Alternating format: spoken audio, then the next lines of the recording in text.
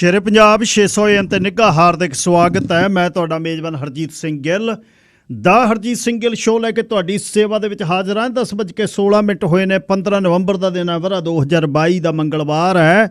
30 ਹੋ ਗਿਆ ਕੱਤਕ ਤੇ ਨਾਨਕਸ਼ੇ ਸੰਮਤ 554। ਅਹਲਨ व सहलन।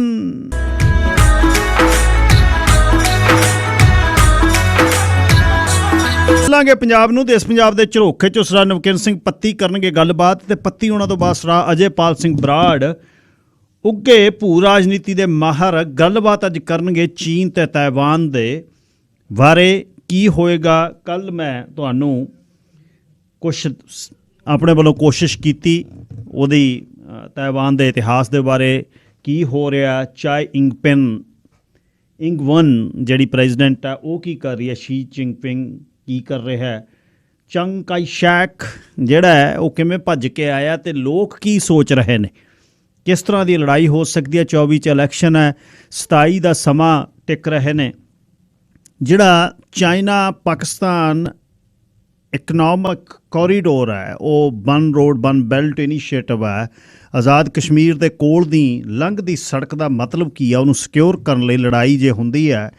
ਸਟ੍ਰੇਟ ਆਫ ਮਲਾਕਾ ਨੂੰ ਕਿਵੇਂ ਅਮਰੀਕਾ ਘੇਰ ਸਕਦਾ ਹੈ, ਅਤੇ ਚੀਨ ਦਾ ਕਿਵੇਂ ਜ਼ੋਰ ਰਹੇਗਾ ਕਿ ਤਾਇਵਾਨ ਨੂੰ ਅਲੱਗ ਥਲੱਗ ਦੁਨੀਆ ਤੋਂ ਕਰਕੇ ਗੁਆਮ, ਅਲਾਸਕਾ, ਸੈਂਡੀਆਗੋ ਤੱਕ ਪਹੁੰਚ ਕਿਵੇਂ ਆ। ਸਾਊਥ ਕੋਰੀਆ ਅਤੇ ਜਾਪਾਨ ਦੇ ਵਿੱਚ ਅਮਰੀਕਨ ਟਿਕਾਣੇ ਉਹ ਕਿਵੇਂ ਫੁੰਡ ਸਕਦਾ ਹੈ। ਸਾਊਥ ਚਾਈਨਾ ਸੀ ਅਤੇ ਈਸਟ ਚਾਈਨਾ ਸੀ ਦਾ ਮਤਲਬ ਕੀ ਹੈ। ਕੋਸ਼ਿਸ਼ ਕਰਾਂਗੇ ਸਰਦਾਰ ਸਾਹਿਬ ਨਾਲ ਗੱਲਬਾਤ ਕਰਨ ਲਈ ਅਗਲੇ ਘੰਟੇ ਦੇ ਵਿੱਚ। ਆਖਰੀ ਘੰਟੇ 'ਚ ਇਮੀਗ੍ਰੇਸ਼ਨ ਕੰਸਲਟੈਂਟ, ਦੇਖੋ ਮੈਂ ਬੇਨਤੀ ਸਾਰਿਆਂ ਨੂੰ ਕਰਾਂ, ਜਿਹੜਾ ਕੋਈ ਚੰਗਾ ਕਰਦੇ ਨੇ ਆਪਣੀ ਆਪ ਨੂੰ ਲਾਈਨ 'ਚ ਨਾ ਇਹਦੇ 'ਚ ਖੜਾ ਕਰਿਆ ਕਰੋ, ਤੁਸੀਂ ਕਰੇ ਚੱਲੋ। ਇਹ ਮੈਂ ਠੱਗਾਂ ਦੀ ਗੱਲ ਕਰਦਾ ਹੁੰਦਾ, ਜਿਹੜੇ ਲੋਕਾਂ ਦਾ ਸਾਹ ਅਤੇ ਸਰਾਲ ਵਾਂਗੂ ਪੀ ਰਹੇ ਨੇ ਨਾ, ਉਹਨਾਂ ਦੀ ਮੈਂ ਗੱਲ ਕਰਦਾ। ਇੱਕ ਵਿਕਟਮ ਅਖੀਰਲੇ ਘੰਟੇ 'ਚ 12 ਤੋਂ 1 ਆਏਗਾ ਵੀ ਕਿੰਨੇ ਕੁ ਡਾਲਰ ਉਸ ਦੇ ਲਏ ਨੇ, ਕਿਵੇਂ ਲਏ ਨੇ, ਅਤੇ ਹੁਣ ਉਹਦੇ ਕੋਲ ਸਟੇਟਸ ਆ ਜਿਹੜਾ 30 ਤਰੀਕ ਨੂੰ ਕਿਵੇਂ ਖਤਮ ਹੋ ਰਿਹਾ। ਗੱਲਬਾਤ ਕਰਨ ਲਈ ਇੱਕ ਪੀੜਤ ਤੁਹਾਡੇ ਸਨਮੁਖ ਮੈਂ ਲੈ ਕੇ ਆਵਾਂਗਾ, ਅਤੇ ਕੰਸਲਟੈਂਟ ਨੂੰ ਵੀ ਈਮੇਲਾਂ ਸਵੇਰ ਦੀਆਂ ਕੀਤੀਆਂ ਨੇ ਵੀ ਆ ਜਾ ਮਿੱਤਰਾ, ਆਪਣਾ ਪੱਖ ਵੀ ਪੇਸ਼ ਕਰ ਲੈ। 604 204 0600 ਔਨ ਏਅਰ ਨੰਬਰ ਹੈ। 6042040600 ਅਤੇ 604 729 1224 ਵਟਸਐਪ ਅਤੇ ਟੈਕਸਟ ਲਈ ਮੇਰਾ ਨੰਬਰ ਹੈ, ਜਿੱਥੇ ਤੁਸੀਂ ਪਹੁੰਚ ਕਰਦੇ ਹੋ 6047291224 ਦਾ। ਪਿਆਰ ਪਾਵਣ ਨੂੰ ਭਲਾ ਕੋਈ ਕੀ ਨਹੀਂ ਕਰਦਾ, ਉਹ ਪਰਬਤ ਭੋਰ ਦਿੰਦਾ ਹੈ, ਉਹ ਰੀਝਾਂ ਹੀ ਨਹੀਂ ਕਰਦਾ। ਲਪੇਟਾਂ ਰੇਸ਼ਮਾਂ ਅੰਦਰ ਵੇ ਤੇਰੇ ਐਬ ਵੀ ਸੋਹਣੇ, ਜਿਉਂ ਚੰਨ ਦਾ ਦਾਗ ਧੋਵਣ ਨੂੰ ਕਿਸੇ ਦਾ ਜੀ ਨਹੀਂ ਕਰਦਾ। ਜੋ ਲਿਖਦਾ ਆਕਾਸ਼ ਨਹੀਂ ਚਿੱਠੀਆਂ ਹਵਾ ਦੇ ਵਰਕਿਆਂ ਉੱਤੇ, ਮੇਰੇ ਨਾਲ ਬੋਲਦਾ ਵੀ ਨਹੀਂ ਤੇ ਨਫ਼ਰਤ ਵੀ ਨਹੀਂ ਕਰਦਾ। ਇਸ਼ਕ ਅਸਮਾਨ ਵਰਗਾ ਹੈ ਜੋ ਨੀਲਾ ਕੇਸਰੀ ਹੁੰਦਾ, ਤਵੀ ਤੇ ਬੈਠ ਜਾਂਦਾ ਹੈ ਤੇ ਉੱਪਰੋਂ ਸੀ ਨਹੀਂ ਕਰਦਾ। ਹੈ ਰੇਤਾ ਵੀ ਤਾਂ ਕੱਕਾ ਹੀ, ਮਗਰ ਕੋਈ ਪੈੜ ਨਹੀਂ ਦਿਸਦੀ। ਅਨੋਖਾ ਸੱਪ ਹੈ, ਤੁਰਦਾ ਤਾਂ ਹੈ ਪਰ ਲੀ ਨਹੀਂ ਕਰਦਾ। ਕਿ ਬੰਬਲ ਚਾਨਣੀ ਦੇ ਹੁਣ ਕੋਈ ਵੱਟਦਾ ਨਹੀਂ ਤੱਕਿਆ, ਤੇ ਨਿੱਤਰੇ ਪਾਣੀਆਂ ਨੂੰ ਚੌਰ ਕੋਈ ਮਸ਼ਕੀ ਨਹੀਂ ਕਰਦਾ। ਕਿਸੇ ਦਾ ਪਿਆਰ ਪਾਵਣ ਨੂੰ ਭਲਾ ਕੋਈ ਕੀ ਨਹੀਂ ਕਰਦਾ, ਉਹ ਪਰਬਤ ਭੋਰ ਦਿੰਦਾ ਹੈ, ਉਹ ਰੀਝਾਂ ਹੀ ਨਹੀਂ ਕਰਦਾ, ਉਹ ਰੀਝਾਂ ਹੀ ਨਹੀਂ ਕਰਦਾ। ਰਾਣੀ ਤੱਤ ਦਾ ਰਚੇਤਾ ਹਰਮਨਜੀਤ ਲਿਖਦਾ ਖਿਆਲੇ ਵਾਲਾ। ਮਾਰ ਲੈ ਚੰਦਰੀ ਕਨੇਡਾ ਨੇ ਇਹੋ ਜਿਹੀ ਧੁੰਦ 'ਚ ਹੁਣ ਨੂੰ ਧੂਣੀ ਲਾਏ ਬੈਠੇ ਹੋਣਾ ਸੀ ਸਿਰ ਤੇ ਮੜਾਸਾ ਮਾਰ ਕੇ ਕੇਸੀ ਦਾ। ਕਹਿੰਦਾ ਚਾਹ ਲਿਆ ਲਾਟ ਅਰਗੀ ਜਮਾਂ ਹੀ, ਅਤੇ ਚੈੱਕ ਕਰ ਗਈ ਗਾੜੀ ਜਿਹੜੀ ਗਲ ਦੇ ਵਿੱਚ ਦੀ ਲੰਘੇ, ਗਲ ਦਾ ਕੌਂ ਉੱਪਰ ਥੱਲੇ ਹੋਵੇ। ਕੌਂ ਦੇਖਿਆ ਕਈਆਂ ਦਾ, ਪਿੰਡ ਵਾਲੇ ਨਾਥ ਮਿਸਤਰੀ ਦਾ ਕੌਂ ਬੋਲਦਿਆਂ ਦਾ ਹਿਲਦਾ ਸੀ, ਕਦੇ ਉਹਦਾ ਉੱਪਰ ਨੂੰ ਜਾਣਾ ਕਦੇ ਥੱਲੇ, ਵੇਂਦੇ ਹੁੰਦੇ ਉਹਨੂੰ। ਚੱਲੀਏ ਪੰਜਾਬ ਨੂੰ। ਦੇਸ਼ ਪੰਜਾਬ ਦੇ ਝਰੋਖੇ 'ਚੋਂ ਸਰਦਾਰ ਨਵਕਿਰਨ ਸਿੰਘ ਪੱਤੀ ਨਾਲ ਕਰਦੇ ਹਾਂ ਗੱਲਬਾਤ। ਪੱਤੀ ਸਾਹਿਬ ਸਵਾਗਤ ਜੀ, ਸਤਿ ਸ਼੍ਰੀ ਅਕਾਲ। ਸ਼ੁਕਰੀਆ ਜੀ ਗਿੱਲ ਸਾਹਿਬ। ਸਭ ਤੋਂ ਪਹਿਲਾਂ ਤੁਹਾਨੂੰ ਤੇ ਸਾਰੇ ਸਰੋਤਿਆਂ ਨੂੰ ਮੇਰੇ ਵੱਲੋਂ ਵੀ ਪਿਆਰ ਭਰੀ ਸਤਿ ਸ਼੍ਰੀ ਅਕਾਲ ਜੀ। ਜੀ ਗਿੱਲ ਸਾਹਿਬ, ਇੱਕ ਪਿੰਡਾਂ 'ਚ ਕਹਾਵਤ ਹੁੰਦੀ ਹੈ, ਇੱਕਾਂ ਦੇ ਕਮਲੀ ਪੈ ਗਈ ਸਿਵਿਆਂ ਦੇ ਰਾਹ। 66,000 ਪਾਦਰੀ ਆ ਪੰਜਾਬ 'ਚ, 60,000 ਇੰਡੀਆ ਟੂਡੇ ਨੇ ਫੋਟੋਆਂ ਛਾਪਤੀਆਂ। ਹਰ ਪਿੰਡ 'ਚ 5 ਬਹਿੰਦੇ ਆ, ਘਰ ਦੀ ਬੈਠਕ ਦੇ ਵਿੱਚ ਜੀਸਸ ਕ੍ਰਾਈਸਟ ਦੀ ਫੋਟੋ ਲਾਈ ਬੈਠੀ ਆ, ਅਤੇ ਲੋਕਾਂ ਦਾ ਕੈਂਸਰ ਠੀਕ ਕਰਦੇ ਆ। ਅਤੇ SGPC ਮੋਹਨ ਭਾਗਵਤ ਨੂੰ ਕਹੀ ਜਾਂਦੀ ਆ ਵੀ ਸਾਡੇ ਧਰਮ 'ਚ ਤੁਸੀਂ ਦਖਲਅੰਦਾਜ਼ੀ ਕਿਉਂ ਕਰਦੇ ਹੋ। ਕਮਾਲ ਇਹ ਹੋ ਗਈ। ਗਿੱਲ ਸਾਹਿਬ, ਅਸਲ ਦੇ ਵਿੱਚ ਸ਼੍ਰੋਮਣੀ ਗੁਰਦੁਆਰਾ ਪ੍ਰਬੰਧਕ ਕਮੇਟੀ ਦੀ ਜਿਹੜੀ 9 ਨਵੰਬਰ ਨੂੰ ਇਲੈਕਸ਼ਨ ਹੋ ਕੇ ਹਟੀ ਹੈ ਨਾ, ਉਸ ਇਲੈਕਸ਼ਨ ਦੇ ਵਿੱਚ ਭਾਵੇਂ ਸੁਖਬੀਰ ਬਾਦਲ ਹੋਰਾਂ ਦਾ ਧੜਾ ਹੈਗਾ ਜਿਹੜਾ ਉਹ ਵੱਡੇ ਫਰਕ ਦੇ ਨਾਲ ਜਿੱਤ ਗਿਆ, ਭਾਵੇਂ ਸੁਖਬੀਰ ਬਾਦਲ ਹੋਰਾਂ ਨੇ ਐਡਵੋਕੇਟ ਹਰਜਿੰਦਰ ਸਿੰਘ ਧਾਮੀ ਨੂੰ ਪ੍ਰਧਾਨ ਬਣਾਤਾ ਸ਼੍ਰੋਮਣੀ ਗੁਰਦੁਆਰਾ ਪ੍ਰਬੰਧਕ ਕਮੇਟੀ ਦਾ, ਪਰ ਬੀਬੀ ਜਗੀਰ ਕੌਰ ਨੇ ਜਿਹੜੀ ਉਸ ਵਕਤ ਇਲੈਕਸ਼ਨ ਲੜੀ, ਜਿਹੜੀਆਂ 40 ਤੋਂ ਵੱਧ ਵੋਟਾਂ ਲੈ ਗਈ, ਉਹਨੇ ਆਉਣ ਵਾਲੇ ਸੰਕੇਤ ਦੇਤੇ ਕਿ ਹੁਣ ਸੈਂਟਰ ਗੌਰਮੈਂਟ ਇੱਕ ਥੜਾ ਬਣਾ ਸਕਦੀ ਹੈ ਜਿਹੜਾ ਆਉਣ ਵਾਲੇ ਦਿਨਾਂ ਦੇ ਵਿੱਚ ਸ਼੍ਰੋਮਣੀ ਗੁਰਦੁਆਰਾ ਪ੍ਰਬੰਧਕ ਕਮੇਟੀ ਦੀਆਂ ਚੋਣਾਂ ਹੋਣਗੀਆਂ ਤੇ ਉਹਦੇ 'ਚ ਸ਼੍ਰੋਮਣੀ ਅਕਾਲੀ ਦਲ ਬਾਦਲ ਨੂੰ ਟੱਕਰ ਦੇ ਸਕਦਾ। ਇਸ ਚੀਜ਼ ਤੋਂ ਅਸਲ ਦੇ ਵਿੱਚ ਇਹ ਡਰੇ ਹੋਏ ਨੇ। ਨਹੀਂ ਤਾਂ ਹੁਣ ਮੋਹਨ ਭਾਗਵਤ ਨੂੰ ਚਿੱਠੀ ਲਿਖੀ ਆ, ਅੱਜ ਚਿੱਠੀ ਦਾ ਹਵਾਲਾ ਗਾ ਜਿਹੜਾ ਉਹ ਸ਼੍ਰੋਮਣੀ ਗੁਰਦੁਆਰਾ ਪ੍ਰਬੰਧਕ ਕਮੇਟੀ ਦੇ ਨਵੇਂ ਬਣੇ ਜਨਰਲ ਸਕੱਤਰ ਗੁਰਚਰਨ ਸਿੰਘ ਗਰੇਵਾਲ ਨੇ ਦਿੱਤਾ ਹੈ। ਉਹਨਾਂ ਨੇ ਕਿਹਾ ਗਾ ਕਿ SGPC ਵੱਡੀਆਂ ਕੁਰਬਾਨੀਆਂ ਤੋਂ ਬਾਅਦ ਹੋਂਦ ਦੇ ਵਿੱਚ ਆਈ, ਵੱਡਾ ਸੰਘਰਸ਼ ਲੜਿਆ, ਮੁੱਢ ਬੰਨਿਆ, ਔਰ ਹੁਣ ਉਹ ਕਹਿੰਦੇ ਭਾਜਪਾ ਤੇ RSS ਦੇ ਵੱਲੋਂ ਜਿਹੜਾ ਦਖਲ ਦਿੱਤਾ ਜਾ ਰਿਹਾ। ਉਹਨਾਂ ਨੇ ਬਕਾਇਦਾ ਇਲੈਕਸ਼ਨ ਦਾ ਪ੍ਰਧਾਨਗੀ ਦਾ ਜ਼ਿਕਰ ਆ ਜਿਹੜਾ ਉਹ ਚਿੱਠੀ ਦੇ ਵਿੱਚ ਕੀਤਾ, ਜਿਹੜੀ ਮੋਹਨ ਭਾਗਵਤ ਨੂੰ ਲਿਖੀ। ਹੁਣ ਗਿੱਲ ਸਾਹਿਬ ਇੱਥੇ ਸਵਾਲ ਇੱਕ ਖੜਾ ਹੁੰਦਾ ਹੈ ਵੀ ਮੋਹਨ ਭਾਗਵਤ ਹੋਰੀ ਕਿਹੜਾ ਹੁਣ ਦੇ ਦਖਲ ਦਿੰਦੇ ਨੇ, ਉਹ ਤਾਂ ਉਦਾਂ ਹੀ ਦਖਲ ਦੇਣ ਲੱਗ ਗਏ ਸੀ ਨਾ ਜਦੋਂ ਸ਼੍ਰੋਮਣੀ ਅਕਾਲੀ ਦਲ ਬਾਦਲ ਦੀ ਭਾਜਪਾ ਨਾਲ ਸਾਂਝ ਪੈ ਗਈ ਸੀ। ਜਦੋਂ 1995-96 ਦਾ ਉਹ ਦੌਰ, ਜਦੋਂ ਪ੍ਰਕਾਸ਼ ਸਿੰਘ ਬਾਦਲ ਹੋਰੀ ਪ੍ਰਧਾਨ ਬਣੇ ਤੇ ਪਹਿਲੀ ਪਾਰਟੀ ਸੀ ਪੂਰੇ ਭਾਰਤ ਦੇ ਵਿੱਚ ਸ਼੍ਰੋਮਣੀ ਅਕਾਲੀ ਦਲ ਬਾਦਲ ਜਿਨ੍ਹਾਂ ਨੇ ਬਿਨਾਂ ਸ਼ਰਤ ਹਮਾਇਤ ਕੀਤੀ ਸੀ ਭਾਜਪਾ ਨੂੰ। ਔਰ ਉਸ ਤੋਂ ਬਾਅਦ ਸੈਂਟਰ ਦੇ ਵਿੱਚ ਮਿਨਿਸਟਰੀਆਂ ਲੈਣ ਦੇ ਲਈ ਸਿੱਧਾ ਭਾਜਪਾ ਦੇ ਨਾਲ 9 ਮਾਸ ਦਾ ਰਿਸ਼ਤਾ ਦੱਸਦੇ ਰਹੇ। ਦਖਲਅੰਦਾਜ਼ੀਆਂ ਤਾਂ ਉਦੋਂ ਵੀ ਕਰਦੇ ਸੀ, ਹੁਣ ਕਿਉਂ ਰੜਕ ਰਹੀਆਂ? ਹੁਣ ਕਿਉਂਕਿ ਉਹ ਅਸਲ ਦੇ ਵਿੱਚ ਇਹਨਾਂ ਨੂੰ ਪਾਸੇ ਕਰਕੇ ਆਪਦਾ ਇੱਕ ਧੜਾ ਬਣਾਉਣਾ ਚਾਹੁੰਦੇ ਨੇ। ਦਖਲਅੰਦਾਜ਼ੀ ਉਹ ਕਰ ਰਹੇ ਨੇ, ਪਹਿਲਾਂ ਵੀ ਕਰ ਰਹੇ ਸੀ, ਹੁਣ ਵੀ ਕਰ ਰਹੇ ਨੇ। ਤਾਂ ਅਜਿਹੇ ਮਸਲੇ ਦੇ ਵਿੱਚ ਹੁਣ ਇਹਨਾਂ ਦੇ ਲਈ ਜਿਹੜਾ ਮਸਲਾ ਗਾ ਉਹ ਵੋਟਾਂ ਦਾ ਹੈ। ਹੁਣ ਮਸਲਾ ਸ਼੍ਰੋਮਣੀ ਗੁਰਦੁਆਰਾ ਪ੍ਰਬੰਧਕ ਕਮੇਟੀ ਤੋਂ ਇਹਨਾਂ ਨੂੰ ਲੱਗਦਾ ਗਾ ਕਿ ਹੁਣ ਸਾਨੂੰ ਲਾਂਭੇ ਕੀਤਾ ਜਾ ਸਕਦਾ, ਜਿਸ ਕਰਕੇ ਇਸ ਤਰ੍ਹਾਂ ਦੀਆਂ ਗੱਲਾਂ ਨੇ ਜਿਹੜੀਆਂ ਉਹ ਕੀਤੀਆਂ ਜਾ ਰਹੀਆਂ ਨੇ। ਜੀ ਗਿੱਲ ਸਾਹਿਬ, ਉਹੀ ਤਾਂ ਮੈਂ ਕਹਿ ਰਿਹਾ ਵੀ ਕਹਾਣੀ ਉਹਨਾਂ ਦੀ ਤਾਂ ਹੈ ਨਹੀਂ। ਅੱਛਾ, ਨਾਇਬ ਤਹਿਸੀਲਦਾਰਾਂ ਦਾ ਪੇਪਰ ਹੋਇਆ ਤੇ ਉਹਦੇ ਵਿੱਚ ਨਕਲ ਦੇਖ ਲਾ ਇੰਨੀ ਕਿਵੇਂ ਚੱਲਦੀ ਹੈ ਤੇ ਨਕਲ ਕਿਵੇਂ ਚੱਲੀ ਫਿਰ? ਗਿੱਲ ਸਾਹਿਬ ਦੇਖੋ ਵੀ ਨਕਲ ਚਲਾਉਣ ਦੇ ਢੰਗ ਵੀ ਬਦਲ ਗਏ, ਨਕਲ ਮਰਵਾਉਣ ਵਾਲੇ ਵੀ ਬਦਲ ਗਏ। ਪਹਿਲਿਆਂ 'ਚ ਹੁੰਦਾ ਸੀ ਵੀ ਇਹ ਤੋਂ ਦੇਖ ਲਿਆ, ਉਹ ਤੋਂ ਦੇਖ ਲਿਆ, ਮਾੜਾ ਮੋਟਾ ਪਰਚੀ ਲੈ ਗਏ ਲਿਖ ਕੇ ਪੇਪਰਾਂ ਦੇ ਵਿੱਚ, ਏਦਾਂ ਦੀ ਗੱਲ ਹੁੰਦੀ ਸੀ। ਉਹਦੇ ਤੇ ਚੁਟਕਲੇ ਵੀ ਬੜੇ ਚੱਲਦੇ ਰਹੇ ਵੀ ਇੱਕ ਜਣਾ ਕਹਿੰਦੇ ਬਿਜਲੀ ਵਾਲਾ ਵੈਲੀ ਲਿਖਿਆ ਛਾਪਿਆ ਸੀ, ਕੋਈ ਕਹਿੰਦਾ ਮੈਂ ਅੰਗੂਠਾ ਬਣਾਉਂਦਾ ਹੀ ਰਹਿ ਗਿਆ ਸਾਰੇ ਪੇਪਰ ਦੇ ਵਿੱਚ। ਅੰਗੂਠਾ ਨਹੀਂ ਬਣਿਆ, ਘੰਟਾ ਹੋ ਗਿਆ। ਜੀ ਜੀ। ਹੁਣ ਗਿੱਲ ਸਾਹਿਬ ਜਿਹੜੇ ਨੇ ਉਹ ਤਰੀਕੇ ਹੀ ਬਦਲ ਗਏ। ਨਾਇਬ ਤਹਿਸੀਲਦਾਰ ਪੰਜਾਬ ਦੇ ਵਿੱਚ ਭਰਤੀ ਕਰਨੇ ਸੀ, ਔਰ ਨਾਇਬ ਤਹਿਸੀਲਦਾਰ ਭਰਤੀ ਕਰਨ ਦੇ ਲਈ ਪੰਜਾਬ ਦੇ ਵਿੱਚ ਜਿਹੜਾ ਪੇਪਰ ਹੈਗਾ ਉਹ ਪਿਛਲੇ ਦਿਨਾਂ ਦੇ ਵਿੱਚ ਲਿਆ ਗਿਆ ਪੰਜਾਬ ਲੋਕ ਸੇਵਾ ਕਮਿਸ਼ਨ ਪਟਿਆਲਾ ਵੱਲੋਂ। ਔਰ ਜਿਹੜਾ ਇਹ ਪੇਪਰ ਲਿਆ ਗਿਆ, ਪੇਪਰ ਦੇ ਦੌਰਾਨ ਇਹ ਪਤਾ ਲੱਗਿਆ ਕਿ ਕੁਝ ਵਿਅਕਤੀਆਂ ਨੇ ਮਿੰਨੀ ਬਲੂਟੁੱਥ, ਮਿੰਨੀ ਛੋਟੇ ਈਅਰਬਡ, ਇਸ ਤੋਂ ਇਲਾਵਾ ਛੋਟੇ ਗਿੱਲ ਸਾਹਿਬ ਕੈਮਰੇ ਜਿਹੜੇ ਅੰਦਰ ਭੇਜੇ। ਕੁਛ ਬੰਦੇ ਪੇਪਰ ਦੇ ਵਿੱਚ ਏਦਾਂ ਬਹਾਤੇ ਵੀ ਉਹਨਾਂ ਨੇ ਪੇਪਰ ਦੇਣਾ ਹੀ ਨਹੀਂ ਸੀ, ਵੈਸੇ ਹੀ ਉਹਨਾਂ ਨੇ ਫੀਸ ਭਰੀ, ਪੇਪਰ 'ਚ ਬਹਿ ਗਏ। ਉਹਨਾਂ ਨੇ ਛੋਟੇ ਕੈਮਰਿਆਂ ਨਾਲ ਫੋਟੋ ਖਿੱਚੀ ਬਾਹਰ ਭੇਜਤੀ ਵੀ ਆਹ ਪੇਪਰ ਆਏ ਵੇ ਆ। ਬਾਹਰ ਬੰਦੇ ਹਾਇਰ ਕਰਕੇ ਬਹਾਏ ਹੋਏ ਸੀ ਐਕਸਪਰਟ।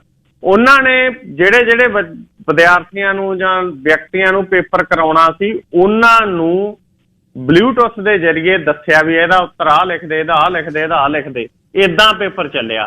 ਹੁਣ ਇਹਦੇ 'ਚ ਗ੍ਰਿਫਤਾਰੀਆਂ ਨੇ ਜਿਹੜੀਆਂ ਹੋਈਆਂ ਨੇ, ਪੁਲਿਸ ਨੇ ਸਖਤ ਧਾਰਾਵਾਂ ਤਹਿਤ ਪਰਚਾ ਦਰਜ ਕੀਤਾ। ਅੱਜ 3 IPS ਅਫਸਰਾਂ ਨੇ ਜਿਹੜੀ ਆ ਉਹ ਪ੍ਰੈਸ ਕਾਨਫਰੰਸ ਕੀਤੀ। SSP ਪਟਿਆਲਾ ਵਿੱਚ ਬੈਠਾ ਸੀ ਔਰ ਪ੍ਰੈਸ ਕਾਨਫਰੰਸ ਕਰਕੇ ਉਹ ਬਲੂਟੁੱਥ ਲਈ ਫਿਰਦੇ ਸੀ। ਉਹ ਸਾਰੇ ਮੋਬਾਈਲ ਸਾਰਾ ਕੁਛ ਡੱਬਿਆਂ 'ਚ ਪਾਈ ਬੈਠੇ ਸੀ। ਅੱਜ ਤੱਕ ਗਿੱਲ ਸਾਹਿਬ ਵੀ ਆਹ ਫੜਿਆ ਜੀ ਅਸੀਂ। ਔਰ ਇਸ ਸੰਬੰਧ ਦੇ ਵਿੱਚ ਪਟਿਆਲਾ ਦੇ ਪਿੰਡ ਤੋਂ ਇੱਕ ਨਵਰਾਜ ਚੌਧਰੀ, ਗੁਰਪ੍ਰੀਤ ਸਿੰਘ ਪਟਿਆਲਾ ਦੇ ਪਿੰਡ ਭੁੱਲਾਂ ਦੇ, ਜਤਿੰਦਰ ਸਿੰਘ ਹਰਿਆਣਾ ਦੇ ਵਿਅਕਤੀ ਕੁਛ ਫੜੇ ਨੇ।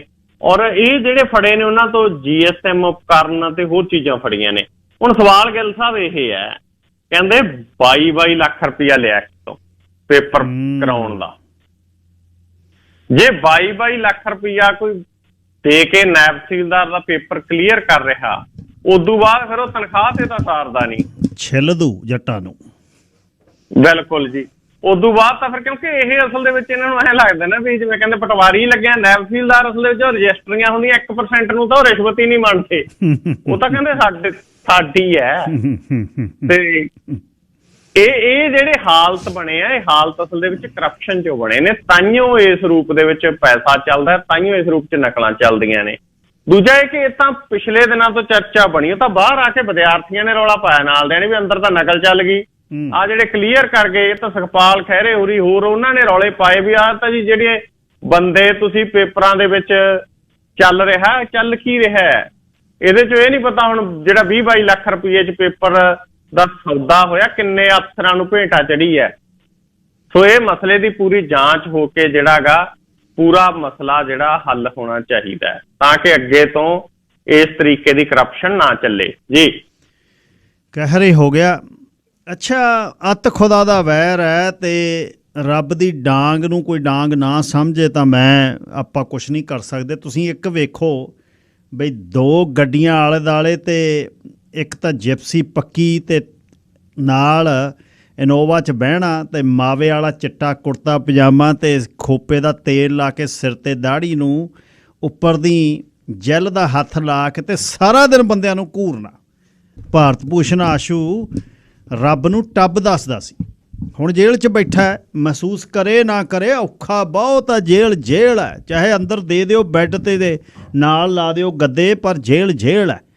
ਤੇ ਹੁਣ ਵਿਜੀਲੈਂਸ ਵਾਲੇ ਕੀ ਕਹਿੰਦੇ ਆ ਆਸ਼ੂ ਨੂੰ? ਗਿੱਲ ਸਾਹਿਬ, ਜਦੋਂ ਕੋਈ ਵਿਅਕਤੀ ਗ੍ਰਿਫਤਾਰ ਕਰਿਆ ਜਾਂਦਾ 3 ਮਹੀਨਿਆਂ ਦੇ ਵਿੱਚ ਚਲਾਨ ਪੇਸ਼ ਕਰਨਾ ਹੁੰਦਾ। ਜੇ 3 ਮਹੀਨਿਆਂ ਤੋਂ ਲੇਟ ਹੋ ਜੇ, ਨਾਲੇ ਤਾਂ ਉਹਨੂੰ ਜ਼ਮਾਨਤ ਲੈਣੀ ਸੌਖੀ ਹੋ ਜਾਂਦੀ ਹੈ, ਨਾਲੇ ਕੇਸ ਵੀਕ ਹੋ ਜਾਂਦਾ ਹੈ। ਵਿਜੀਲੈਂਸ ਵਾਲਿਆਂ ਨੇ 3 ਮਹੀਨਿਆਂ ਤੋਂ ਕਈ ਦਿਨ ਪਹਿਲਾਂ ਹੀ ਚੱਕ ਕੇ ਜਿਹੜਾ ਗਾ ਉਹ ਚਲਾਨ ਪੇਸ਼ ਅਦਾਲਤ ਦੇ ਵਿੱਚ ਕਰਤਾ। ਵਿਜੀਲੈਂਸ ਦੇ ਵੱਲੋਂ 1556 ਪੇਜ ਲਿਖੇ ਗਏ ਨੇ, ਇੱਕ ਨਹੀਂ ਅੱਧਾ ਨਹੀਂ, ਔਰ 1556 ਪੇਜਾਂ ਦੇ ਵਿੱਚ ਸਾਰਾ ਕੱਚਾ ਚਿੱਠਾ ਗਾ ਜਿਹੜਾ ਚਲਾਨ ਦੇ ਵਿੱਚ ਉਹ ਲਿਖਤਾ ਇਹਦਾ ਕਿ ਕਿਵੇਂ ਮੋਟਰਸਾਈਕਲਾਂ ਦੇ ਨੰਬਰ, ਸਕੂਟਰੀਆਂ ਦੇ ਨੰਬਰ ਔਰ ਮਰੂਤੀ ਕਾਰ ਦੇ ਨੰਬਰਾਂ ਦੇ ਨਾਲ ਹੀ ਟਰਾਲਿਆਂ ਜਿੰਨੀ ਕਣਕ ਢੋਈ ਗਿਆ, ਇੱਧਰੋਂ ਉੱਧਰ ਤੇ ਉੱਧਰੋਂ ਇੱਧਰ। ਇਹ ਸਾਰੀ ਕਹਾਣੀ ਹੈ ਜਿਹੜੀ ਉਹਦੇ ਵਿੱਚ ਚਲਾਨ ਦੇ ਵਿੱਚ 1556 ਪੇਜਾਂ ਦੇ ਵਿੱਚ ਬਣਾ ਕੇ ਅਦਾਲਤ ਦੇ ਵਿੱਚ ਵਿਜੀਲੈਂਸ ਨੇ ਪੇਸ਼ ਕਰ ਦਿੱਤੀ ਹੈ। ਔਰ ਇਹਨੂੰ 22 ਅਗਸਤ ਨੂੰ ਗ੍ਰਿਫਤਾਰ ਕੀਤਾ ਗਿਆ ਸੀਗਾ। 22 ਨਵੰਬਰ ਤੱਕ ਅੰਦਾਜ਼ਾ ਸੀਗਾ ਕਿ ਜਿਹੜਾ ਗਾ ਉਹ ਚਲਾਨ ਪੇਸ਼ ਕੀਤਾ ਜਾ ਸਕਦਾ, ਲੇਕਿਨ ਉਸ ਤੋਂ ਕੁਛ ਦਿਨ ਪਹਿਲਾਂ ਹੀ ਜਿਹੜਾ ਵਿਜੀਲੈਂਸ ਨੇ ਚਲਾਨ ਪੇਸ਼ ਕਰ ਦਿੱਤਾ ਹੈ। ਔਰ ਵਿਜੀਲੈਂਸ ਦੇ ਵੱਲੋਂ ਇਸ ਕੇਸ ਦੇ ਵਿੱਚ ਭਾਰਤ ਭੂਸ਼ਣ ਆਸ਼ੂ ਤੋਂ ਇਲਾਵਾ ਠੇਕੇਦਾਰ ਤੇਲੂ ਰਾਮ ਜਿਹਨੇ ਸਾਰੇ ਪਟਾਏ, ਇਸ ਤੋਂ ਇਲਾਵਾ ਕਮਿਸ਼ਨ ਏਜੰਟ ਕ੍ਰਿਸ਼ਨ ਲਾਲ, ਉਹਨਾਂ ਦੇ ਖਿਲਾਫ ਵੀ ਚਲਾਨ ਹੈਗਾ ਜਿਹੜਾ ਅਦਾਲਤ ਦੇ ਵਿੱਚ ਪੇਸ਼ ਕੀਤਾ ਗਿਆ। ਤੇਲੂ ਰਾਮ ਨੂੰ 15 ਅਗਸਤ ਨੂੰ ਗ੍ਰਿਫਤਾਰ ਕੀਤਾ ਸੀ, ਔਰ ਤੇਲੂ ਰਾਮ ਠੇਕੇਦਾਰ, ਗੁਰਦਾਸ ਐਂਡ ਕੰਪਨੀ, ਇਹਨਾਂ ਖਿਲਾਫ ਵੀ ਵੱਖ-ਵੱਖ ਧਾਰਾਵਾਂ ਤਹਿਤ ਕੇਸ ਦਰਜ ਕੀਤਾ ਗਿਆ ਸੀ। ਹੁਣ ਇਹ 'ਚ ਕੁਛ ਬੰਦੇ ਕੇਸ ਦੇ ਵਿੱਚ ਫਰਾਰ ਨੇ। ਇਸ ਮਸਲੇ ਦੇ ਵਿੱਚ ਗਿੱਲ ਸਾਹਿਬ, ਇੱਕ ਤਾਂ RK ਸਿੰਗਲਾ, ਸਾਬਕਾ ਮੰਤਰੀ ਦਾ PA ਮੀਨੂ ਪੰਕਜ ਮਲਹੋਤਰਾ, ਇੰਦਰਜੀਤ ਇੰਦੀ, ਇਹ ਹਲੇ ਫਰਾਰ ਨੇ ਔਰ ਇਹਨਾਂ ਦੀ ਭਾਲ ਦੇ ਲਈ ਕਹਿੰਦੇ ਛਾਪੇ ਵੱਜ ਰਿਹਾ। ਦੂਜਾ ਇਹ ਵੀ ਪਤਾ ਲੱਗਿਆ ਗਾ ਕਿ ਵਿਜੀਲੈਂਸ ਨੇ ਸਾਬਕਾ ਡਾਇਰੈਕਟਰ RK ਸਿੰਗਲਾ, ਇਹਦੇ PA ਮੀਨੂ ਪੰਕਜ ਮਲਹੋਤਰਾ ਤੇ ਇੰਦਰਜੀਤ ਇੰਦੀ ਨੂੰ ਭਗੌੜਾ ਲਾਣਨ ਦੇ ਲਈ ਵੀ ਕਾਰਵਾਈ ਤੇਜ਼ ਕਰਤੀ। ਕੋਰਟ ਦੇ ਵਿੱਚ ਕਹਿਤਾ ਵੀ ਇਹਨਾਂ ਨੂੰ ਭਗੌੜਾ ਲਾਣਿਆ ਜਾਵੇ, ਉਸ ਤੋਂ ਬਾਅਦ ਇਹਨਾਂ ਦੀਆਂ ਪ੍ਰਾਪਰਟੀਆਂ ਅਟੈਚ ਹੋਣੀਆਂ ਚਾਹੀਦੀਆਂ ਨੇ। ਸੋ ਦੇਖਦੇ ਹਾਂ ਹੁਣ ਇਹਦਾ ਆਉਣ ਵਾਲੇ ਦਿਨਾਂ ਦੇ ਵਿੱਚ ਮੁਸ਼ਕਲਾਂ ਹੋਰ ਵੱਧ ਸਕਦੀਆਂ ਜੀ। ਗਿੱਲ ਸਾਹਿਬ, ਬਹੁਤ ਨੇ ਜੀ, ਹਲੇ ਤਾਂ 9 ਅੱਧੇ ਕੁ ਰਹਿ ਰੂ ਗਏ, ਬਹੁਤ ਭੱਜੇ ਨੇ ਪੰਜਾਬ ਤੋਂ, ਬਹੁਤ ਇੱਥੇ ਆ ਬੜੇ ਜਿੰਦਾ ਬਿੱਲੇ ਦੇ ਸਿਰ ਜਿੱਡਾ ਲਾ ਕੇ ਘਰ ਨੂੰ। ਸਮਝ ਨਹੀਂ ਆਉਂਦੀ ਇਨਸਾਨ ਨੂੰ, ਇਹ ਹਰਾਮ ਦੇ ਪੈਸਿਆਂ ਦੇ ਨਾਲ ਜਿਹੜੇ ਨੇ ਉਹਨਾਂ ਨਾਲ ਕੀ ਤੁਸੀਂ ਚੋਰੀ ਦੇ ਪੁੱਤ ਕਿੱਥੇ ਗੱਭਰੂ ਹੁੰਦੇ ਨੇ, ਇਹ ਤਾਂ ਮਨ 'ਚ ਵਹਿਮ ਹੈ। ਕਈ ਵਾਰ ਡਾਂਗ ਤੇ ਡੇਰਾ ਰਹਿੰਦਾ ਬੰਦੇ ਵੀ ਕਰਨਾ ਹੀ ਕੱਖ ਨਹੀਂ, ਸਾਰਾ ਦਿਨ ਇੱਧਰੋਂ ਉੱਧਰ ਉੱਧਰੋਂ ਇੱਧਰ, ਤੇ ਪਰ ਫਿਰ ਵੀ ਐਡਾ ਗੜ੍ਹ ਕਿਲਾ ਤੋੜਨਾ ਬਹੁਤ ਵੱਡੀ ਗੱਲ ਹੈ। ਵਿਜੀਲੈਂਸ ਕੰਮ ਕਰ ਰਿਹਾ, ਜ਼ਰੂਰਤ ਆ ਇਹਦੇ ਨਾਲ ਨਵੇਂ ਦਿਸਹੱਦੇ ਹੋਣਗੇ, ਲੋਕ ਹਟਣਗੇ। ਤੇ ਤਰਨਤਾਰਨ ਨੇ 2 ਗੈਂਗਸਟਰ ਫੜੇ ਨੇ ਜੀ।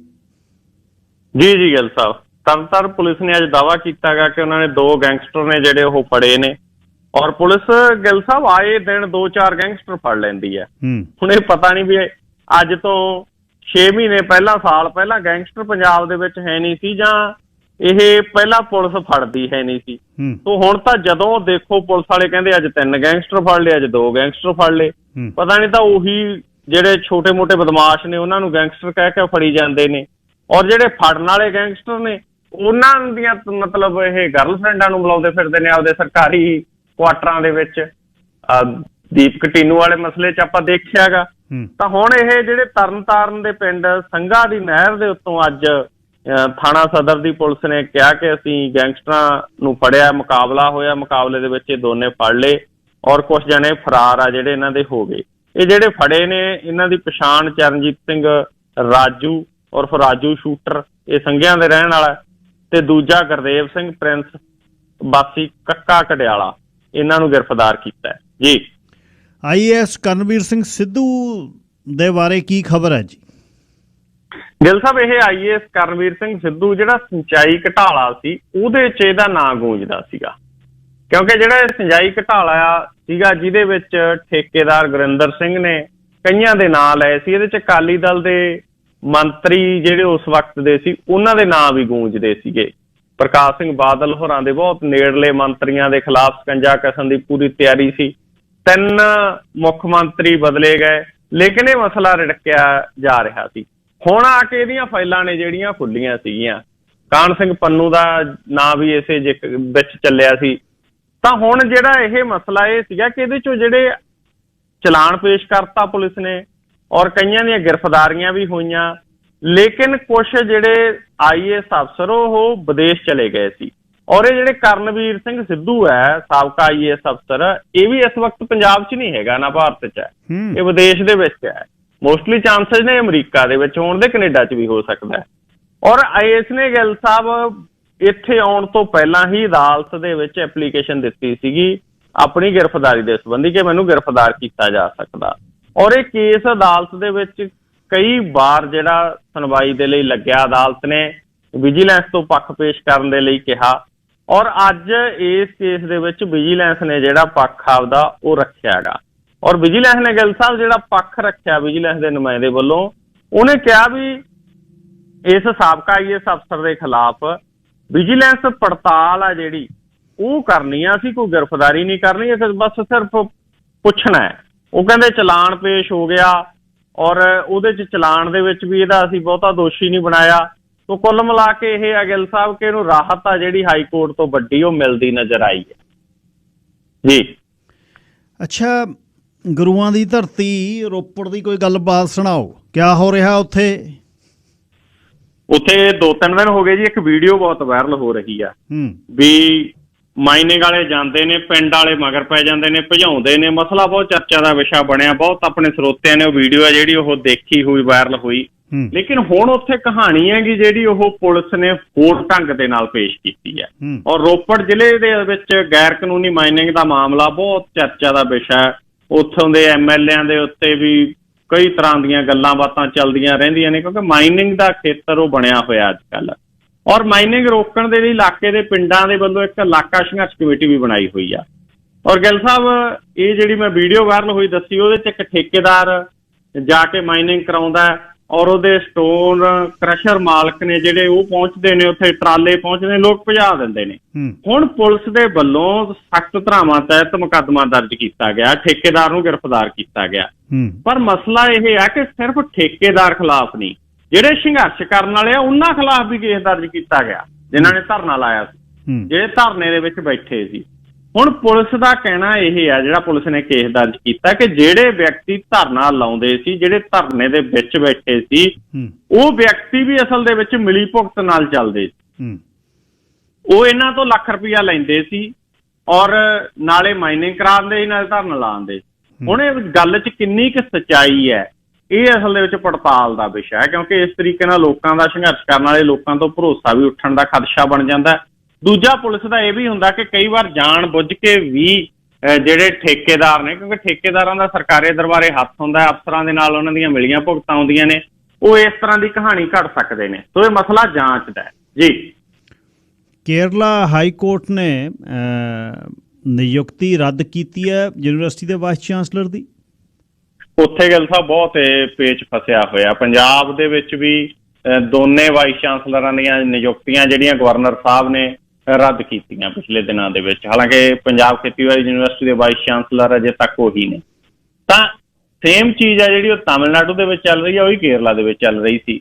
ਹੁਣ ਕੇਰਲਾ ਦੇ ਵਿੱਚ ਪਿਛਲੇ ਦਿਨੀ ਕੇਰਲਾ ਦੀ ਸਰਕਾਰ ਨੇ ਪਾਸ ਕਰਤਾ ਸੀ ਕਿ ਕੇਰਲਾ ਦਾ ਜਿਹੜਾ ਚਾਂਸਲਰ ਹੋਊਗਾ ਯੂਨੀਵਰਸਿਟੀਆਂ ਦਾ, ਉਹ ਗਵਰਨਰ ਸਾਹਿਬ ਨਹੀਂ ਹੋਊਗਾ।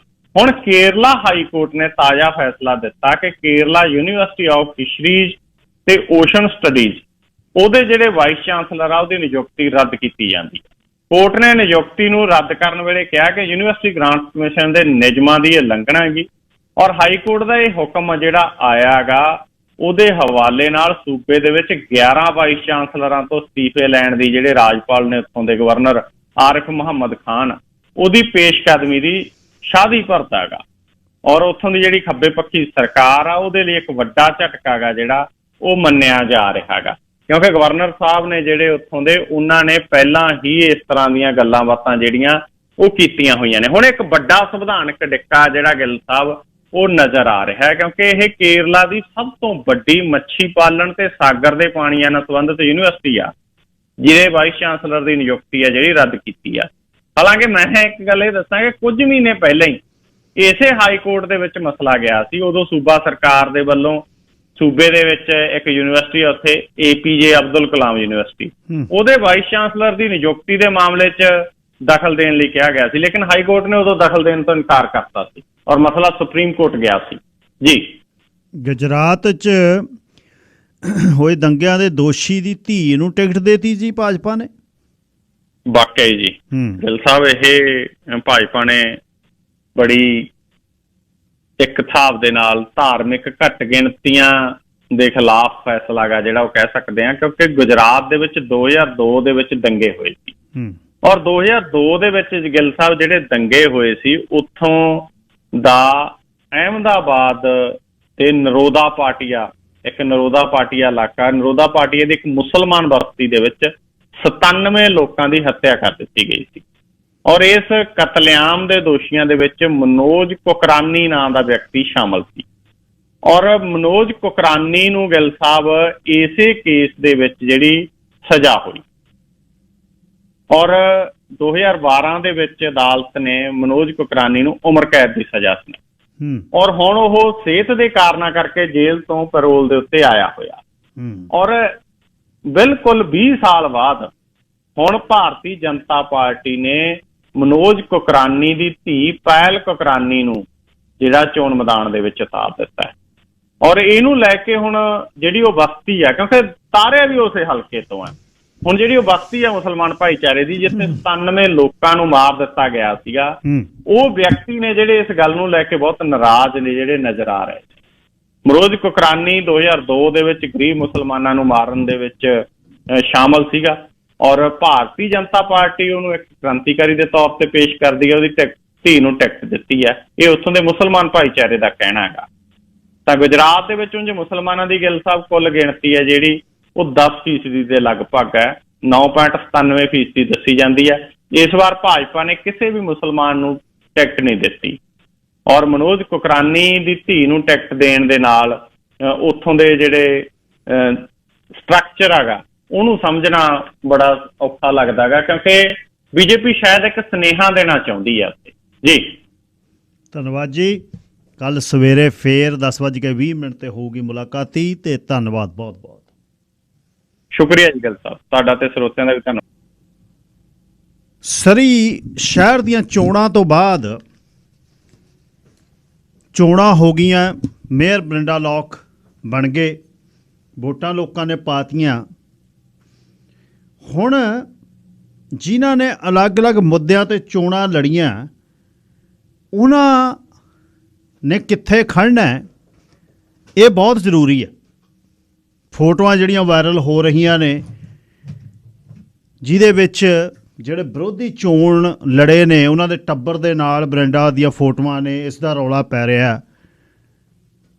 ਤੇ ਮੇਰੇ ਖਿਆਲ ਹੁਣ ਇਹਨੂੰ ਇਸ ਤਰ੍ਹਾਂ ਲੈਣਾ ਚਾਹੀਦਾ ਵੀ ਜਦੋਂ ਮੇਅਰ ਬਰਿੰਡਾ ਬਣ ਗਈ, ਉਹਦੇ ਨਾਲ ਪਿਕਚਰਸ ਕੋਈ ਵੀ ਖਿਚਾ ਸਕਦਾ। ਹੁਣ ਇਹਦੇ ਨਾਲ ਇਹ ਤਾਂ ਹੈ ਨਹੀਂ ਵੀ ਜੇ ਪਿਕਚਰ ਖਿਚਾ ਲਈ ਤਾਂ ਉਹਦੇ ਨਾਲ ਉਹਦੀ ਜਿਹੜੀ ਇਸ ਪਾਰਟੀ ਦੀ ਕਿਸ ਨੇ ਮਦਦ ਕੀਤੀ ਆ, ਹੁਣ ਉਹ ਸਿਟੀ ਦੀ ਮੇਅਰ ਹੈ। ਕਿਸੇ ਫੰਕਸ਼ਨ ਤੇ ਮੇਅਰ ਦੇ ਨਾਲ ਜੇ ਕੋਈ ਚਲੇ ਗਿਆ, ਕੋਈ ਓਪਨਿੰਗ ਸੈਰੇਮਨੀ ਤੇ ਚਲੇ ਗਿਆ, ਉਹ ਆਪਸ ਵਿੱਚ ਸਮਝੌਤਾ ਹੋਇਆ ਜਾਂ ਜਿਹੜਾ ਕੁਛ ਦਿਨ ਲੰਘੇ ਤੇ ਟੱਬਰਾਂ ਦੀਆਂ ਫੋਟੋਆਂ ਨਾਲ ਨੇ ਉਹਨਾਂ ਦਾ ਸਮਝੌਤਾ ਹੋਇਆ, ਜਾਂ ਜਿਨ੍ਹਾਂ ਨੇ ਇਹ ਗੱਲ ਬਾਹਰ ਤੋਰਤੀ 5-4 ਦਿਨ ਰਹਿੰਦੇ ਆ ਵੀ ਅਸੀਂ ਤਾਂ ਜਿੱਤਦੇ ਨਹੀਂ, ਫਲਾਣਿਆਂ ਨੂੰ ਵੋਟਾਂ ਪਾ ਦਿਓ। ਧਿਰ ਤੁਸੀਂ ਬਣੋ, ਮੀਡੀਆ ਧਿਰ ਬਣੇ, ਜ਼ਰੂਰ ਬਣੇ, ਪਰ ਇੰਨੇ ਵੀ ਨਾ ਬਣੋ ਵੀ ਜਮਾ ਹੀ ਤੁਸੀਂ ਝੱਗਾ ਹੀ ਲਾ ਦਮੋ। ਤੇ ਲੋਕਾਂ ਨੂੰ ਇਸ ਗੱਲ ਦਾ ਪਤਾ ਵੀ ਕਿਹੜਾ ਮੀਡੀਆ ਕਿਹਦੀ ਧਿਰ ਬਣ ਰਿਹਾ, ਅੱਜ ਦੀਆਂ ਨਹੀਂ ਪਿਛਲੀਆਂ ਚੋਣਾਂ ਤੋਂ। ਲੋਕਾਂ ਨੂੰ ਸਨੇਹ ਦਾ ਵੀ ਪਤਾ, ਲੋਕਾਂ ਨੂੰ ਤੇ ਉਹਦਾ ਵੀ ਪਤਾ। ਪਿਛਲੇ ਵੀਕਐਂਡ ਤੇ ਸਰਦਾਰ ਸਰਜੀਤ ਸਿੰਘ ਗਿੱਲ ਨੇ ਗਾਲ ਵਾਲੇ, ਜਿਨ੍ਹਾਂ ਦੀ ਹੰਸ ਡੈਮੋਲੇਸ਼ਨ ਆ, ਲੌਂਗ ਟਰਮ ਸਾਲਾਂ ਤੋਂ NDPR ਨੇ, ਤੇ ਬਹੁਤ ਨਿੱਘੇ ਇਨਸਾਨ ਨੇ, ਸਾਊ ਬੰਦੇ ਨੇ, ਮਿਲ ਵਰਤਣ ਵਾਲੇ ਨੇ। ਉਹਨਾਂ ਦੀ ਪੁੱਤਰੀ ਕਮਲ ਕੌਰ ਸੇਖੋਂ ਨੇ ਇੱਕ ਡੈਂਟਿਸਟ ਦੀ ਉਹਨਾਂ ਨੇ ਡਿਗਰੀ ਕਲੀਵਲੈਂਡ ਓਹਾਇਓ ਤੋਂ ਕੀਤੀ ਹੈ, ਤੇ ਹੁਣ ਉਹਨਾਂ ਨੇ ਆਪਣਾ ਕਲੀਨਿਕ ਖੋਲ੍ਹਿਆ। ਮੈਂ ਵੀ ਉੱਥੇ ਗਿਆ ਹੋਇਆ ਸੀ, ਸਰ ਕੁਲਵੰਤ ਸਿੰਘ ਢੇਸੀ ਗਏ ਹੋਏ ਸੀ, ਤੇ ਇਕਬਾਲ ਸਿੰਘ ਹੋਣੀ, ਗਿੱਲ, ਬੱਧਨੀ ਵਾਲੇ, ਸਾਰੇ ਸ਼ਖਸੀਅਤਾਂ ਉੱਥੇ ਗਈਆਂ ਹੋਈਆਂ ਸੀ। ਤੇ ਉੱਥੇ ਮੇਅਰ ਵੀ ਆ ਗਈ, ਮੇਅਰ ਸ਼ਹਿਰ ਦੀ ਮੇਅਰ ਆ। ਹੁਣ ਇਹ ਬੱਚੇ ਕਿਸੇ ਪਾਰਟੀ ਨਾਲ ਉਹਨੂੰ ਥੋੜ੍ਹਾ ਬਿਲੋਂਗ ਕਰਦੇ ਨੇ, ਜਵਾਕਾਂ ਨੇ ਤਾਂ ਆਪਣਾ ਬਿਜ਼ਨਸ ਪੁਆਇੰਟ ਆਫ ਵਿਊ ਤੇ ਉਹਨੂੰ ਸੱਦਣਾ। ਜਿਨੀ ਸਿਮਸ ਹੋਣੀ ਵੀ ਉੱਥੇ ਸੀ, ਅਨੀਟਾ ਹਬਰਮੈਨ ਸਰੀ ਬੋਰਡ ਆਫ ਟ੍ਰੇਡ, ਉਹ ਵੀ ਉੱਥੇ ਸਨ, ਲਿੰਡਾ ਐਨਸ ਉੱਥੇ ਸਨ, ਕੌਂਸਲਰ। ਹੁਣ ਇਹ ਹੋਸਟ ਜਿਹਨੂੰ ਮਰਜ਼ੀ ਸੱਦ ਲੈ। ਇਹੀ ਇੱਕ ਵਾਰ ਗੱਲ ਹੋਈ ਸੀ ਕੁਲਵੰਤ ਸਿੰਘ ਢੇਸੀ ਉਹਨਾਂ ਦੀ ਹਾਊਸ ਵਾਰਮਿੰਗ ਪਾਰਟੀ ਤੇ, ਹਾਂ ਜੀ ਉੱਥੇ ਪ੍ਰੀਮੀਅਰ ਹੌਰਗਨ ਆ ਗਏ ਤੇ ਉੱਥੇ ਬਾਕੀ ਬੰਦੇ ਆ ਗਏ, ਤੇ ਸਰਦਾਰ ਮਨਿੰਦਰ ਸਿੰਘ ਗਿੱਲ ਹੋਣੀ, ਉਹ ਕਿਉਂ ਆ ਗਏ? ਹੋਸਟ ਯਾਰ ਜਿਹਨੂੰ ਮਰਜ਼ੀ ਸੱਦ ਲੈ, ਮੈਂ ਮੇਰੇ ਘਰ ਜਿਹਨੂੰ ਮਰਜ਼ੀ ਸੱਦਾਂ, ਮੇਰੇ ਤੇ ਕੰਟਰੋਲ ਆ ਕਿਸੇ ਦਾ? ਬੰਦਿਆਂ ਦੇ ਕੇਸ ਚੱਲਦੇ ਨੇ, ਕੇਸਾਂ 'ਚ ਲੋਕ ਬਰੀ ਆਉਂਦੇ ਨੇ। ਹੁਣ ਸਾਰੀ ਜ਼ਿੰਦਗੀ ਕਿਸੇ ਨੂੰ ਤੁਸੀਂ ਧੱਕ ਕੇ ਇੱਕ ਖੂੰਜੇ ਲਾ ਕੇ ਰੱਖਣਾ, ਕਿਹਦੇ ਕੋਲ ਇਹ ਹੱਕ ਹੈ? ਹੁਣ ਇੱਥੇ ਦੇ ਸਾਡੇ ਜਵਾਕ ਨੇ, ਮੰਨ ਲਓ ਕਿਸੇ ਬੱਚੇ ਨੇ ਆਪਣਾ ਕੋਈ ਕਲੀਨਿਕ ਸ਼ੁਰੂ ਕਰਨਾ, ਜ਼ਿੰਦਗੀ ਸ਼ੁਰੂ ਕਰਨੀ, ਉਹਨੇ ਸ਼ਹਿਰ ਦੇ ਮੇਅਰ ਨੂੰ ਸੱਦਣਾ ਨਹੀਂ, ਉਹਨੂੰ ਵੀ ਤੁਸੀਂ ਹਰ ਇੱਕ ਚੀਜ਼ ਤੇ ਲਾਓ ਜੀ। ਇਹ ਤਾਂ ਅੰਦਰੋਂ ਇਹਨਾਂ ਦਾ ਸਮਝੌਤਾ ਸੀ, ਸਮਝੌਤਾ ਜਿਨ੍ਹਾਂ ਦਾ ਸੀ। ਜਾਂ ਤਾਂ ਜੇ ਜੁਰਕਾ ਹੈ ਨਾ, ਆਪਣੇ ਸਮਝੌਤੇ ਦੀ ਗੱਲ ਦੱਸੋ ਅੰਦਰੋਂ, ਜਿਹੜੀ ਅਨਕੰਡੀਸ਼ਨਲ ਸਪੋਰਟ ਜਿਹੜੀ ਸਦਾ ਹੀ ਚੱਲਦੀ ਹੈ, ਜਿਹੜੀ ਝੂਠ ਨੂੰ ਸੱਚ ਬਣਾ ਕੇ ਸਵੇਰ ਨੂੰ ਪੇਸ਼ ਕਰ ਦੇਣਾ, ਡੱਪ ਲਾ ਕੇ ਨਾ ਢੱਡ ਤੇ ਹੱਥ, ਉਹਨੇ ਵੀ ਗੱਲ ਨਾਲ ਕਰਨੀ ਚਾਹੀਦੀ ਹੈ ਵੀ ਸਾਡੀਆਂ ਲੁਕ ਲਾਈਆਂ ਪ੍ਰਗਟ ਹੋਈਆਂ, ਵੱਜ ਗਏ ਢੋਲ ਨਗਾਰੇ, ਉਹ ਕਿੱਥੇ ਨੇ? ਇਹ ਜਿਹੜੀ ਨਾ ਹਰ ਇੱਕ ਗੱਲ ਨੂੰ ਘੜੀਸ ਕੇ, ਹੁਣ ਸ਼ਹਿਰ ਦਾ ਮੇਅਰ ਆ, ਉਹਦੇ ਨਾਲ ਕੱਲ੍ਹ ਨੂੰ ਉਹਦੇ ਅਗੇਂਸਟ ਚੋਣ ਲੜਨ ਵਾਲੇ ਕਿਸੇ ਵੀ ਪਬਲਿਕ ਜਲਸੇ 'ਚ ਇਕੱਠੇ ਹੋ ਸਕਦੇ ਆ। ਉਹ 'ਚ ਕਿਹੜੀ, ਇਹ 'ਚ ਮੁਸ਼ਕਿਲ ਕਿਹੜੀ ਆ? ਉਹਦੇ 'ਚ ਅਗਲੇ ਨੇ ਆਪਣੀ ਧਿਰ ਵੱਲੋਂ ਚੋਣ ਲੜੀ, ਪੂਰੀ ਜਿਹੜੀ ਸੈੱਟ ਕਰਕੇ ਲੜੀ, ਹਾਰ ਜਿੱਤ ਬਣ ਗਈ, ਗੱਲ ਖਤਮ ਹੋ ਗਈ। ਜਿਨੀ ਸਿਮਸ ਹੋਣੀ NDPR ਨੇ, ਉਹਨਾਂ ਦੇ ਸਰਜੀਤ ਸਿੰਘ ਗਿੱਲ ਉਹਨਾਂ ਨਾਲ ਸੰਬੰਧ ਨੇ, ਕੁਲਵੰਤ ਸਿੰਘ ਢੇਸੀਓ ਨੇ, ਮੇਰੇ ਗੁਆਂਢੀ ਨੇ, ਅਸੀਂ ਸਾਰੇ ਉੱਥੇ ਇਕੱਠੇ ਸੀ, ਉੱਥੇ ਮੇਅਰ ਵੀ ਆ ਗਈ। ਤੇ ਇਹਦੇ ਨਾਲ ਕੋਈ ਇਹ ਥੋੜ੍ਹਾ ਹੋਊਗੀ ਵੀ ਇਹ ਤਾਂ ਕਨੈਕਸ਼ਨ ਸੀ। ਕਾਹਦਾ ਕਨੈਕਸ਼ਨ ਸੀ?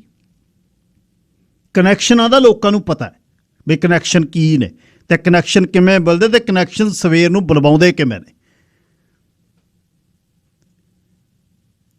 ਇੱਥੋਂ ਤੱਕ ਮੀਡੀਆ ਇਹ ਗੱਲ ਕਹਿ ਦੇਵੇ ਵੀ ਫਲਾਣੀ ਪਾਰਟੀ ਨੂੰ ਹੀ ਵੋਟਾਂ ਪਾ ਦਿਓ। ਦੇਖੋ ਜੀ, NDP ਨੂੰ ਨਾ ਪਾਇਓ, ਫਿਰ ਲਿਬਰਲ ਵੱਲ ਨੂੰ ਜਾਣੇ, ਲਿਬਰਲ ਨੂੰ ਸਿੱਧੀਆਂ ਪੈ ਦਿਓ। ਹਲੇ ਤੁਸੀਂ ਕਨੈਕਸ਼ਨਾਂ ਦੀ ਗੱਲ ਕਹਿੰਦੇ ਹੋ, ਤੇ ਆਪ ਤੁਸੀਂ ਕਹਿੰਦੇ ਹੋ ਅਸੀਂ ਕਦੇ ਕਿਸੇ ਦਾ ਧਿਰ ਨਹੀਂ ਬਣੇ। ਇੱਦੋਂ ਧਿਰ ਕੀ ਵੱਡਾ ਬਣ ਜੂ ਬੰਦਾ? ਨਾਲੇ ਇਹ ਤਾਂ ਚਾਹ ਪਾਰਟੀ ਸੀ, 11-12 ਵਜੇ ਵਾਲੇ ਦੀ ਪਾਰਟੀਆਂ ਤਾਂ ਅਸਲ ਰੈੱਡ ਕਾਰਪਟ ਵਾਲੀਆਂ ਰਾਤ ਨੂੰ ਹੁੰਦੀਆਂ ਨੇ। ਇਹਦੇ 'ਚ ਤਾਂ ਰੌਲਾ ਕੋਈ ਨਹੀਂ, ਚਾਹ ਪੀ ਕੇ 11 ਵਜੇ ਨੂੰ ਘਰੇ ਆ ਗਏ ਸਾਰੇ ਬੰਦੇ। ਅਸੀਂ ਇਹਨੂੰ ਥੋੜ੍ਹਾ ਪਾਰਟੀ ਤੁਸੀਂ ਗਿਣਦੇ। ਪਾਰਟੀ ਤਾਂ ਹੁੰਦੀ ਆ ਜਿਹੜੀ ਅਸਲ ਪਾਰਟੀ ਸ਼ੁਰੂ ਹੁੰਦੀ ਆ 10 ਵਜੇ, ਰਾਤ ਨੂੰ 1 ਵਜੇ ਤੱਕ ਚੱਲਦੀ ਹੈ, ਉਹਨੂੰ ਪਾਰਟੀ ਕਹਿੰਦੇ ਨੇ ਲੋਕ। ਜਿੱਥੇ ਫਿਰ ਜੋੜ ਤੋੜ ਹੁੰਦੇ ਨੇ ਤੇ ਗੱਲ ਘੁੰਮਦੀ ਆ ਜਿੱਥੇ। ਸੋ ਇਹਦੇ ਤੋਂ ਮੈਨੂੰ ਲੱਗਦਾ ਠੀਕ ਆ, ਕਲੀਅਰ ਆਪਣੀ ਅਪਰੋਚ ਹੈ।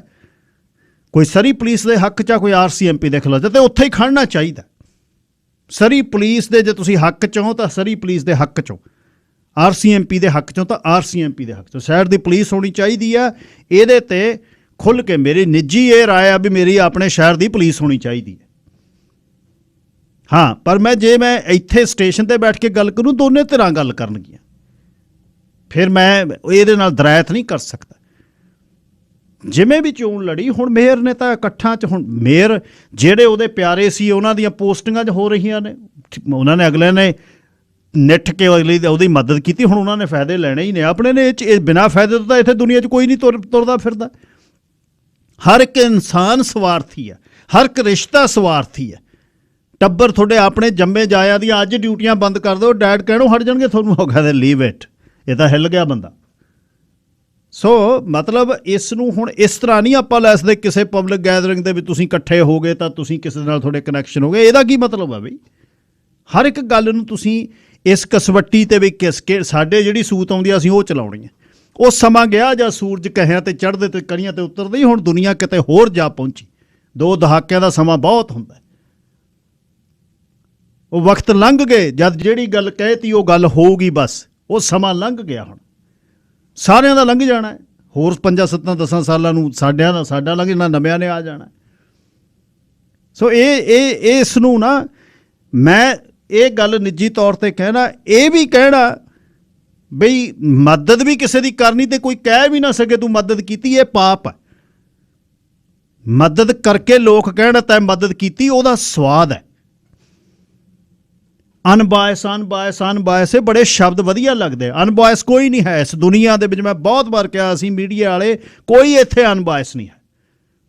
ਸਾਡੇ ਮੂੰਹ 'ਚੋਂ ਕੋਈ ਗੱਲ ਨਿਕਲ ਸਕਦੀ ਹੈ, ਪਰ ਦਿਲ ਕਿਤੇ ਖੜਾ, ਕੋਈ ਪਾਰਟੀ ਨਾਲ ਹੈ, ਕੋਈ ਧੜੇ ਨਾਲ ਹੈ, ਕੋਈ ਕਿਸੇ ਸੋਚ ਨਾਲ ਹੈ। ਅਸੀਂ ਖੜੇ ਹਾਂ ਕਿਤੇ ਨਾ ਕਿਤੇ। ਸੋ ਇੱਥੇ ਕੱਲ੍ਹ ਮੈਂ ਵਧਾਈਆਂ ਦੇਣੀਆਂ ਭੁੱਲ ਗਿਆ ਇਸ ਬੱਚੀ ਨੂੰ, ਕਮਲ ਕੌਰ ਨੂੰ। ਬਹੁਤ ਵਧੀਆ ਡੈਂਟਿਸਟਰੀ ਉਹ ਕਰਕੇ ਆਈ ਹੈ, ਸਟੇਟ ਆਫ ਆਰਟ ਉਹਨੇ ਆਪਣਾ ਕਲੀਨਿਕ ਬਣਾਇਆ ਸਾਊਥ ਸਰੀ 'ਚ। ਅਤੇ ਗਿੱਲ ਪਰਿਵਾਰ ਨੂੰ ਬਹੁਤ ਵਧਾਈਆਂ ਨੇ ਜਿਨ੍ਹਾਂ ਨੇ ਬੱਚਿਆਂ ਨੂੰ ਪੜ੍ਹਾ ਕੇ ਇਸ ਲੈਵਲ 'ਤੇ ਲੈ ਕੇ ਆਂਦਾ। ਅਤੇ ਇਸ ਤਰ੍ਹਾਂ ਹੀ ਸਾਡੇ ਧੀ ਪੁੱਤ ਹੁਣ ਸਾਨੂੰ ਸੁਨੇਹਾ ਮਿਲੇ, ਅਸੀਂ ਸਾਰਿਆਂ ਦੇ ਜਾਵਾਂਗੇ। ਸਾਡਾ ਮਾਣ ਹੈ ਆਉਣ ਵਾਲੇ ਬੱਚੇ ਸਾਡੇ। ਉਹ ਧੜੇ ਦਾ ਇਕੱਠ ਨਹੀਂ ਸੀ ਕੋਈ, ਉਹ ਡਾਕਟਰ ਕਮਲ ਕੌਰ ਸੇਖੋਂ ਦੀ ਇੱਕ ਡੈਂਟਲ ਕਲੀਨਿਕ ਦੀ ਓਪਨਿੰਗ ਸੀ ਜਿੱਥੇ ਮੇਅਰ ਆਈ ਹੈ। ਇਹਨੂੰ ਇਸ ਤਰ੍ਹਾਂ ਹੀ ਦੇਖਣਾ ਚਾਹੀਦਾ। ਲੱਸੀ ਲੁੱਸੀ ਪੀ ਕੇ ਆਇਆ ਕਰੋ ਸਵੇਰ ਨੂੰ, ਕਈ ਵਾਰ ਕੌਡੀ ਨਹੀਂ ਖੜਦੀ। ਸਰਦਾਰ ਅਜੇਪਾਲ ਸਿੰਘ ਬਰਾੜ ਮੇਰੇ ਨਾਲ ਨੇ। ਚੀਨ ਅਤੇ ਤਾਇਵਾਨ ਦਾ ਰੇੜਕਾ ਅਤੇ ਦੁਨੀਆ ਦਾ ਕੰਸਰਨ, ਰੂਸ, ਚੀਨ, ਈਰਾਨ, ਪਾਕਿਸਤਾਨ, ਅਤੇ ਪਾਕਿਸਤਾਨ ਦੇ ਨਾਲ China Pakistan economic corridor CPEC, ਉਹਦਾ ਗਵਾਦਰ ਤੱਕ ਆਉਂਦੀ ਸੜਕ, ਮਕਬੂਜ਼ਾ ਕਸ਼ਮੀਰ ਦੇ ਨੇੜ ਦੀ ਲੰਘਦੀ, ਆਪਣੇ ਆਜ਼ਾਦ ਕਸ਼ਮੀਰ ਦੇ ਵਿੱਚ ਦੀ ਲੰਘਦੀ ਸੜਕ, ਅਤੇ ਇਸ ਤਾਇਵਾਨ ਦੇ ਨਾਲ ਕਲੇਸ਼ ਦਾ ਕਾਰਨ ਅਤੇ ਤਾਇਵਾਨ ਦਾ ਇਤਿਹਾਸ। ਅੱਜ ਸਾਰੀਆਂ ਗੱਲਾਂ ਤੁਹਾਨੂੰ ਕੱਲ੍ਹ ਮੈਂ ਆਪਣੇ ਵੱਲੋਂ ਕੋਸ਼ਿਸ਼ ਕੀਤਾ ਸੀ, ਥੋੜ੍ਹਾ ਜਿਹਾ ਸਮਰਾਈਜ਼ ਕੀਤਾ ਸੀ, ਪਰ ਅਸਲ ਅੱਜ ਗੱਲਬਾਤ ਬਰਾੜ ਸਾਹਿਬ ਕਰਨਗੇ। ਬਰਾੜ ਸਾਹਿਬ ਧੰਨਵਾਦ ਬਹੁਤ ਬਹੁਤ, ਅਤੇ ਸ਼ੇਰੇ ਪੰਜਾਬ 'ਤੇ ਬਹੁਤ ਤੁਹਾਡਾ ਸਵਾਗਤ ਹੈ ਜੀ। ਸਤਿ ਸ੍ਰੀ ਅਕਾਲ। ਵਾਹਿਗੁਰੂ ਜੀ ਕਾ ਖਾਲਸਾ, ਵਾਹਿਗੁਰੂ ਜੀ ਕੀ ਫਤਿਹ ਜੀ। ਵਾਹਿਗੁਰੂ ਜੀ ਕਾ ਖਾਲਸਾ, ਵਾਹਿਗੁਰੂ ਜੀ ਕੀ ਫਤਿਹ ਜੀ। ਲਗਭਗ 5 ਮਹੀਨੇ ਬਾਅਦ ਗੱਲਬਾਤ ਕਰ ਰਹੇ ਹਾਂ। ਤੁਸੀਂ ਬਿਜ਼ੀ ਹੋ ਗਏ ਜੀ। ਜਿਹੜੀ ਸਤਲੁਜ ਮਿਸਲ, ਬਹੁਤ ਵਧੀਆ ਤੁਸੀਂ ਕੰਮ ਕਰ ਰਹੇ ਹੋ ਪਾਣੀਆਂ 'ਤੇ। ਤੁਹਾਡੇ ਜਿਹੜੇ ਜਿਹੜਾ ਇਕੱਠ ਕਰਦੇ ਹੋ, ਸੈਮੀਨਾਰਸ ਨੇ ਜਿਹੜੇ, ਅਤੇ ਉਹਨਾਂ ਨੂੰ ਵੇਖਦੇ ਰਹਿੰਦੇ ਆ ਜੀ, ਅਤੇ ਤੁਹਾਨੂੰ ਇਸ ਗੱਲ ਦੀ ਵਧਾਈ। ਅੱਜ ਮੈਂ ਸ਼ੁਰੂ ਕਰਨ ਤੋਂ ਪਹਿਲਾਂ ਥੋੜ੍ਹਾ ਜਿਹਾ ਸਤਲੁਜ ਮਿਸਲ ਬਾਰੇ ਥੋੜ੍ਹਾ ਜਿਹਾ ਸੁਣਨ ਵਾਲਿਆਂ ਨੂੰ ਦੱਸ ਦਿਓ ਜੀ, ਅਤੇ ਲੋਕ ਉਹਨਾਂ ਨੂੰ ਜਿਹੜੇ ਸੁਣਨ ਵਾਲੇ ਨੇ ਲੌਗਇਨ ਹੋ ਕੇ ਅਤੇ ਉਹਨਾਂ ਨੂੰ ਲਾਈਕ ਕਰਕੇ ਤੁਹਾਡਾ ਅਪਡੇਟ ਉਹਦੇ 'ਤੇ ਦੇਖਦੇ ਰਹਿਣ। ਮੋਟਾ ਜੀ ਆਏ ਆ ਕਿ ਆਪਾਂ ਕੁਛ ਮਤਲਬ ਆਪਣੇ ਮਿੱਤਰਾਂ ਨੇ ਤੇ ਆਪਾਂ ਜਿਹੜੇ ਇੱਕੋ ਸੋਚਦੇ ਹੈਗੇ ਆ, ਉਹਨਾਂ ਨੇ ਇੱਕ ਆਪਣਾ ਕਹਿ ਲਓ ਇੱਕ ਜਥੇਬੰਦਿਕ ਕੰਮ ਹੀ ਸ਼ੁਰੂ ਕੀਤਾ, ਜਿਹਦੇ ਵਿੱਚ ਆਪਾਂ ਸੈਮੀਨਾਰਸ ਵੀ ਕਰਨੇ ਆ ਲੋਕਾਂ ਨੂੰ ਚੇਤਨ ਕਰਾਉਣ ਵਾਸਤੇ, ਜਿਹਦੇ ਵਿੱਚ ਪਾਣੀ ਦਾ ਮਸਲਾ ਜਾਂ ਪੰਜਾਬ ਦੇ ਜਿਹੜੇ ਹੱਕ ਹੈਗੇ ਆ, ਜਿਹੜੇ ਕਿ ਪੰਜਾਬੀ ਬੋਲਦੇ ਇਲਾਕੇ ਜਾਂ ਚੰਡੀਗੜ੍ਹ, ਜਾਂ ਸਪੈਸ਼ਲੀ ਪਾਣੀ ਨੂੰ ਲੈ ਕੇ ਜਿਹੜੇ ਹੱਕ ਆ ਉਹਦੇ ਬਾਰੇ। ਤੇ ਉਹਦੇ ਚ ਆਪਾਂ ਹੁਣ ਜੋ ਮੁਹਿੰਮ ਵਿੱਢੀ ਵੀ ਆ, ਦੋ ਸੀ। ਇੱਕ ਤਾਂ ਜਿਹੜਾ ਈਸਾਈਆਂ ਦਾ ਤੇ ਸਿੱਖਾਂ ਦਾ ਕੌਨਫਲਿਕਟ ਸੀ, ਇਹਦੇ ਵਿੱਚ ਜੇ ਕੋਈ ਆਪਾਂ ਪੀਸਫੁਲ ਰੈਜ਼ੋਲੂਸ਼ਨ ਕਰਵਾ ਸਕਦੇ ਸੀ ਤਾਂ ਆਪਾਂ ਕੋਸ਼ਿਸ਼ ਕੀਤੀ ਉਹਦੇ ਰਾਹੀਂ। ਤੇ ਕੁਛ ਮਤਲਬ ਕਹਿ ਲਓ ਕਿ 70-80% ਆਪਾਂ ਨੂੰ ਉਹਦੇ 'ਚ ਸਫਲਤਾ ਵੀ ਮਿਲੀ ਆ। ਬਿਲਕੁਲ ਤਾਂ ਚੀਜ਼ ਖਤਮ ਨਹੀਂ ਹੁੰਦੀ ਬਟ ਕਾਫੀ ਹੱਦ ਤੱਕ ਆਪਾਂ ਉਹਨਾਂ ਤੋਂ ਇੱਕ ਮਾਫੀਨਾਮਾ ਲਿਖਵਾ ਲਿਆ ਵੀ ਕਿ ਕਰੂਸੇਡਸ ਨਾਂ ਦੀ ਚੀਜ਼ ਉਹ ਇੱਥੇ ਨਹੀਂ ਸ਼ੁਰੂ ਕਰਨ, ਮਤਲਬ ਇੱਥੇ ਪੰਜਾਬ ਦੀ ਧਰਤੀ ਤੇ ਕਰੂਸੇਡ ਸ਼ਬਦ ਨਹੀਂ ਵਰਤਣਗੇ ਤੇ ਉਹ ਇਸ ਤਰੀਕੇ ਦਾ ਆਪਣਾ ਨਹੀਂ ਕੋਈ ਕੰਮ ਕਰਨਗੇ ਜਿਹਦੇ ਜੰਤਰ ਮੰਤਰ ਜੇ ਵਾਲਾ। ਤੇ ਉਹ ਹੁਣ ਫਾਈਨਲ ਐਗਰੀਮੈਂਟ ਪੈਂਡਿੰਗ ਹੈਗਾ ਅਕਾਲ ਤਖਤ ਸਾਹਿਬ ਦੇ ਜਥੇਦਾਰ ਸਾਹਿਬ ਨੂੰ, ਉਹਨਾਂ ਨੇ ਫਾਈਨਲ ਉਹ ਦੇਣਾ ਹੈਗਾ, ਉਹ ਨੈਕਸਟ ਵੀਕ ਤੱਕ ਕਿਸੇ ਟਾਈਮ ਉਹ ਦੇ ਦੇਣਗੇ। ਬਾਕੀ ਮਾਫੀਨਾਮਾ ਉਹਨਾਂ ਨੇ ਲਿਖਤਾ ਸੀਗਾ ਕਿ ਅਸੀਂ ਕਰੂਸੇਡ ਸ਼ਬਦ ਜਿਹੜਾ ਹੈਗਾ ਜਾਂ ਜਿਹਾਦ ਜਿਹਨੂੰ ਕਹਿੰਦੇ ਆ ਜਾਂ ਧਰਮ ਯੁੱਧ, ਮਤਲਬ ਉਹ ਪੰਜਾਬ ਦੀ ਧਰਤੀ ਤੇ ਅਸੀਂ ਈਸਾਈ ਇਹ ਸ਼ਬਦ ਨਹੀਂ ਵਰਤਾਂਗੇ ਜੀ। ਤੇ ਦੂਸਰਾ ਜਿਹੜਾ ਆਪਾਂ ਉਪਰਾਲਾ ਕਰ ਰਹੇ ਹਾਂ ਉਹ ਇਹ ਕਿ ਜਿਹੜੀਆਂ ਨਹਿਰਾਂ ਸਾਡੀਆਂ ਪੱਕੀਆਂ ਹੋ ਰਹੀਆਂ, ਜੋੜੀਆਂ ਨਹਿਰਾਂ ਸਾਡੇ ਮਾਲਵੇ ਵਿੱਚ ਦੀ ਲੰਘਦੀਆਂ ਤੇ ਉਹ ਵੈਸੇ ਤਾਂ ਪਾਣੀ ਦੀ ਲੁੱਟ ਆ ਪੰਜਾਬ ਦੀ ਰਾਜਸਥਾਨ ਕਨਾਲ ਰਾਹੀਂ, ਬਟ ਫਿਰ ਵੀ ਹੁਣ ਉਹਦੇ ਨਾਲ ਪਾਣੀ ਰਿਸਦਾ ਵੀ ਆ ਤੇ ਸਾਨੂੰ ਉਹਦੇ ਨਾਲ ਮਿੱਠਾ ਪਾਣੀ ਸਾਡੇ ਇਲਾਕੇ ਦੇ ਵਿੱਚ ਕਾਫੀ ਕੁਛ ਏਰੀਏ ਦੇ ਵਿੱਚ ਟਿਊਬਵੈਲ ਆਪਣਾ ਆਪਣਾ ਸਬਮਰਸੀਬਲ ਵੀ ਨਹੀਂ ਲੱਗੇ ਪਏ, ਦੂਸਰੇ ਪੰਪਸ ਹੀ ਲੱਗੇ ਹੋਏ ਤੇ ਪਾਣੀ ਮਿਲਦਾ ਹੈ। ਹੁਣ ਜਦੋਂ ਉਹਨਾਂ ਨੂੰ ਕੰਕਰੀਟ ਕਰਨ ਦੀ ਕੋਸ਼ਿਸ਼ ਹੋ ਰਹੀ ਆ ਤਾਂ ਉਹਦੇ ਨਾਲ ਕੀ ਆ ਕਿ ਪਾਣੀ ਦਾ ਜਿਹੜਾ ਰਿਸਦਾ ਪਾਣੀ ਉਹ ਹਟ ਜੂਗਾ, ਜਿਹਦੇ ਨਾਲ ਆਸੇ ਪਾਸੇ ਵਾਲੇ ਵਰਕਸ਼ ਵੀ ਜਿਹੜੇ ਬ੍ਰਿਖ ਲੱਗੇ ਹੋਏ ਉਹ ਵੀ ਖਤਮ ਹੋ ਜਾਂਦੇ ਆ। ਕੁਛ ਕਸਬਿਆਂ ਨੂੰ ਜਿਹੜਾ ਪਾਣੀ ਮਿਲਦਾ ਮਿੱਠਾ ਉਹ ਵੀ ਖਤਮ ਹੁੰਦਾ ਤੇ ਵੱਡੀ ਗੱਲ ਆ ਜਿਹੜਾ ਖੇਤੀਬਾੜੀ ਨੂੰ ਟਿਊਬਵੈਲ ਰਾਹੀਂ ਆਪਾਂ ਪੰਪ ਕਰਦੇ ਸੀ ਪਾਣੀ, ਉਹਦੇ ਵਿੱਚ ਹੌਲੀ ਹੌਲੀ ਖਾਰਾ ਪਾਣੀ ਨਿਕਲਣਾ ਸ਼ੁਰੂ ਹੋ ਜੂ, ਜਿਹੜਾ ਕਿਉਂਕਿ ਪਾਣੀ ਸਾਡੇ ਉੱਥੇ ਪੱਧਰ ਖਾਰਾ ਹੀ ਹੈ ਜੀ ਉਸ ਇਲਾਕੇ ਦਾ ਸਾਰਾ।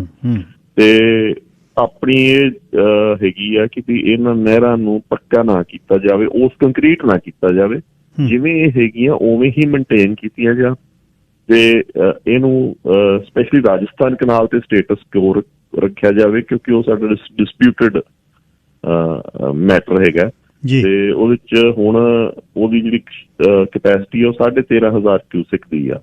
ਉਹ ਜਦੋਂ ਕੰਕਰੀਟ ਕਰ ਦਿੰਦੇ ਉਹ 18,500 ਦੀ ਹੋ ਜਾਂਦੀ ਹੈ ਤਾਂ ਵੀ ਕੱਲ ਨੂੰ ਪਾਣੀ ਦੀ ਲੁੱਟ ਵੱਧ ਵੀ ਸਕਦੀ ਹੈ ਪੰਜਾਬ ਦੀ। ਸੋ ਇਹ ਸ਼ੁਰੂ ਕੀਤੀ ਹੁਣ ਬਿਜਾਈ ਚ ਸਾਰੇ ਬਿਜ਼ੀ ਆ ਆਪਾਂ ਲੋਕ ਜੀ, ਇਹ ਖਤਮ ਹੋ ਜਾਏ ਤਾਂ ਇਹਨੂੰ ਆਪਾਂ ਥੋੜਾ ਜਿਹਾ ਇਫੈਕਟਿਵ ਰੋਲ ਹੋਰ ਇਹਦੇ ਵਿੱਚ ਵਧਾਵਾਂਗੇ, ਲੋਕਾਂ ਨੂੰ ਜਾਗਰੂਕ ਕਰਾਂਗੇ ਆਸੇ ਪਾਸੇ ਦੇ ਪਿੰਡਾਂ ਦਿਆਂ ਨੂੰ ਵੀ ਆਪਾਂ ਇਸ ਗੱਲ ਨੂੰ ਰੋਕੀਏ ਕਿਸੇ ਢੰਗ ਨਾਲ ਜੇ ਹੋ ਸਕੇ।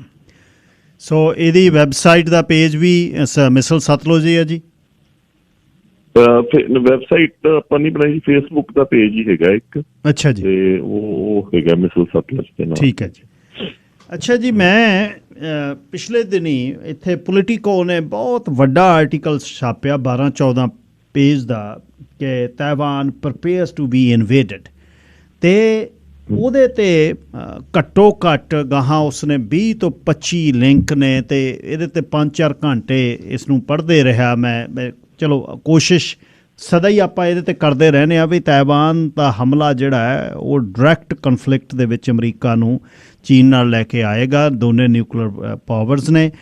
ਤੇ ਇਹਦੇ ਤੇ ਵਿਸ਼ੇ ਤੇ ਆਪਾਂ ਸ਼ੁਰੂਆਤ ਤੋਂ ਤਾਇਵਾਨ ਦੇ ਵਿੱਚ ਸਿੱਧਾ ਚੀਨ ਦਾ ਰਾਜ ਨਹੀਂ ਰਿਹਾ। ਜੇ 1895 ਤੋਂ ਵੇਖੀਏ ਜਾਪਾਨ ਨਾਲ ਲੱਗੀ ਲੜਾਈ ਤੇ ਉਹਨੇ ਇਸ ਨੂੰ ਤਾਇਵਾਨ ਨੂੰ ਦੇ ਦਿੱਤਾ ਤੇ ਹੁਣ 125 ਸਾਲ ਹੋ ਗਿਆ। ਉਹਦੇ ਤੋਂ ਬਾਅਦ ਜਿਹੜਾ ਚਿਆਂਗ ਕਾਈ ਸ਼ੈਕ ਜਿਹੜਾ ਭੱਜਿਆ ਆ, ਤੇ ਮੈਂ ਇਹ ਸ਼ੁਰੂ ਦੇ ਵਿੱਚੋਂ ਤਾਇਵਾਨ ਦਾ ਇਤਿਹਾਸ ਤੇ ਚੀਨ ਦਾ ਉਹਦੇ ਤੇ ਜਿਹੜਾ ਉਹ ਚੀਨ ਕਿਉਂ ਕਹਿੰਦਾ ਵੀ ਤਾਇਵਾਨ ਸਾਡਾ ਹਿੱਸਾ। ਆਪਾਂ ਨੇ ਥੋੜਾ ਜਿਹਾ ਇਹਦੇ ਪਾਸਟ 'ਚ ਜਾਂਦੇ ਆ, ਪਹਿਲਾਂ ਇਹਦਾ ਹਿਸਟੋਰੀਕਲ ਪਰਸਪੈਕਟਿਵ ਕੀ ਆ ਜੀ। ਚੀਨ ਮੋਟੇ ਤੌਰ ਤੇ ਨਾ ਹਮੇਸ਼ਾ ਲੈਂਡ ਪਾਵਰ ਰਹੀ ਆ, ਮਤਲਬ ਜ਼ਮੀਨੀ ਤਾਕਤ ਰਹੀ ਸੀਗੀ ਤੇ ਉਹਨੇ ਮਤਲਬ ਭਾਰਤ ਵੱਲੋਂ ਤਿੱਬਤ ਸੀ ਤੇ ਉੱਚੀ ਲੈਂਡ ਸੀ ਤੇ ਇੱਧਰੋਂ ਹਮਲੇ ਨਹੀਂ ਹੋ ਸਕਦੇ ਸੀਗੇ। ਇੱਕ ਪਾਸੇ ਉਹਦੇ ਸਮੁੰਦਰ ਸੀ ਤੇ ਦੂਸਰੇ ਪਾਸੇ ਉਹਦੇ ਜਿਹੜਾ ਵੈਸਟ ਵਾਲਾ ਪਾਸਾ ਸੀ ਉਹਦੇ ਵਿੱਚ ਕੁਛ ਜਗ੍ਹਾ ਤੇ ਪਾਸਿਸ ਸੀਗੇ ਤੇ ਬਾਕੀ ਪਹਾੜੀਆਂ ਸੀਗੀਆਂ। ਸਿਰਫ ਜੇ ਉਹਦੇ ਤੇ ਹਮਲਾ ਹੁੰਦਾ ਸੀ ਤਾਂ ਉਹ ਮੰਗੋਲਾਂ ਵੱਲੋਂ ਹੁੰਦੇ ਸੀ, ਜਿੱਥੇ ਉਹਨਾਂ ਨੇ ਜਿਹਨੂੰ ਆਪਾਂ ਕਹਿੰਦੇ ਉਹ ਦੀਵਾਰ ਬਣਾਈ ਆ, ਗ੍ਰੇਟ ਵਾਲ ਆਫ ਚਾਈਨਾ। ਸੋ ਉਹ ਪ੍ਰੋਟੈਕਟਡ ਰਹੇ ਲਾਰਜਲੀ ਤੇ ਉਹਦੇ ਵਿੱਚੋਂ ਉਹਨਾਂ ਨੇ ਸਿਲਕ ਰੂਟਸ ਦੇ ਰਾਹੀਂ ਉਹ ਟਰੇਡ ਕਰਦੇ ਸੀ, ਵਪਾਰ ਕਰਦੇ ਸੀ ਤੇ ਉਹਦੇ ਰਾਹੀਂ ਰੋਮਨ ਅੰਪਾਇਰ ਨਾਲ ਫਿਰ ਬਾਕੀ ਯੂਰਪ ਨਾਲ ਉਹਨਾਂ ਦਾ ਵਪਾਰ ਹੁੰਦਾ ਸੀ, ਜਿਹਨੂੰ ਦੁਬਾਰਾ ਸੁਰਜੀਤ ਕਰ ਰਹੇ ਜਿਹੜੇ ਰੂਟ ਨੂੰ ਦੁਬਾਰਾ ਉਹ। ਤਾਂ ਉਹਨਾਂ ਦਾ ਕੋਈ ਵੱਡਾ ਧਿਆਨ ਨਹੀਂ ਸੀਗਾ ਜੀ ਇਸ ਪਾਸੇ ਨੂੰ, ਜਿੱਧਰ ਸਮੁੰਦਰ ਵਾਲੇ ਇਲਾਕੇ 'ਚ।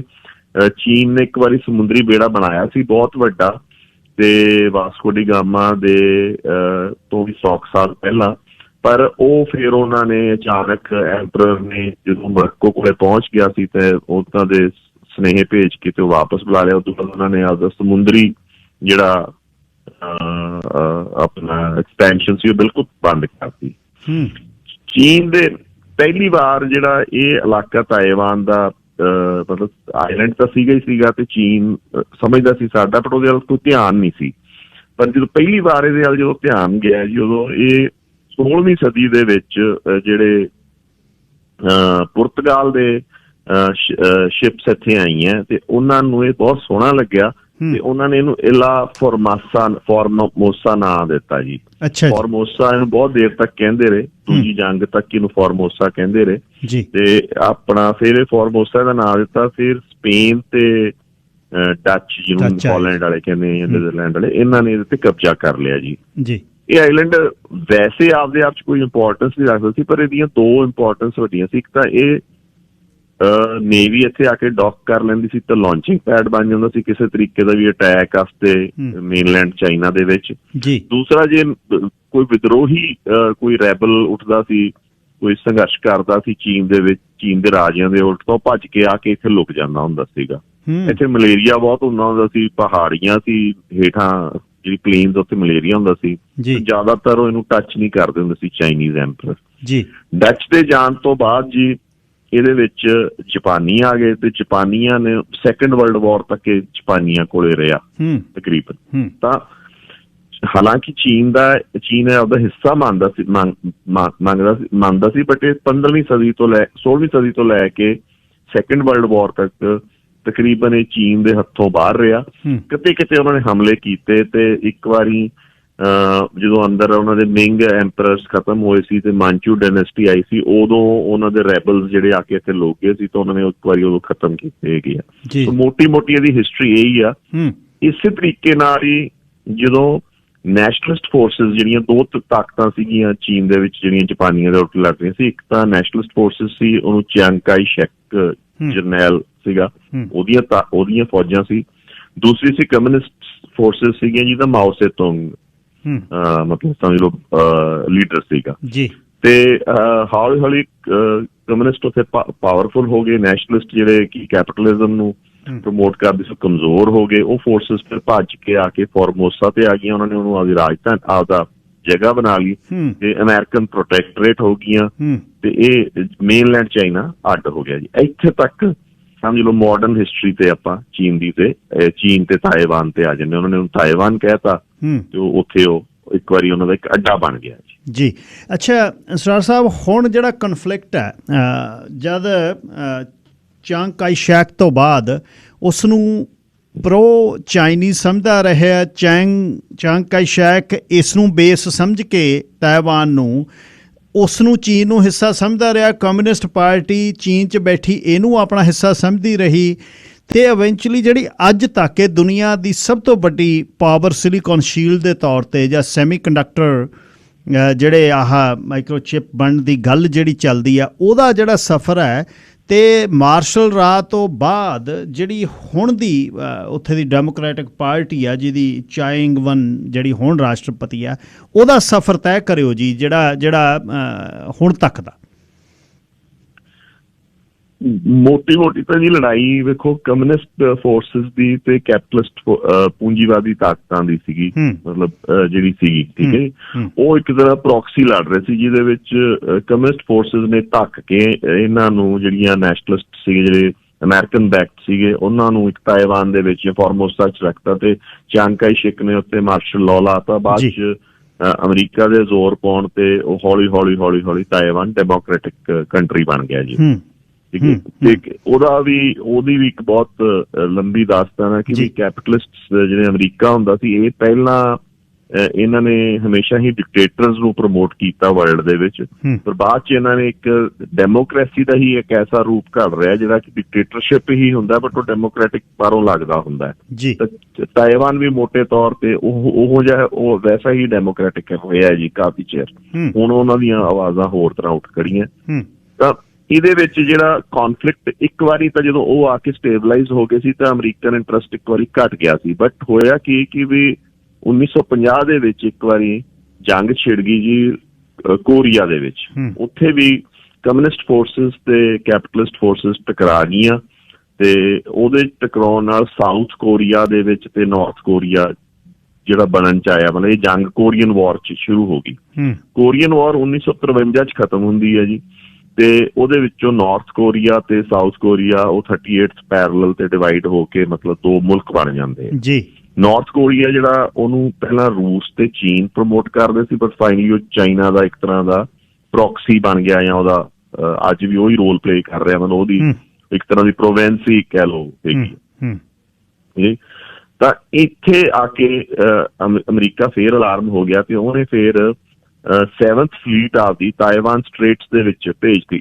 ਤਾਇਵਾਨ ਸਟ੍ਰੇਟਸ ਉਹ ਹਿੱਸਾ ਸਮੁੰਦਰ ਦਾ ਜਿਹੜਾ ਤਾਇਵਾਨ ਨੂੰ ਤੇ ਮੇਨਲੈਂਡ ਚੀਨ ਨੂੰ ਵੱਖ ਕਰਦਾ ਹੈ ਜੀ, ਬਿਲਕੁਲ ਉਹ ਸਮੁੰਦਰੀ ਇਲਾਕਾ, ਉਹਦੇ ਵਿੱਚ ਦੀ ਉਹਨੇ ਆਪਦੀ ਉਹ ਸ਼ਿਪ ਭੇਜੀਆਂ ਤੇ ਇਹ ਪਲੈਜ ਕੀਤਾ ਕਿ ਅਸੀਂ ਤਾਇਵਾਨ ਨੂੰ ਪ੍ਰੋਟੈਕਟ ਕਰਾਂਗੇ, ਅਸੀਂ ਤਾਇਵਾਨ ਦੇ ਵਿੱਚ ਚੀਨ ਨੂੰ ਨਹੀਂ ਆਉਣ ਦੇਵਾਂਗੇ ਜਾਂ ਕਮਿਊਨਿਸਟ ਫੋਰਸਿਸ ਨਹੀਂ ਆਉਣ ਦੇਵਾਂਗੇ। ਤਾਇਵਾਨ ਇੰਪੋਰਟੈਂਟ ਕਿਉਂ ਆ? ਹੁਣ ਆਪਾਂ ਇਹਦੀ ਇਸ ਗੱਲ ਤੇ ਆਉਣੇ ਆ ਕਿ ਚੀਨ ਦਾ ਕੀ ਪੱਖ ਆ, ਅਮਰੀਕਾ ਵਾਸਤੇ ਕਿਉਂ ਇੰਪੋਰਟੈਂਟ ਆ, ਤੇ ਤਾਇਵਾਨ ਦੀ ਆਪਦੀ ਇੰਪੋਰਟੈਂਸ ਆਪਦੇ ਪੱਖ ਨਾਲ ਕੀ ਹੈ ਜੀ।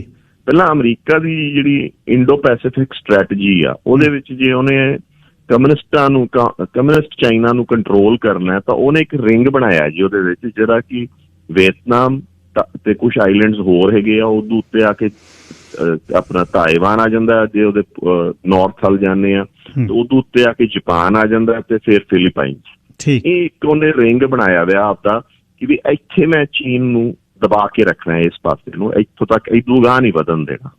ਇਹ ਉਹਦੀ ਇੰਡੋ ਪੈਸੀਫਿਕ ਜਿਹੜੀ ਓਸ਼ੀਅਨ ਹੈਗੀ ਆ ਉਹਨੂੰ ਕੰਟਰੋਲ ਕਰਨ ਦੀ ਉਹਦੀ ਸਟ੍ਰੈਟਜੀ ਇੱਥੇ ਹੈਗੀ ਹੈ ਜੀ, ਤੇ ਇਹ ਉਹਦੇ ਵਾਸਤੇ ਫੰਡਾਮੈਂਟਲ ਆ। ਹੁਣ ਵੀ ਜਿਹੜਾ September 14 ਨੂੰ ਉਹਨਾਂ ਨੇ ਇੱਕ ਤਾਇਵਾਨ ਪੋਲਿਸੀ ਐਕਟ ਪੇਸ਼ ਕੀਤਾ, ਸੈਨੇਟ ਤੇ ਪਾਸ ਕੀਤਾ, ਉਹਦੇ ਵਿੱਚ ਵੀ ਉਹਨਾਂ ਨੇ ਇਹੀ ਕਿਹਾ ਕਿ Taiwan is fundamental to US internal interest and values. ਮਤਲਬ ਉਹਨੇ ਬਹੁਤ ਸਟਰੋਂਗਲੀ ਉਹਨੂੰ ਕਿਹਾ, ਤੇ ਅਸੀਂ ਕਹਿੰਦਾ ਵੀ ਇਹਦੇ ਵਾਸਤੇ ਜੇ ਸਾਨੂੰ ਫੌਜਾਂ ਦੀ ਵੀ ਤੇ ਸਿਕਿਉਰਿਟੀ ਅਰੇਂਜਮੈਂਟਸ ਦੀ ਇੰਟਰਪੋਲੈਰਿਟੀ ਚਾਹੀਦੀ ਹੋਈ ਤਾਂ ਅਸੀਂ ਇੰਟਰੋਪਰੇਬਿਲਿਟੀ ਕਰਾਂਗੇ। ਫਿਰ September 19 ਨੂੰ ਬਾਈਡਨ ਨੇ ਕਿਹਾ ਕਿ ਵੀ ਜੇ ਲੋੜ ਪਈ ਅਸੀਂ ਇੰਟਰਫੀਅਰ ਵੀ ਕਰਾਂਗੇ ਤੇ ਮਿਲੀਟੈਰਲੀ ਵੀ ਇੰਟਰਫੀਅਰ ਕਰਾਂਗੇ ਤਾਇਵਾਨ। ਹਾਲਾਂਕਿ ਉਹਨੇ ਹੁਣ ਪਿੱਛੇ ਕੱਲ ਪਰਸੋਂ ਕਹਿਤਾ ਕਿ ਨਹੀਂ ਜੀ ਕੋਈ ਇੰਜਾ ਲੱਗਦਾ ਨਹੀਂ ਸਾਨੂੰ ਇਹ ਜੀ ਗੱਲ, ਠੀਕ ਹੈ। ਸੋ ਮੋਟੇ ਤੌਰ ਤੇ ਕਮਿਊਨਿਸਟ ਚਾਈਨਾ ਨੂੰ ਕੰਟਰੋਲ ਕਰਨ ਵਾਸਤੇ ਜਾਂ ਹੁਣ ਦੇ ਚਾਈਨਾ ਉੱਠਦੇ ਚਾਈਨਾ ਨੂੰ ਕੰਟਰੋਲ ਕਰਨ ਵਾਸਤੇ ਇਹ ਇੱਕ ਰਿੰਗ ਹੈਗਾ। ਤਾਇਵਾਨ ਸਮਝ ਲਓ ਇੱਕ ਖੰਜਰ ਹੈਗਾ ਆਪਣਾ ਉਹਦੇ ਆਪਣਾ ਵਿੱਚ ਖਬੋਇਆ ਵਿਆ ਆਪਣਾ ਅਮਰੀਕਾ ਨੇ ਚਾਈਨਾ ਦੇ ਵਿੱਚ, ਤੇ ਉੱਥੋਂ ਕਿਸੇ ਟਾਈਮ ਵੀ ਅਟੈਕ ਲਾਂਚ ਹੋ ਸਕਦਾ ਮੇਨਲੈਂਡ ਦੇ ਉੱਤੇ, ਤੇ ਉਹਨੂੰ ਹਮੇਸ਼ਾ ਉੱਥੇ ਉਹ ਫਸਿਆ ਰਹੂਗਾ। ਹੁਣ ਇਹਦੇ ਅਗੇਂਸਟ ਚਾਈਨਾ ਦੀ ਕੀ ਸੋਚ ਆ? ਹੁਣ ਆਪਾਂ ਚਾਈਨਾ, ਇਹ ਤਾਂ ਅਮਰੀਕਨ ਪਰਸਪੈਕਟਿਵ ਮੈਂ ਦਿੱਤਾ ਨਾ, ਹੁਣ ਚਾਈਨੀਜ਼ ਪਰਸਪੈਕਟਿਵ ਇਹ ਹੈਗਾ ਕਿ ਵੀ ਜੇ ਅਸੀਂ ਸੁਪਰ ਪਾਵਰ ਬਣਨਾ ਚੀਨ ਨੇ, ਜੇ ਉਹਨੇ ਤਾਕਤਵਰ ਪਾਵਰ ਬਣਨਾ, ਤਾਂ ਤਾਕਤਵਰ ਪਾਵਰ ਜਦੋਂ ਕੋਈ ਮਤਲਬ ਸੁਪਰ ਪਾਵਰ ਬਣਦੀ ਹੈ ਜੀ, ਉਹ ਆਪਦਾ ਨਾ ਸਭ ਤੋਂ ਪੈਸੇ ਆਲਾ ਦੁਆਲਾ ਸਹੀ ਕਰਦੀ ਆ।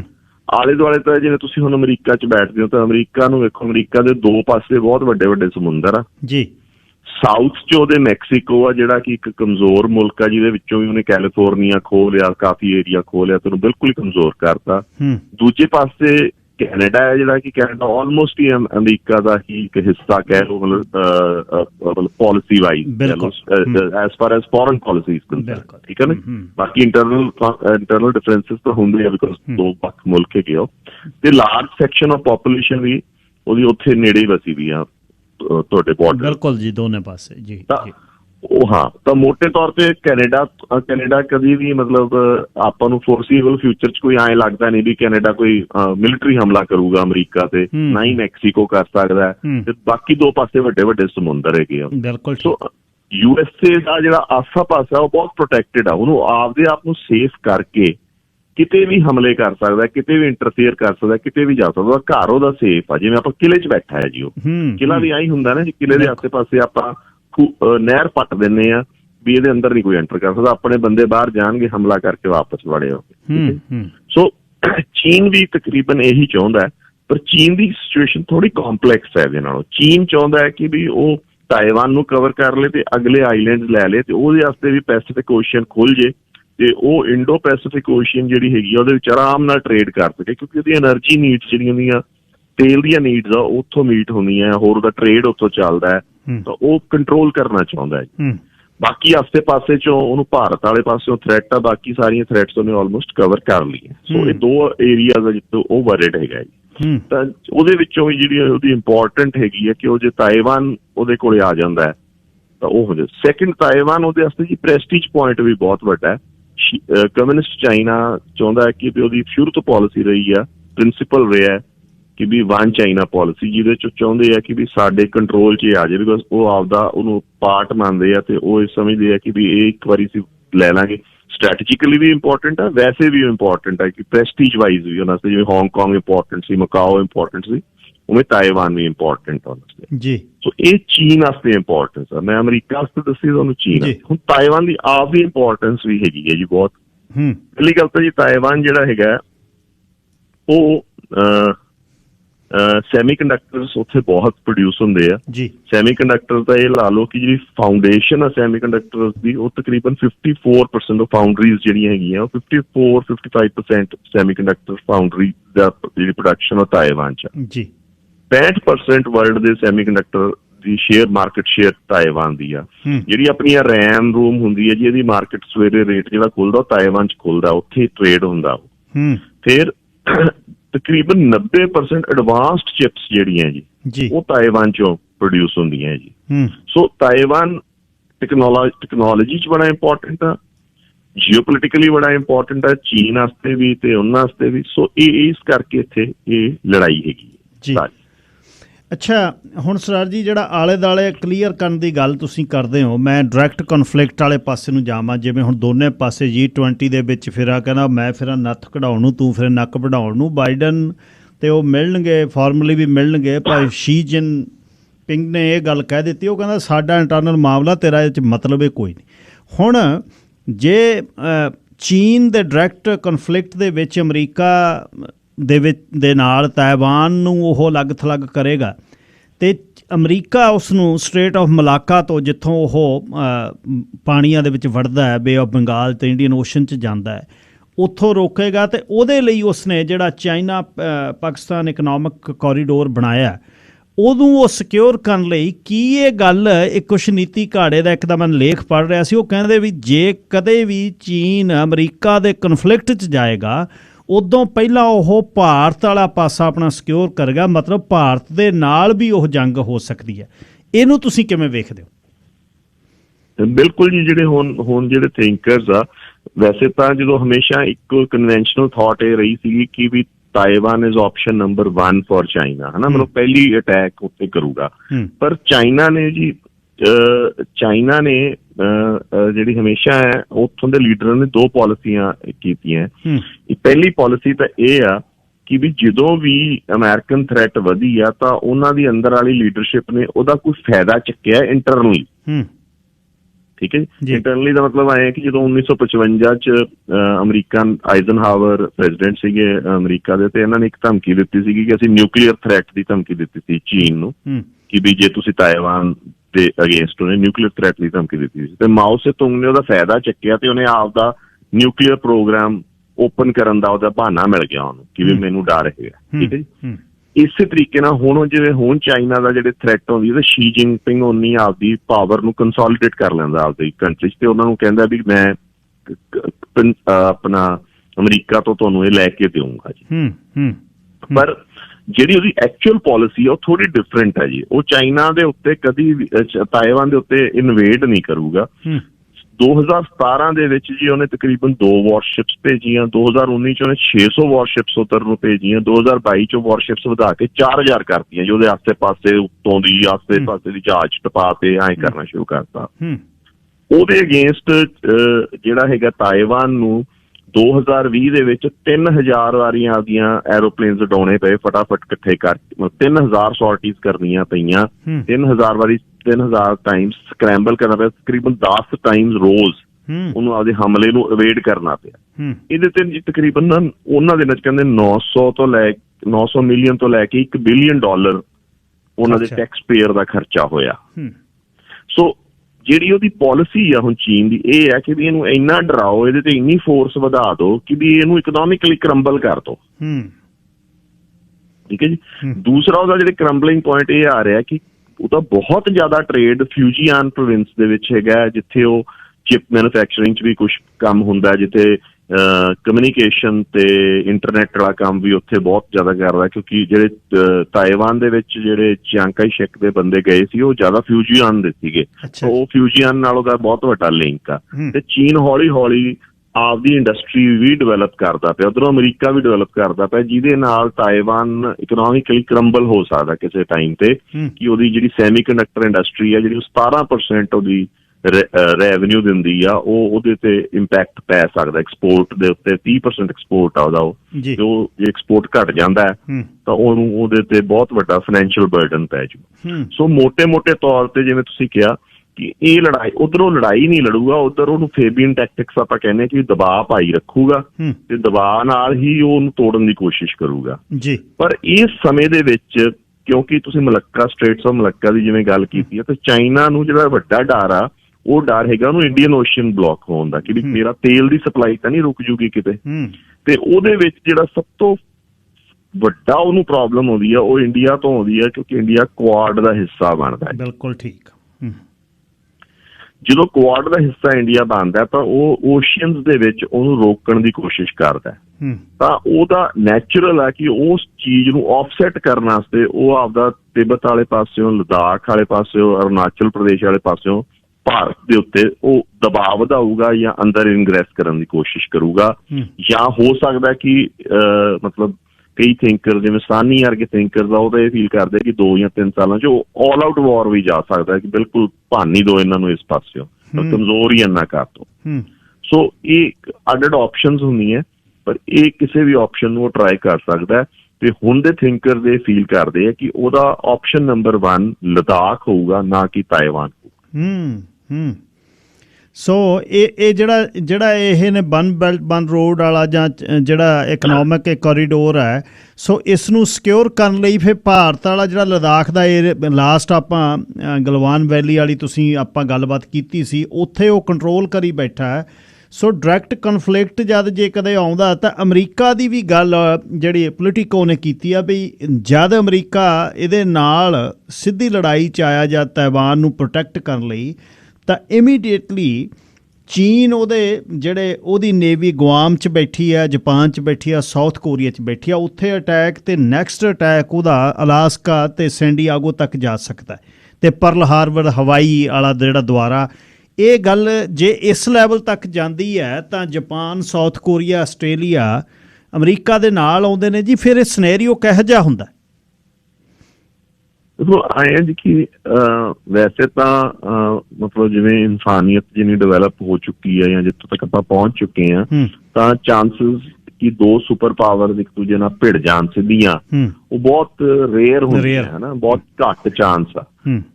ਮਤਲਬ ਇੱਥੋਂ ਤੱਕ ਆ ਕਿ ਇਹ ਪਹਿਲਾਂ ਵੀ ਜਦੋਂ ਰੂਸ ਤੇ ਬ੍ਰਿਟੇਨ ਬਹੁਤ ਵੱਡੀਆਂ ਤਾਕਤਾਂ ਸੀ ਤਾਂ ਉਹ ਆਪਦੇ ਵਿੱਚ ਇੱਕ ਬਫਰ ਬਣਾ ਕੇ ਰੱਖਦੀਆਂ ਸੀ। ਇੱਕ ਤੁਸੀਂ ਜੇ ਅਫਗਾਨਿਸਤਾਨ ਦਾ ਨਕਸ਼ਾ ਵੇਖੋ ਤਾਂ ਉਹਦੇ ਨਾਲ ਉਹ ਇੱਕ ਜਗ੍ਹਾ ਪਤਲੀ ਜਿਹੀ ਡੰਡੀ ਜੀ ਰਹਿ ਜਾਂਦੀ ਐਂਡ 'ਚ ਇੱਕ ਜਗ੍ਹਾ ਉਹਦੀ, ਹੈ ਨਾ, ਉਹਨੂੰ ਉਹ ਆਪਣਾ ਜਿਹੜੀ ਹੈਗੀ ਆ ਉਹ ਜਿਹੜੀ ਸਟ੍ਰਿਪ ਹੈਗੀ ਆ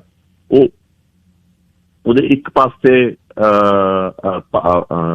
ਬ੍ਰਿਟਿਸ਼ਰਸ ਆ ਗਏ ਸੀਗੇ ਗਿਲਗਿਟ ਬਾਲਟਿਸਤਾਨ ਤੱਕ, ਤੇ ਦੂਜੇ ਪਾਸੇ ਰਸ਼ੀਆ ਆ ਗਿਆ ਸੀ। ਤੇ ਉਹਨੂੰ ਵਾਖਾ ਦੀ ਸਟ੍ਰਿਪ ਕਹਿੰਦੇ ਆ ਕਿ ਕਈ ਜਗ੍ਹਾ ਸਿਰਫ 12 ਮੀਲ ਚੌੜੀ ਹੈ, ਕਈ ਜਗ੍ਹਾ 60 ਮੀਲ ਚੌੜੀ ਆ, ਪਰ ਉਹ ਇੱਕ ਦੂਜੇ ਨਾਲ ਆਈ ਬਾਲ ਟੂ ਆਈ ਬਾਲ ਨਹੀਂ ਆਏ ਸੀ ਕਿ ਕਿਤੇ ਐਸਾ ਕੋਈ ਕਨਫਲਿਕਟ ਨਾ ਬਣ ਜਾਏ ਕਿ ਸਾਡੀ ਲੜਾਈ ਵੱਡੀ ਬਣ ਜਾਏ। ਠੀਕ ਹੈ ਜੀ, ਕਿ ਵੀ ਵਿਚਾਲੇ ਹੋਵੇ। ਇਸੇ ਤਰ੍ਹਾਂ ਹੁਣ ਦੇ ਅੱਜ ਦੇ ਜ਼ਮਾਨੇ 'ਚ ਜਿੰਨੀਆਂ ਵੀ ਲੜਾਈਆਂ ਲੜ ਰਹੀਆਂ ਤਾਕਤਾਂ, ਇਹ ਪ੍ਰੋਕਸੀ ਵਾਰ ਲੜ ਰਹੀਆਂ, ਚਾਹੇ ਯੂਕਰੇਨ ਹੋਵੇ, ਚਾਹੇ ਇਰਾਕ ਹੋਵੇ, ਚਾਹੇ ਸੀਰੀਆ ਹੋਵੇ, ਚਾਹੇ ਹਿੰਦੁਸਤਾਨ ਨੂੰ ਕਿੱਥੇ ਖੜਾ ਕਰਨਾ, ਮਤਲਬ ਇਹ ਪ੍ਰੋਕਸੀ ਵਾਰ ਲੜਦੀਆਂ, ਆਪ ਪਿੱਛੇ ਰਹਿੰਦੇ ਆ। ਮਤਲਬ ਜਿਵੇਂ ਇਹਨਾਂ ਦੇ ਚੇਲੇ ਚਪਾਟੇ ਤੋਂ ਲੜਵਾਉਂਦੇ ਆ, ਆਪ ਨਹੀਂ ਲੜਦੇ ਵੱਡੇ ਸਰਦਾਰ, ਹਨਾ, ਉਹ ਹੇਠਲੇ ਕਰਿੰਦਿਆਂ ਨੂੰ ਲੜਾਉਂਦੇ, ਕਹਿ ਲਓ ਆਪਦੇ ਮੁਜ਼ਾਹਰਿਆਂ ਨੂੰ ਲੜਾਉਂਦੇ।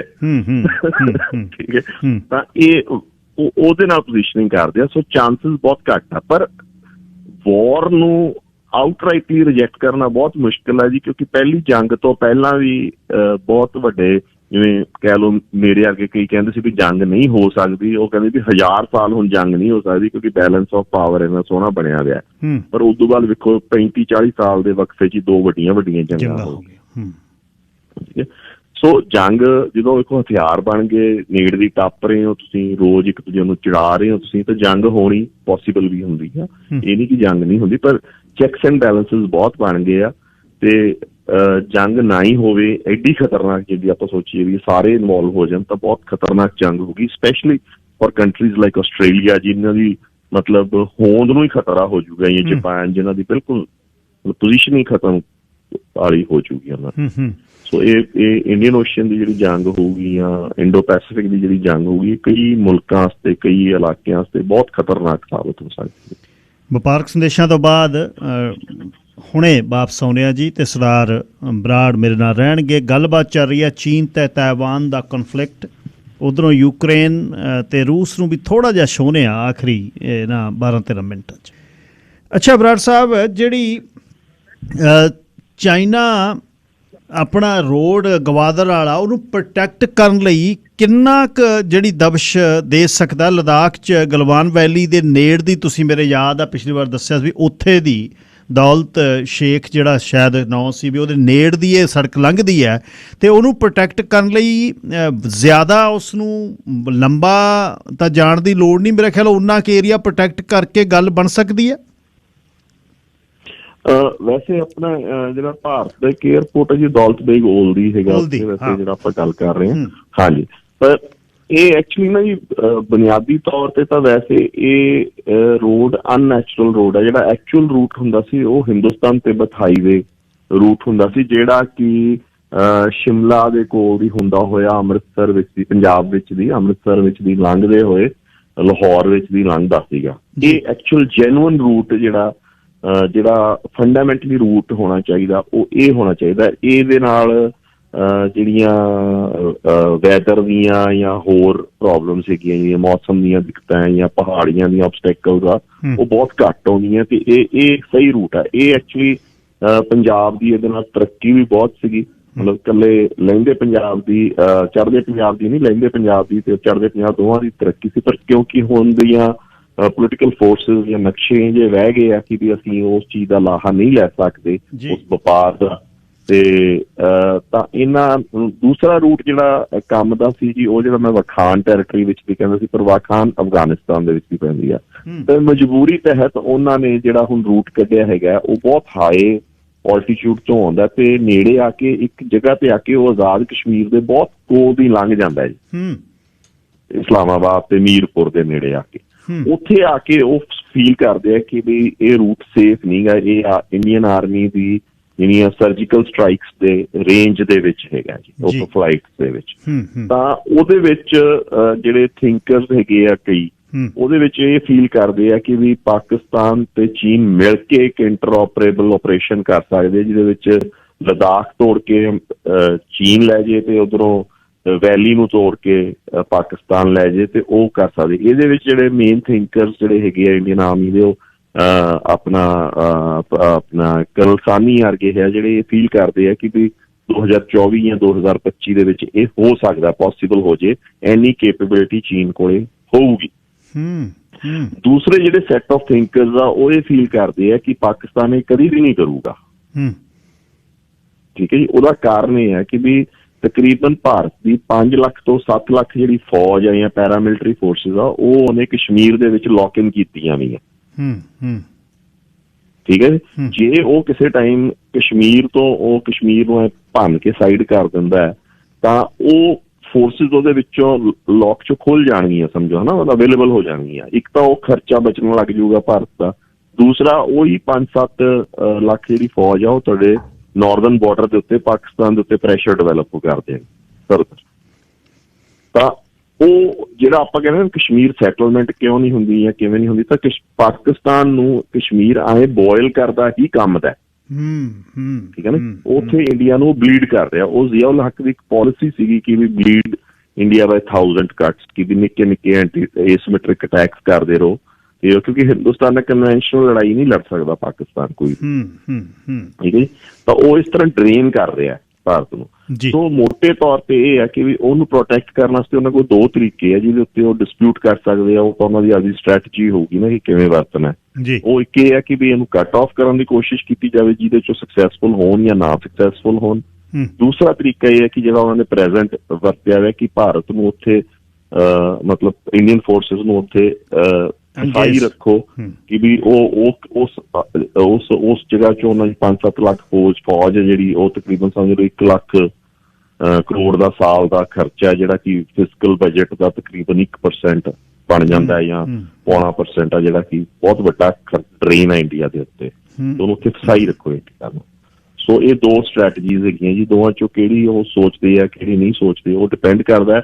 ਕਿਉਂਕਿ ਅਮਰੀਕਾ ਵੀ ਜਿਹੜਾ ਪਾਕਿਸਤਾਨ ਨਾਲ ਉਹ ਵੀ ਡਬਲ ਸਾਈਡ ਗੇਮ ਖੇਡਦਾ। ਉਹ ਕਦੀ ਚੀਨ ਨਾਲ ਝੁਕ ਜਾਂਦਾ, ਕਦੀ ਅਮਰੀਕਾ ਨਾਲ ਝੁਕ ਜਾਂਦਾ। ਜਿੱਥੋਂ ਉਹਨੂੰ ਫਾਇਦਾ ਮਿਲਦਾ ਉਹ ਲਾਹਾ ਲੈ ਜਾਂਦਾ। ਤੇ ਸੇਮ ਟੋਕਨ ਭਾਰਤ ਵੀ ਜਿਹੜਾ ਰੂਸ ਤੇ ਆਪਣੇ ਅਮਰੀਕਾ ਦੇ ਵਿੱਚ ਤੁਸੀਂ ਪਿਛਲੇ ਦਿਨੀ ਗੱਲਬਾਤ ਜਦ ਕਰ ਰਹੇ ਸੀ ਕਿ ਭਾਰਤ ਦੀ ਵੀ ਪੋਜੀਸ਼ਨ ਹੈ, ਕਦੇ ਉਹਨੂੰ ਰੂਸ ਚੰਗਾ ਲੱਗਦਾ, ਸਾਰਾ ਮਿਲਟਰੀ ਦਾ ਮਟੀਰੀਅਲ ਰੂਸ ਦਾ, ਤੇ ਉਧਰੋਂ ਅਮਰੀਕਾ ਨਾਲ ਵੀ ਸੰਬੰਧ ਨੇ, ਮੰਡੀ ਬਹੁਤ ਵੱਡੀ ਅਮਰੀਕਾ ਨੂੰ ਭਾਰਤ ਚਾਹੀਦਾ। ਸੋ ਅੱਛਾ, ਫਰਦਰ ਮੈਂ ਇਸ ਗੱਲ ਨੂੰ ਲੈ ਕੇ ਜਾਵਾਂ ਕਿ ਰੂਸ ਤੇ ਚੀਨ ਦੀ ਯਾਰੀ ਆ ਜਿਹੜੀ ਦੋਨੇ ਬੈਸਟ ਫਰੈਂਡ ਵਾਲੀ ਗੱਲ, ਸ਼ੀ ਜਿਨਪਿੰਗ ਤੇ ਉਧਰੋਂ ਪੁਤਨ, ਉਹਨੇ ਵੀ ਪੱਕੀ ਗੱਦੀ ਕਰ ਲਈ ਤੇ ਸ਼ੀ ਨੇ ਵੀ ਪੱਕੀ ਕਰ ਲਈ, ਦੋਨਾਂ ਦੀ ਦੋਸਤੀ। ਤੇ ਯੂਕਰੇਨ ਵਾਲੇ ਪਾਸੇ ਕੀ ਤੁਸੀਂ ਸੋਚਦੇ ਹੋ? ਬਈ ਹੁਣੇ ਮੈਂ ਖਬਰਾਂ ਸੁਣ ਰਿਹਾ ਜੀ, ਪੋਲੈਂਡ ਦੇ ਵਿੱਚ ਇੱਕ ਰਸ਼ੀਅਨ ਜਿਹੜੀ ਮਿਜ਼ਾਈਲ ਗਿਰੀ ਆ, 2 ਬੰਦੇ ਮਾਰੇ ਗਏ, ਪੋਲੈਂਡ ਨੈਟੋ ਦਾ ਮੈਂਬਰ ਹੈ।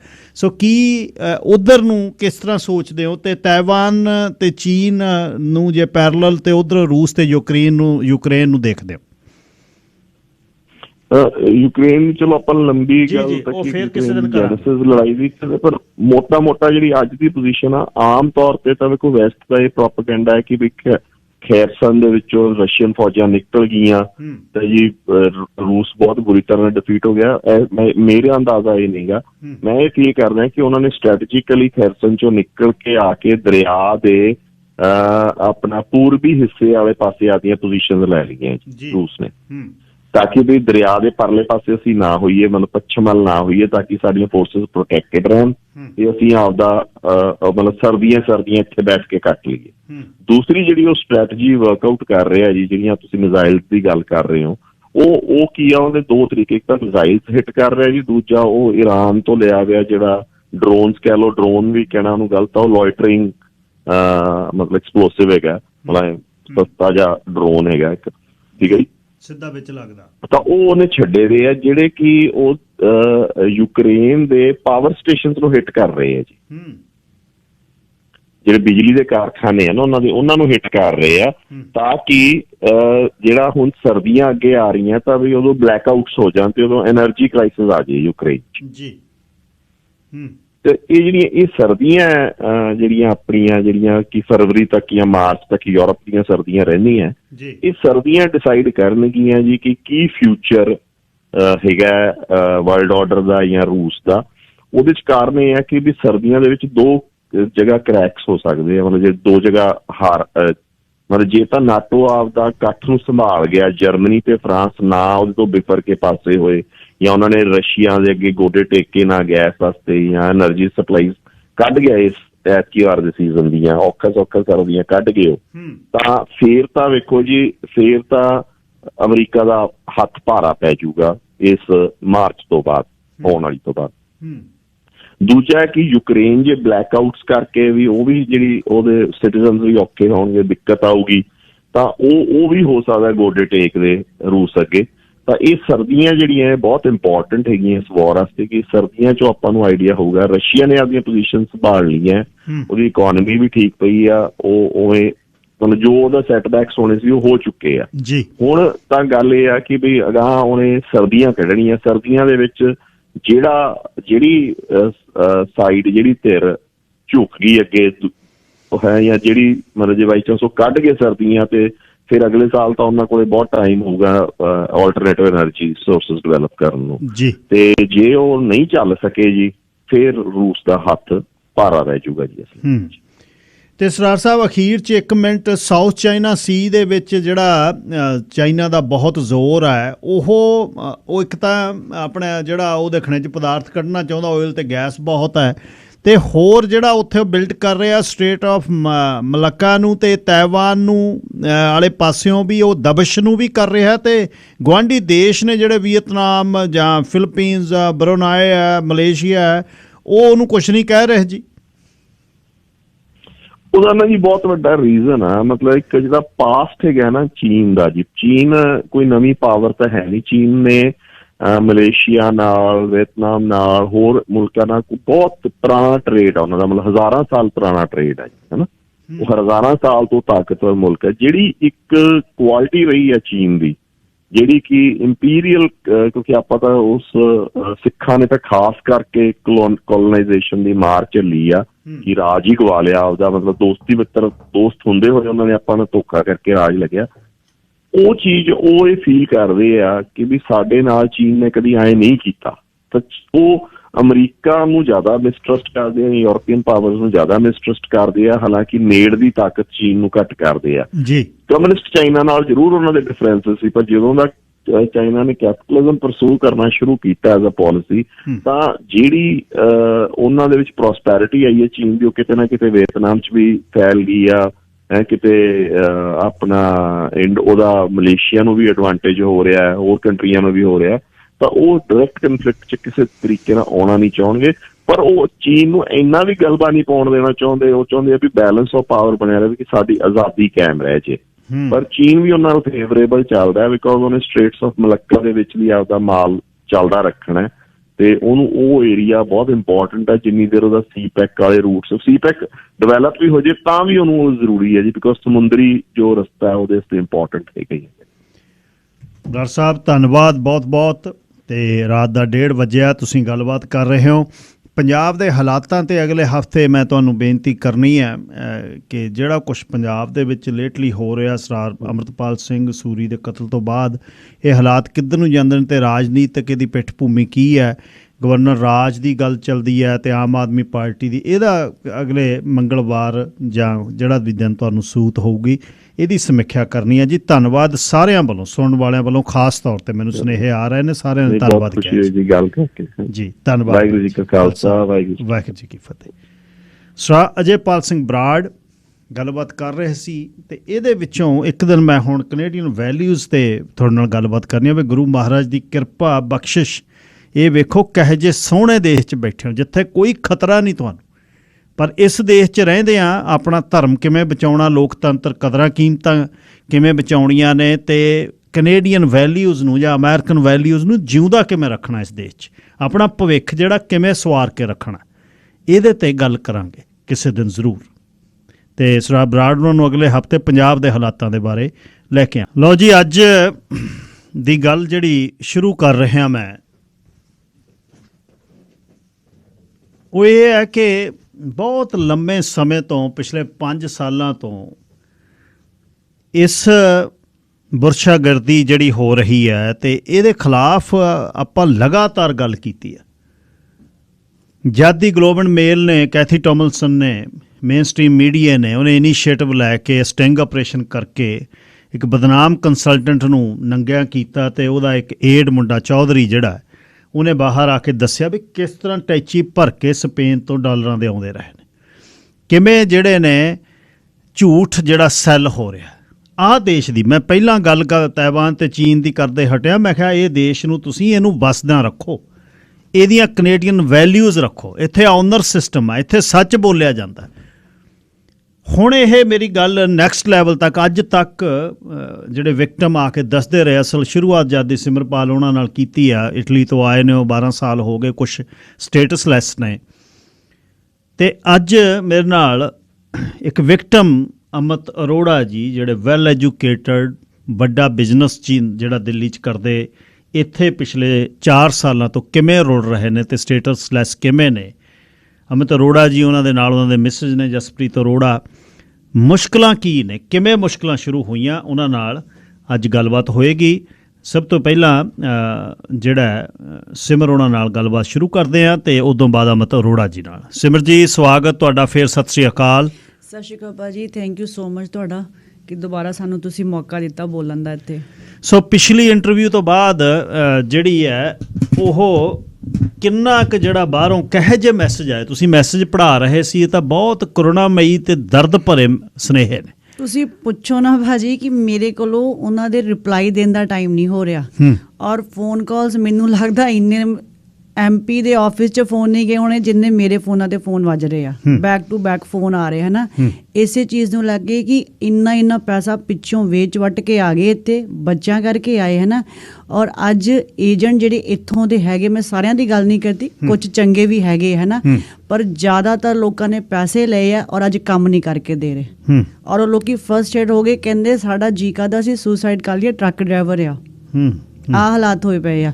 ਲਿਟਲ ਪਲਾਜ਼ਾ ਦੇ ਵਿੱਚ ਇਹੋ ਜਿਹੇ ਬੈਠੇ ਹੋਏ ਹੈਗੇ ਜਿਨ੍ਹਾਂ ਦੇ ਕੋਲ IRC ਦਾ ਲਾਇਸੈਂਸ ਨਹੀਂ ਹੈਗਾ, ਪਰ ਉਹ ਰਨ ਕਰ ਰਿਹਾ ਚੀਜ਼ਾਂ। ਅਮਿਤ ਅਰੋੜਾ ਜੀ ਨਾਲ ਕਦ ਸਾਂਝ ਪਈ? ਇਹਨਾਂ ਨੇ ਜਦੋਂ ਆਪਣੀ ਲਾਸਟ ਇੰਟਰਵਿਊ ਹੋਈ ਸੀਗੀ ਹੈ ਨਾ, ਇਹਨਾਂ ਨੇ ਜਦੋਂ ਉਹ ਵੀਡੀਓ ਦੇਖੀ ਹੈਗੀ ਆ, ਇਹਨਾਂ ਨੂੰ ਉਸ ਵੀਡੀਓ ਦੇਖਣ ਤੋਂ ਬਾਅਦ ਮੋਟੀਵੇਸ਼ਨ ਮਿਲੀ ਕਿ ਜੇ ਮੈਂ ਬੋਲ ਸਕਦੀ ਹਾਂ, ਕਹਿੰਦੇ ਮੈਂ ਕਿਉਂ ਨਹੀਂ ਬੋਲ ਸਕਦਾ। ਸੋ ਉਹ ਵੀਡੀਓ ਦੇਖਣ ਤੋਂ ਬਾਅਦ ਇਹਨਾਂ ਨੇ ਮੈਨੂੰ ਕਨੈਕਟ ਕੀਤਾ, ਕਾਲ ਕੀਤੀ, ਕਹਿੰਦੇ ਭੈਣ ਜੀ ਸਾਨੂੰ ਤੁਹਾਡੀ ਹੈਲਪ ਚਾਹੀਦੀ ਆ। ਮੈਂ ਕਿਹਾ ਦੱਸੋ ਭਾਜੀ ਹੈ ਨਾ। ਫਿਰ ਇਹਨਾਂ ਨੇ ਆਪਣੀ ਜਦੋਂ ਸਟੋਰੀ ਦੱਸੀ, ਮੈਂ ਕਿਹਾ ਕੋਈ ਨਹੀਂ, ਵੇਟ ਕਰੋ, ਆਪਾਂ ਇਹਦਾ ਕੋਈ ਨਾ ਕੋਈ ਹੱਲ ਕਰਦੇ, ਆਪਾਂ ਇਹਨੂੰ ਉੱਪਰ ਲੈ ਕੇ ਜਾਵਾਂਗੇ, ਲੈਵਲ ਤੇ ਲੈ ਕੇ ਆਉਂਦੇ। ਫਿਰ ਮੈਂ ਤੁਹਾਡੇ ਨਾਲ ਦੁਬਾਰਾ ਕਨੈਕਟ ਕੀਤੀ, ਰਾਈਟ।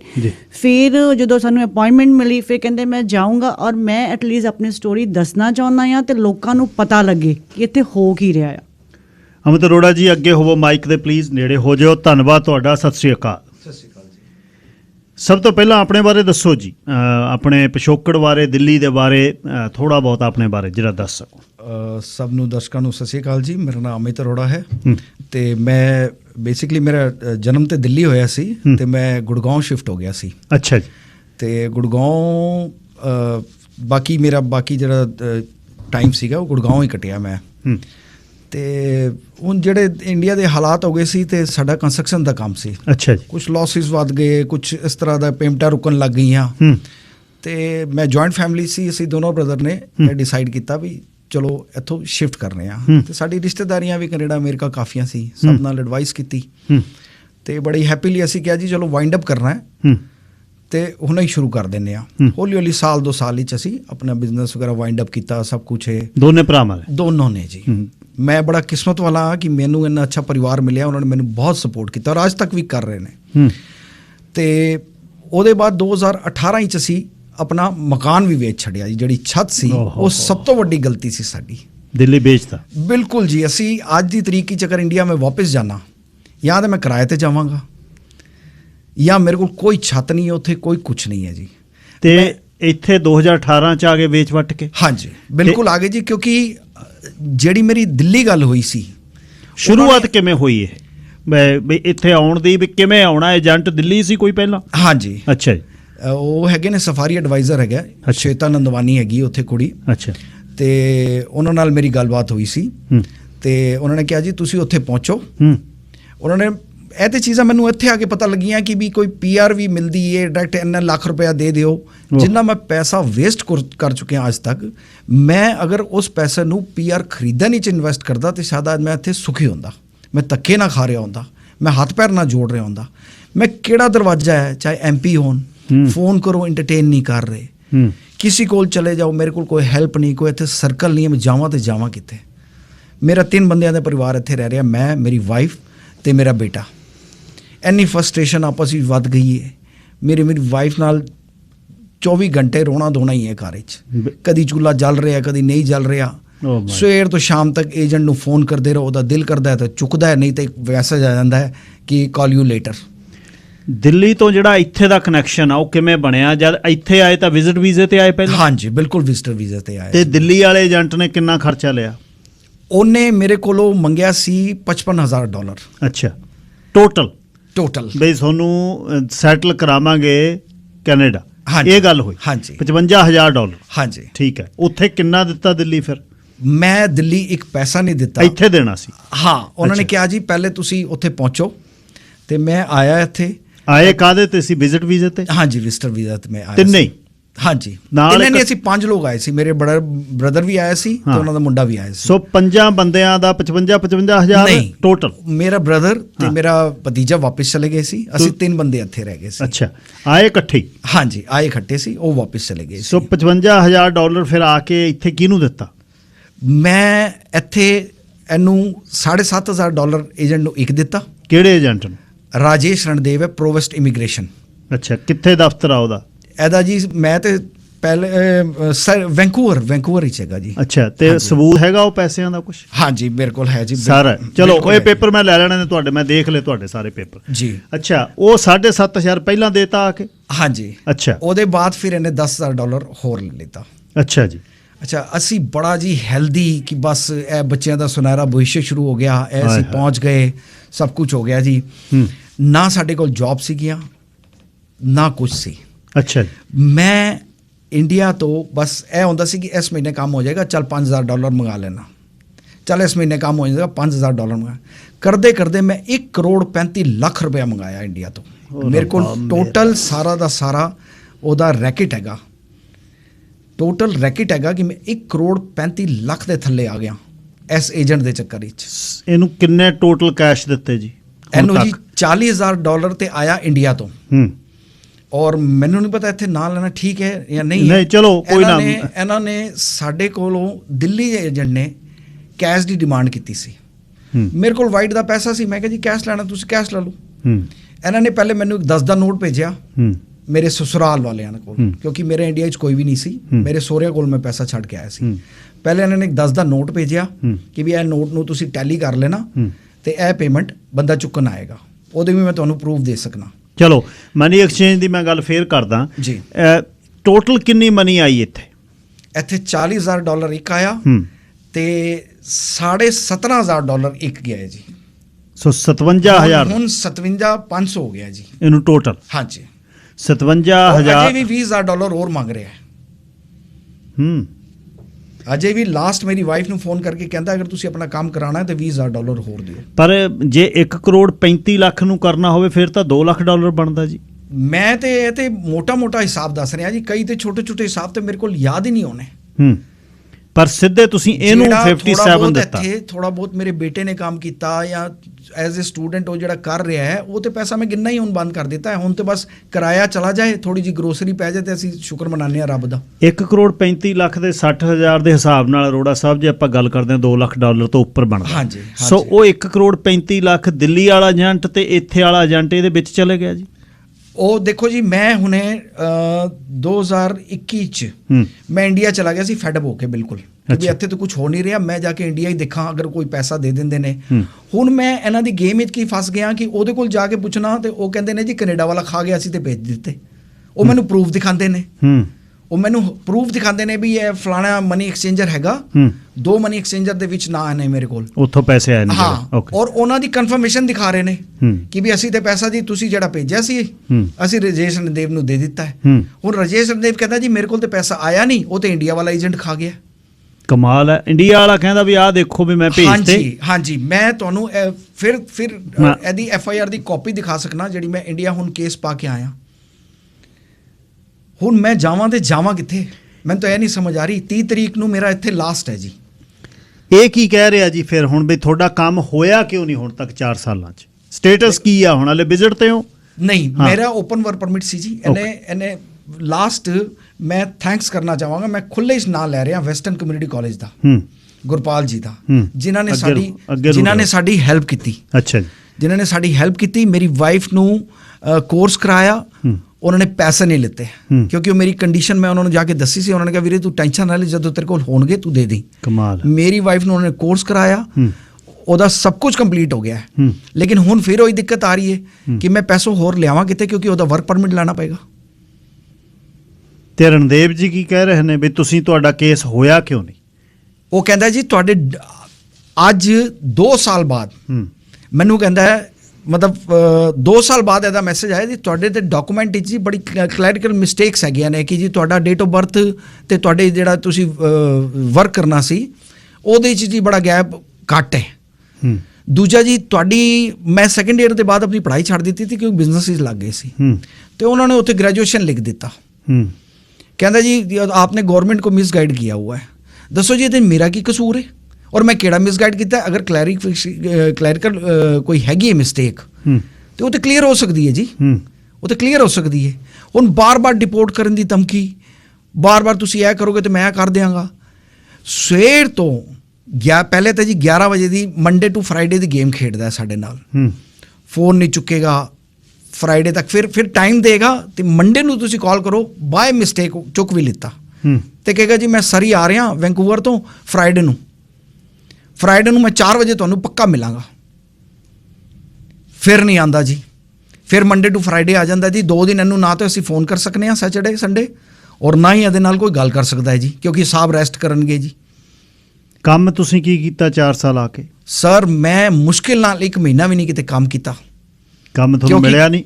ਨਹੀਂ ਜੀ, ਕੈਸ਼ ਤੇ ਹੀ ਹੈ ਜੀ ਸਾਰੀ ਜਗ੍ਹਾ, ਔਰ ਕੈਸ਼ ਤੇ ਜਿਹੜੀ ਹਰਾਸਮੈਂਟ ਹੈ, ਮੈਂ ਤੇ ਤੌਬਾ ਹੋਈ ਹੋਈ ਹੈ ਮੇਰੀ। ਵੀਜ਼ਾ ਤੁਹਾਨੂੰ ਜਿਹੜਾ ਪਹਿਲਾਂ LMIA ਮਿਲਿਆ ਕਾਹਦਾ ਦਿੱਤਾ ਲੈ ਕੇ, ਕਿਹੜੀ ਕੰਪਨੀ ਚੋਂ? Open work permit. ਮੇਰੀ ਵਾਈਫ ਦਾ ਐਡਮਿਸ਼ਨ ਕਰਾਇਆ ਕਾਲਜ ਵਿੱਚ ਤੇ ਤੁਹਾਡਾ ਓਪਨ ਵਰਕ ਪਰਮਿਟ ਓਪਨ ਹੋ ਗਿਆ ਜੀ ਮੇਰੇ ਕੋਲ। ਤੇ ਤੁਸੀਂ ਕੰਮ ਓਪਨ ਵਰਕ ਪਰਮਿਟ ਤੇ ਕਿਤੇ ਵੀ ਨਹੀਂ ਕੀਤਾ? ਨਹੀਂ ਜੀ, ਮੈਂ ਇਮੀਡੀਏਟਲੀ ਜਦੋਂ ਮੇਰਾ ਓਪਨ ਵਰਕ ਪਰਮਿਟ ਆਇਆ ਤਦ ਤੱਕ ਤੇ ਮੈਂ ਇਹਦੀ ਗੇਮ ਸਾਰੀ ਸਮਝ ਚੁੱਕਿਆ ਸੀ ਕਿ ਇੱਥੇ ਕੁਝ ਨਹੀਂ ਹੋਣਾ ਅਮਿਤ, ਤੂੰ 2 ਸਾਲ ਹੋਰ ਇੱਥੇ ਅਗਰ ਕੰਮ ਵੀ ਕਰ ਲੇਗਾ ਤਾਂ ਵੀ ਤੇਰਾ ਕੁਝ ਨਹੀਂ ਹੋਣਾ। ਮੈਂ ਉਸੇ ਟਾਈਮ ਇੰਡੀਆ ਦੀ ਟਿਕਟ ਕਟਾਈ ਤੇ ਮੈਂ ਇੰਡੀਆ ਚਲਾ ਗਿਆ। ਮੈਂ 1.5 ਸਾਲ ਬਾਅਦ ਦੁਬਾਰਾ ਆਇਆ ਇੱਥੇ, ਜਦੋਂ ਮੇਰੀ ਫੈਮਿਲੀ ਦੀ ਵਸਟ ਤੋਂ ਵਸਟ ਮੈਂ ਇੰਡੀਆ ਭੇਜ ਥੱਕ ਗਿਆ। ਮੈਂ ਹੁਣ ਸਿਰਫ ਆਪਣੀ ਫੈਮਿਲੀ ਨੂੰ ਵੀ, ਵਾਈਫ ਇੱਥੇ ਰਹਿ ਗਈ? ਹਾਂਜੀ, ਬੇਟਾ ਉਰੇ ਰਹਿ ਗਿਆ? ਬੇਟਾ ਇੱਥੇ ਸੀਗੇ। ਅੱਛਾ, ਵਾਈਫ ਤੇ ਬੇਟਾ ਇੱਥੇ ਸੀਗੇ, ਉੱਥੋਂ ਇਹਨਾਂ ਨੂੰ ਖਰਚਾ ਭੇਜਦੇ ਰਹੇ ਜੀ, ਕਿਉਂਕਿ ਉਹਨਾਂ ਤੇ ਵੀ ਮੈਂਟਲੀ, ਫਿਜ਼ੀਕਲੀ, ਫਾਈਨੈਂਸ਼ਲੀ ਇੰਨਾ ਅਸਰ ਹੋ ਰਿਹਾ ਸੀ ਕਿ ਹੁਣ ਮੈਂ ਦੁਬਾਰਾ ਆਇਆ ਸਮਝਾਣ ਕਿ ਬਾਬਾ ਛੱਡੋ ਕੈਨੇਡਾ ਦਾ ਹੈ, ਚਲੋ ਵਾਪਸ ਚੱਲਦੇ ਹਾਂ, ਜਿਹੜਾ ਵੀ ਹਾਲ ਹੈ ਕੋਈ ਗੱਲ ਨਹੀਂ। ਸਿਮਰ, ਇਹਨੂੰ ਤੁਸੀਂ ਕਲੀਅਰ ਕਰਿਓ ਹੋਰ ਆਪਣੇ ਵੱਲੋਂ। ਮੈਂ ਗੱਲ ਅਮਰਤ ਉਹਨਾਂ ਨਾਲ ਫੇਰ ਸ਼ੁਰੂ ਕਰਦਾ। ਇਵੈਂਚੁਅਲੀ ਹੋਇਆ ਕੀ? ਤੁਸੀਂ ਬਹੁਤ ਕੇਸ ਦੇ ਵੇਖਿਆ, ਇਹਦੇ 'ਚ ਕੀ ਹੋਇਆ ਇਹੀ ਆ ਭਾਜੀ ਕਿ ਜਦੋਂ ਅਸੀਂ ਵਿਜ਼ਟਰ ਤੇ ਆਉਂਦੇ ਆ ਹੈ ਨਾ, ਸਾਨੂੰ ਤੇ ਪਹਿਲਾਂ ਇਹ ਪ੍ਰੋਪਰ ਦੱਸਦੇ ਨਹੀਂ ਏਜੰਟ ਕਿ ਤੁਹਾਨੂੰ ਪਰਮਿਟ ਚਾਹੀਦਾ ਕਿਹੜਾ ਆ। ਜੇ ਇਹੀ ਚੀਜ਼ ਪਹਿਲਾਂ ਕਲੈਰਿਟੀ ਕੀਤੀ ਹੋਵੇ ਕਿ ਤੁਹਾਡੀ ਆ ਐਜੂਕੇਸ਼ਨ ਹੈ, ਤੁਹਾਨੂੰ ਇਹਦੇ ਅਕੋਰਡਿੰਗ ਵਰਕ ਪਰਮਿਟ ਮਿਲੂਗਾ, ਤੁਹਾਨੂੰ ਆਇਲਟਸ ਦੀ ਰਿਕੁਆਇਰਮੈਂਟ ਬੀਟਸ ਕਰਨੀਆਂ ਪੈਣਗੀਆਂ, ਜੇ ਉਹ ਚੀਜ਼ਾਂ ਪਹਿਲਾਂ ਕਲੀਅਰ ਹੁੰਦੀਆਂ ਆ ਤੇ ਮੈਨੂੰ ਨਹੀਂ ਲੱਗਦਾ ਕੋਈ ਵੀ ਬੰਦਾ ਧੱਕੇ ਖਾਊਗਾ। ਉਹ ਦੇਖੂਗਾ ਕਿ ਕੱਲ ਨੂੰ ਆਉਣ ਵਾਲੇ ਟਾਈਮ 'ਚ ਮੈਂ ਇਹ ਚੀਜ਼ਾਂ ਕਲੀਅਰ ਕਰਦਾ ਜਾਂ ਕਿ ਨਹੀਂ ਕਰਦਾ, ਕਿਉਂਕਿ ਏਜੰਟ ਕੀ ਕਰਦੇ ਹੈਗੇ, ਉਹ ਕਹਿੰਦੇ ਲੈ ਲਓ ਜੀ ਪਰਮਿਟ ਲੈ ਲਓ, ਠੀਕ ਹੈ, ਜਿਹੜਾ ਮਰਜ਼ੀ ਦਵਾਤਾ। ਪਰ ਪ੍ਰੋਬਲਮ ਕਦੋਂ ਆਉਂਦੀ ਹੈ? ਜਦੋਂ PR ਦਿਲਾਉਣੀਆਂ ਹੁੰਦੀਆਂ, ਉਦੋਂ ਆਪਾਂ ਨੂੰ ਦੱਸਦੇ ਨਹੀਂ ਆ। ਈਵਨ ਉਹ ਇਹ ਤਾਂ ਕਹਿ ਦਿੰਦੇ ਕਿ ਠੀਕ ਹੈ ਤੁਸੀਂ ਸੁਪਰਵਾਈਜ਼ਰ ਦੀ ਲੈ ਲਓ, ਦਵਾ ਦਵਾ ਦੇਣਗੇ, ਪੈਸੇ ਲੈ ਲੈਣਗੇ, ਠੀਕ ਹੈ, ਪਰ ਉਹਦੇ ਵਿੱਚ ਇਹ ਨਹੀਂ ਦੱਸਣਾ ਕਿ ਅੱਜ ਸੁਪਰਵਾਈਜ਼ਰ ਦੀ ਲੈ ਰਹੇ ਹੋ, ਕੱਲ ਨੂੰ ਤੁਹਾਨੂੰ ਆਇਲਟਸ ਦੀਆਂ ਰਿਕੁਆਇਰਮੈਂਟਸ ਵੀ ਚਾਹੀਦੀਆਂ, ਤੁਹਾਨੂੰ ਆਪਣੀ ਐਜੂਕੇਸ਼ਨ ਵੀ ਸ਼ੋਅ ਕਰਨੀ ਪੈਣੀ। ਇਹਨਾਂ ਦੇ ਕੇਸ 'ਚ ਕੀ ਹੋਇਆ? ਇਹਨਾਂ ਦੇ ਕੇਸ 'ਚ ਇਹੀ ਹੋਇਆ ਹੈਗਾ ਕਿ ਇਹਨਾਂ ਨੂੰ ਮਿਸਗਾਈਡ ਕੀਤਾ ਗਿਆ, ਪ੍ਰੋਪਰ ਦੱਸਿਆ ਨਹੀਂ ਕਿ ਕਰਨਾ ਕੀ ਆ। ਸਭ ਤੋਂ ਵੱਡੀ ਪ੍ਰੋਬਲਮ ਇਹ ਆਏ ਵਿਜ਼ਿਟ ਤੇ ਫਿਰ ਓਪਨ ਵਰਕ ਪਰਮਿਟ ਤੇ ਦੇਤਾ, ਦਵਾ ਦਿੱਤੀ ਐਡਮਿਸ਼ਨ, ਉਹਨੂੰ ਕਾਲਜ ਦੇ ਵਿੱਚ ਦਵਾ ਦਿੱਤੀ ਤੇ ਇਹਨਾਂ ਨੂੰ ਨਾਲ ਫ੍ਰੀ ਕਰਤਾ ਵੀ ਹਸਬੈਂਡ ਨੇ ਕੰਮ ਕਰੀ ਜਾਣਾ। ਅੱਛਾ, ਤੇ ਉਹ ਉਧਰੋਂ ਉਹ ਵੀ ਨਹੀਂ ਹੋਇਆ ਤੇ ਇਧਰੋਂ ਇਹਦਾ ਵੀ ਨਹੀਂ ਹੋਇਆ। ਇਹ ਵੀ ਨਹੀਂ ਹੋਇਆ। ਉਹਨਾਂ ਨੇ ਜਿਹੜੀ ਪੜ੍ਹਾਈ ਕੀਤੀ ਉਹਦੇ 'ਚ ਕਿਤੇ ਫਾਈਲ ਨਹੀਂ ਲੱਗਦੀ? ਉਹਦੇ ਵਿੱਚ ਫਾਈਲ ਲੱਗੂਗੀ ਤਾਂ ਸਟੱਡੀ ਕੰਪਲੀਟ ਹੋ ਗਈ। ਸਟੱਡੀ ਤੋਂ ਬਾਅਦ ਜਿਹੜੇ ਸਟੂਡੈਂਟਸ ਹੁੰਦੇ ਇਹਨਾਂ ਨੂੰ ਵਰਕ ਪਰਮਿਟ ਚਾਹੀਦਾ। ਹੁਣ ਜੇ ਵਰਕ ਪਰਮਿਟ ਚਾਹੀਦਾ, ਜਾਂ ਤਾਂ ਕੋਈ EMPLOYER ਵਧੀਆ ਲੱਭੇ ਜਿਹੜਾ ਫ੍ਰੀ ਦੇਵੇ, ਨਹੀਂ ਹੁਣ 40,000 ਹੋਰ ਮੰਗਦੇ, ਇਹ ਤੇ 40 ਹੋਰ ਮੰਗ ਰਿਹਾ। ਇੱਥੇ ਹਾਂਜੀ 2018 ਤੋਂ ਲੈ ਕੇ ਮੈਨੂੰ ਵਰਕ ਪਰਮਿਟ ਮਿਲਿਆ 2021 ਚ, ਮੈਨੂੰ ਓਪਨ ਵਰਕ ਪਰਮਿਟ ਮਿਲਿਆ 2021 ਚ, ਯਾਨੀ ਕਿ 18 ਐਂਡ ਤੋਂ ਲੈ ਕੇ 3 ਸਾਲ। 3 ਸਾਲ ਕਿਹੜੇ ਸਟੇਟਸ ਤੇ ਰਹੇ ਫਿਰ? ਕੁਝ ਵੀ ਨਹੀਂ। ਮੈਨੂੰ 3 ਤੇ ਐਕਸਟੈਂਸ਼ਨਾਂ ਦਿਲਵਾਈਆਂ ਇਹਨੇ ਗਵਰਨਮੈਂਟ ਤੋਂ। ਇਹ ਬੰਦਾ ਇਦਾਂ ਦਾ ਆ, ਇਹਦੇ ਕੋਲੋਂ ਮੈਂ ਜਦੋਂ 2014 ਚ ਆਈ ਸੀਗੀ, ਮੇਰਾ ਇਹਨੇ ਵੀਜ਼ਾ ਖਰਾਬ ਕੀਤਾ ਸੀ। ਇਹਦਾ ਪਹਿਲਾ ਆਫਿਸ ਸੀਗਾ ਸਰੀ ਦੇ ਵਿੱਚ। ਅੱਛਾ, ਇਹਨੇ ਸਰੀ ਦਾ ਆਫਿਸ ਬੰਦ ਕਰਕੇ ਮੇਰੇ ਕਜ਼ਨ ਦੇ ਨਾਲ ਲੜਾਈਆਂ ਵੀ ਹੋਈਆਂ, ਇਹਨੇ ਉੱਤੇ ਪੁਲਿਸ ਵੀ ਬੁਲਾਈ ਸੀ ਉਸ ਬੰਦੇ ਨੇ। ਮੇਰੇ ਕੋਲ ਜਿੰਨਾ ਰੈਕਟ ਸੀਗਾ, ਮੇਰਾ ਫੋਨ ਹੋ ਗਿਆ ਬਲਾਸਟ, ਕਿਤੇ ਉਹ 'ਚ ਸਾਰਾ ਰੈਕਟ ਜਿਹੜਾ ਡਿਲੀਟ ਹੋ ਗਿਆ ਸੀਗਾ। ਮੈਨੂੰ ਬਹੁਤ ਲੱਭਣ ਦੀ ਕੋਸ਼ਿਸ਼ ਕੀਤੀ, ਮੈਨੂੰ ਲੱਭਿਆ ਨਹੀਂ। ਉਹ ਕਹਿੰਦਾ ਨਾ ਰੱਬ ਆਪੇ ਹੀ ਮਿਲਾਉਂਦਾ ਆ। ਜਦੋਂ ਇਹਨਾਂ ਨੇ ਮੈਨੂੰ ਦੱਸਿਆ ਉਹ ਬੰਦੇ ਦਾ ਨਾਮ, ਮੈਂ ਕਿਹਾ ਯਾਰ ਇਹ ਬੰਦਾ ਤੇ ਸੇਮ ਹੀ ਆ। ਔਰ ਇਹ ਬੰਦਾ ਭਾਜੀ ਇਦਾਂ ਦਾ ਆ, ਜਦੋਂ ਤੁਸੀਂ ਇਹਨਾਂ ਕਿਤੇ ਗੱਲ ਕਰੋਗੇ ਨਾ, ਤੁਸੀਂ ਕਹੋਗੇ ਇਹਦੇ ਵਰਗਾ ਬੰਦਾ ਹੀ ਕੋਈ ਨਹੀਂ ਹੈਗਾ। ਬਿਲਕੁਲ।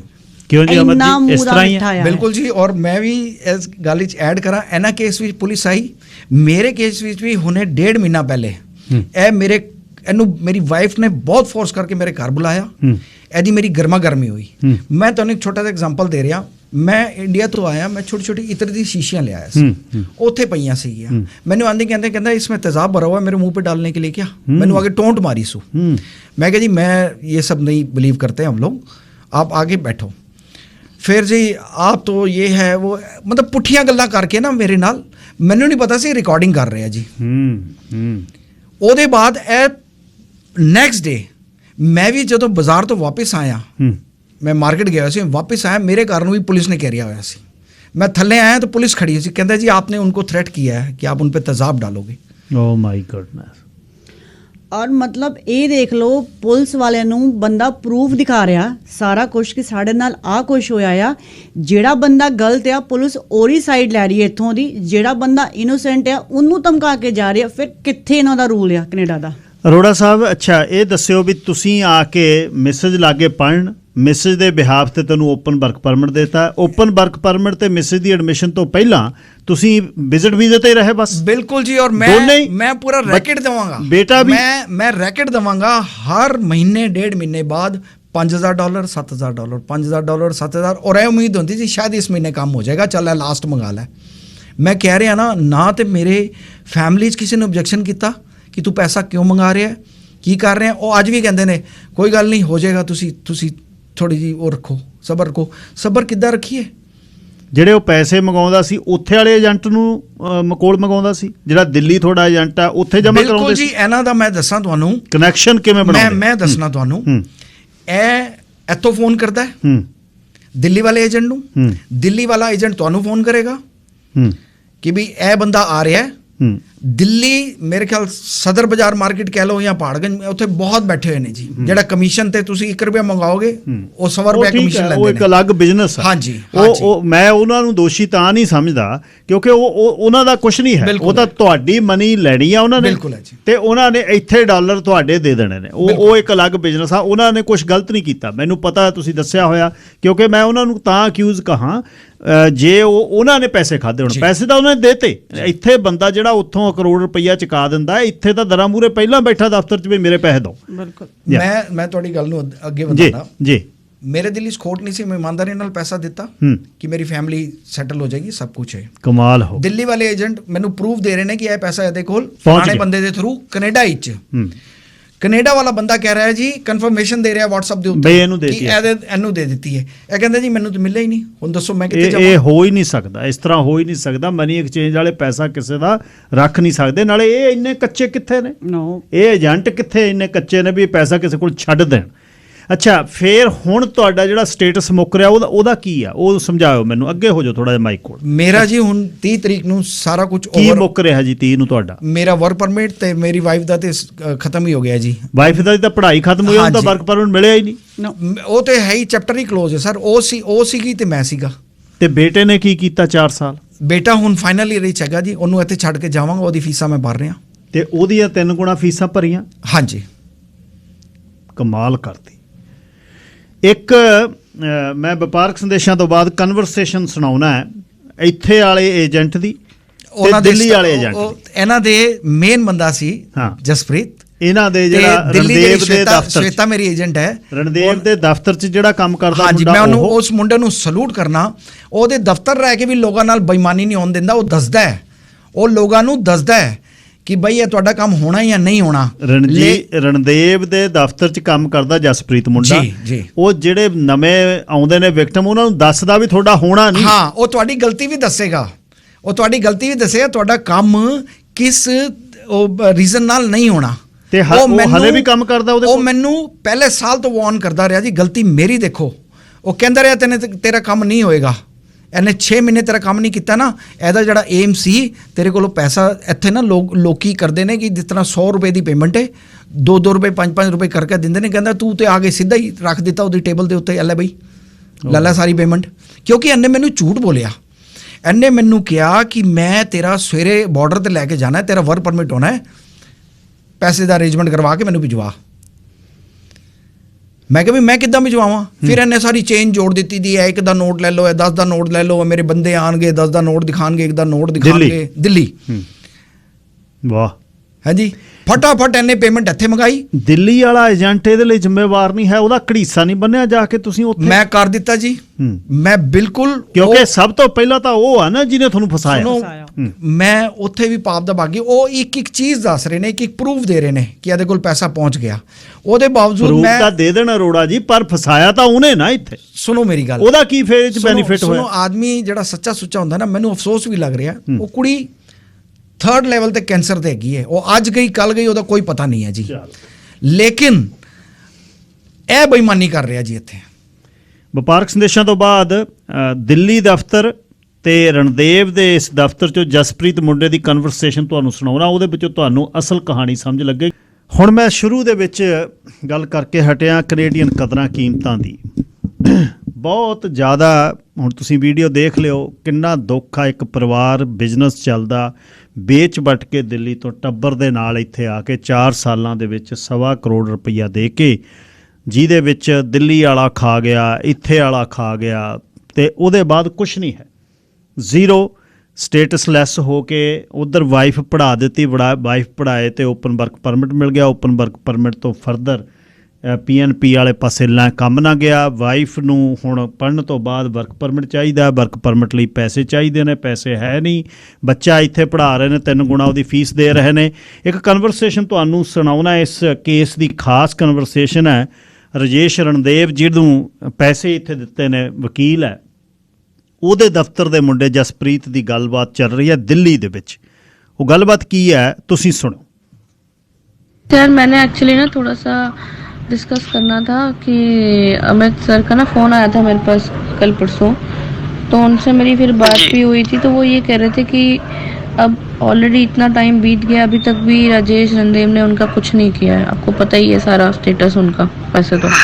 हाँ जी। तो क्या इस समय मतलब उनके पास काफ़ी सारी चीज़ें उनकी हो रही हैं, एक्सपेंसेस हो रहे हैं, उनको इतना प्रॉब्लम हो रहा है, हर महीने का करीबन 1.5-2 लाख रुपए का आपको पता है कनाडा में खर्चा तो है ही, $2,500 करीबन। हाँ जी। तो थोड़ा सा ना वो अब इम्पेशेंट हो गए बेचारे, अब थोड़ा ना हिम्मत भी हार गए हैं। 16-17 महीने कोई सही नहीं है इस चीज़ को, क्योंकि ड्रैग बहुत कर दिया राजेश रणदेव ने, काफ़ी ज़्यादा। हाँ जी। तो मैं ये उनसे डिस्कशन हो रहा था, वो ये भी कह रहे थे कि कुछ आपकी पीछे बात भी हुई होगी, आपसे डिस्कशन भी हुई थी। तब मैं ना थोड़ी, मेरी तबीयत ख़राब थी जब आपसे मेरी लास्ट बात हुई थी, तो मैं बीच में ना फिर थोड़ा अपने ही इस रिकवरी मोड में चली गई थी, तो मेरी उनसे ज़्यादा डिस्कशन हुई नहीं इस बारे में फर्दर। तो अभी कुछ टाइम पहले ही जब मेरी बात हुई तो वो कह रहे थे कि मैं ना फर्दर आगे अपना केस डालूंगा। तो केस से रिलेटेड एक बार मेरी जसप्रीत जी से ऑलरेडी बात हो चुकी है, तेरे से भी बात हो गई है, तो फिर मैंने सोचा एक बार ही ना आप और मैं, क्योंकि प्रोफेशनली चीज़ों को समझते हैं, जानते हैं, वो एज अ क्लाइंट हैं, उनका सर पे जो भी उनके साथ गलत हुआ है, लेकिन प्रोफेशनली 2 लोग ऐसे हैं जिनको प्रोसेस के बारे में पता है, तो आई थॉट कि एक बारी आपसे भी डिस्कस कर लूँ और आपसे भी एक बारी कोई चीज़ सजेशन लेना हो या कोई डिस्कशन करनी हो, तो पर्सनल नोट पे मैंने कहा चलो एक बार आप ही हो जो बेस्ट इस समय गाइड भी कर सकते हो लोकली प्रोसीजर में। अब यहाँ बैठ के बैंगलोर में क्या हो रहा है इंडिया में, तो वो मैं आपको बेटर बता सकती हूँ, वहाँ बैठ के आप मुझे एक बेटर क्लियर पिक्चर ज़्यादा आसानी से दे सकते हो, क्योंकि आपने हैंड्स ऑन लिया हुआ है इस चीज़ का ऑलरेडी जी। तो अब यही है कि सारी चीज़ें डिटेल होने के बाद भी, सारी चीज़ें डिटेल देने के बाद भी, तो इनको यहाँ पे रुकना ही पड़ेगा और भी आगे। ओके। अब मैं आपसे पूछ रही हूँ कि भाई अगर ये कंप्लेंट डाल देते हैं, क्योंकि ये अब कह रहे हैं कि हमारे से वेट नहीं हो रहा, क्योंकि इनकी 2-4 बारी राजेश जी से भी अभी पीछे बात हुई है अप्रैल में, या पता नहीं अभी लास्ट 1-1.5 हफ्ते में, तो वो अभी भी ना इनको बस घुमाया जा रहा है और बातें करा जा रहा है, और कोरोना का बहाना मार के, जबकि सारी चीज़ें वहाँ पे लोकली हम भी यहाँ से ऑनलाइन इंडिया से भी कर रहे हैं, आप भी ऑनलाइन कर रहे हो, तो ये चीज़ें ऑनलाइन हो रही हैं, लेकिन वो करने की ज़रूरत समझ नहीं रहा है चीज़ों का ना इनका आगे। भाई कोई चीज़ बंदा अगर स्टार्ट भी करता है, कोरोना के चक्कर में रिप्लाई किसी का 10 दिन में 5 दिन में आएगा तो सही, ऐसा तो नहीं कि कोई रिप्लाई नहीं करेगा कम से कम। हाँ जी। तो बस वही है कि इसके नियत अब ठीक नहीं लग रही, सारा पैसा ले रखा है इसने, सारे पैसे 1.5 साल से सिर्फ पता नहीं ना कोई कम्युनिकेट करता है, ना इनको कोई जवाब देता। तो मैं भी हार गई हूँ, ये भी हार गए हैं। एक ही डिस्कशन को 1 साल 1.5 साल से यही चीज पे चैप्टर पे बात करते करते I think now it is time to put an end to this chapter. देखें, इनके साथ जब भी मेरी बात हुई है ना, करीब मैं 1 साल पुरानी बात कर रहा हूँ, ठीक है। इनके साथ मेरा इंटरेक्शन हुआ नवंबर 2018 में। नवंबर 2018 में? करीब 1.5 साल। हाँ, नवंबर 2018 में मैं इनको पहली बार शायद मिला हूँ, वो भी उन्हीं के ऑफिस में, राजेश के ऑफिस में, ठीक है। या फिर यहाँ दिसंबर होगा, लगभग यही टाइम था। तो उसके 6 महीने में मैं सारी स्टोरी उस वक्त समझ चुका था कि इनका काम अगर ये 6 महीने में नहीं हुआ तो आगे भी नहीं होगा, ठीक है। तो मैंने अमित जी को भी बोला, उनकी वाइफ जसप्रीत शालू अरोड़ा को भी बोला, उनके बेटे विशेष को भी बोला कि यार आपका काम ऐसे नहीं होना है, आपने एक गलती कर दी है कि आप पैसा इकट्ठा और ज्यादा पैसा एकदम दे चुके हो। अब उस बंदे को ना कोई लालच खत्म हो गया उसका आपकी तरफ से, क्योंकि जो उसने पैसा लेना था वो पहले ही ले लिया उसने। नहीं तो नॉर्मल रूटीन में क्या होता है, अगर आप किसी का मान लो फुल पेमेंट आपने $100 लेना है, तो इनिशियल अमाउंट आप $10 देते हो, जो कि साइनिंग अमाउंट होता है आपका। आपका एग्रीमेंट साइन होता है, आप $10 देते हो, वो बंदा आपका काम कराना शुरू करता है, और फिर स्टेजेस में पैसा जाता है। जब आपका फर्स्ट अप्रूवल आता है तो आप $20 और दे देते हो, आपका फाइनल अप्रूवल आता है तो वो आप $30 और दे देते हो, और सारा काम हो जाने पर आप बैलेंस पेमेंट देते हो। लेकिन इनके केस में क्या हुआ, अगर $100 में इनकी डील हुई आपस में, तो इन्होंने $100 दे दिया राजेश को, और राजेश ने चालाकी क्या कि इनको शायद झूठ जाट बोलकर जो भी बोला होगा कि आपका अप्रूवल आ गया या कुछ भी, इन्होंने गलती क्या कि इन्होंने कुछ डॉक्यूमेंट नहीं देखा। दिखाओ जी हमें अप्रूवल आ गया है तो, या हमारा अगर केस लगा दिया है तो हमें कोई फाइल नंबर दो या कुछ दो।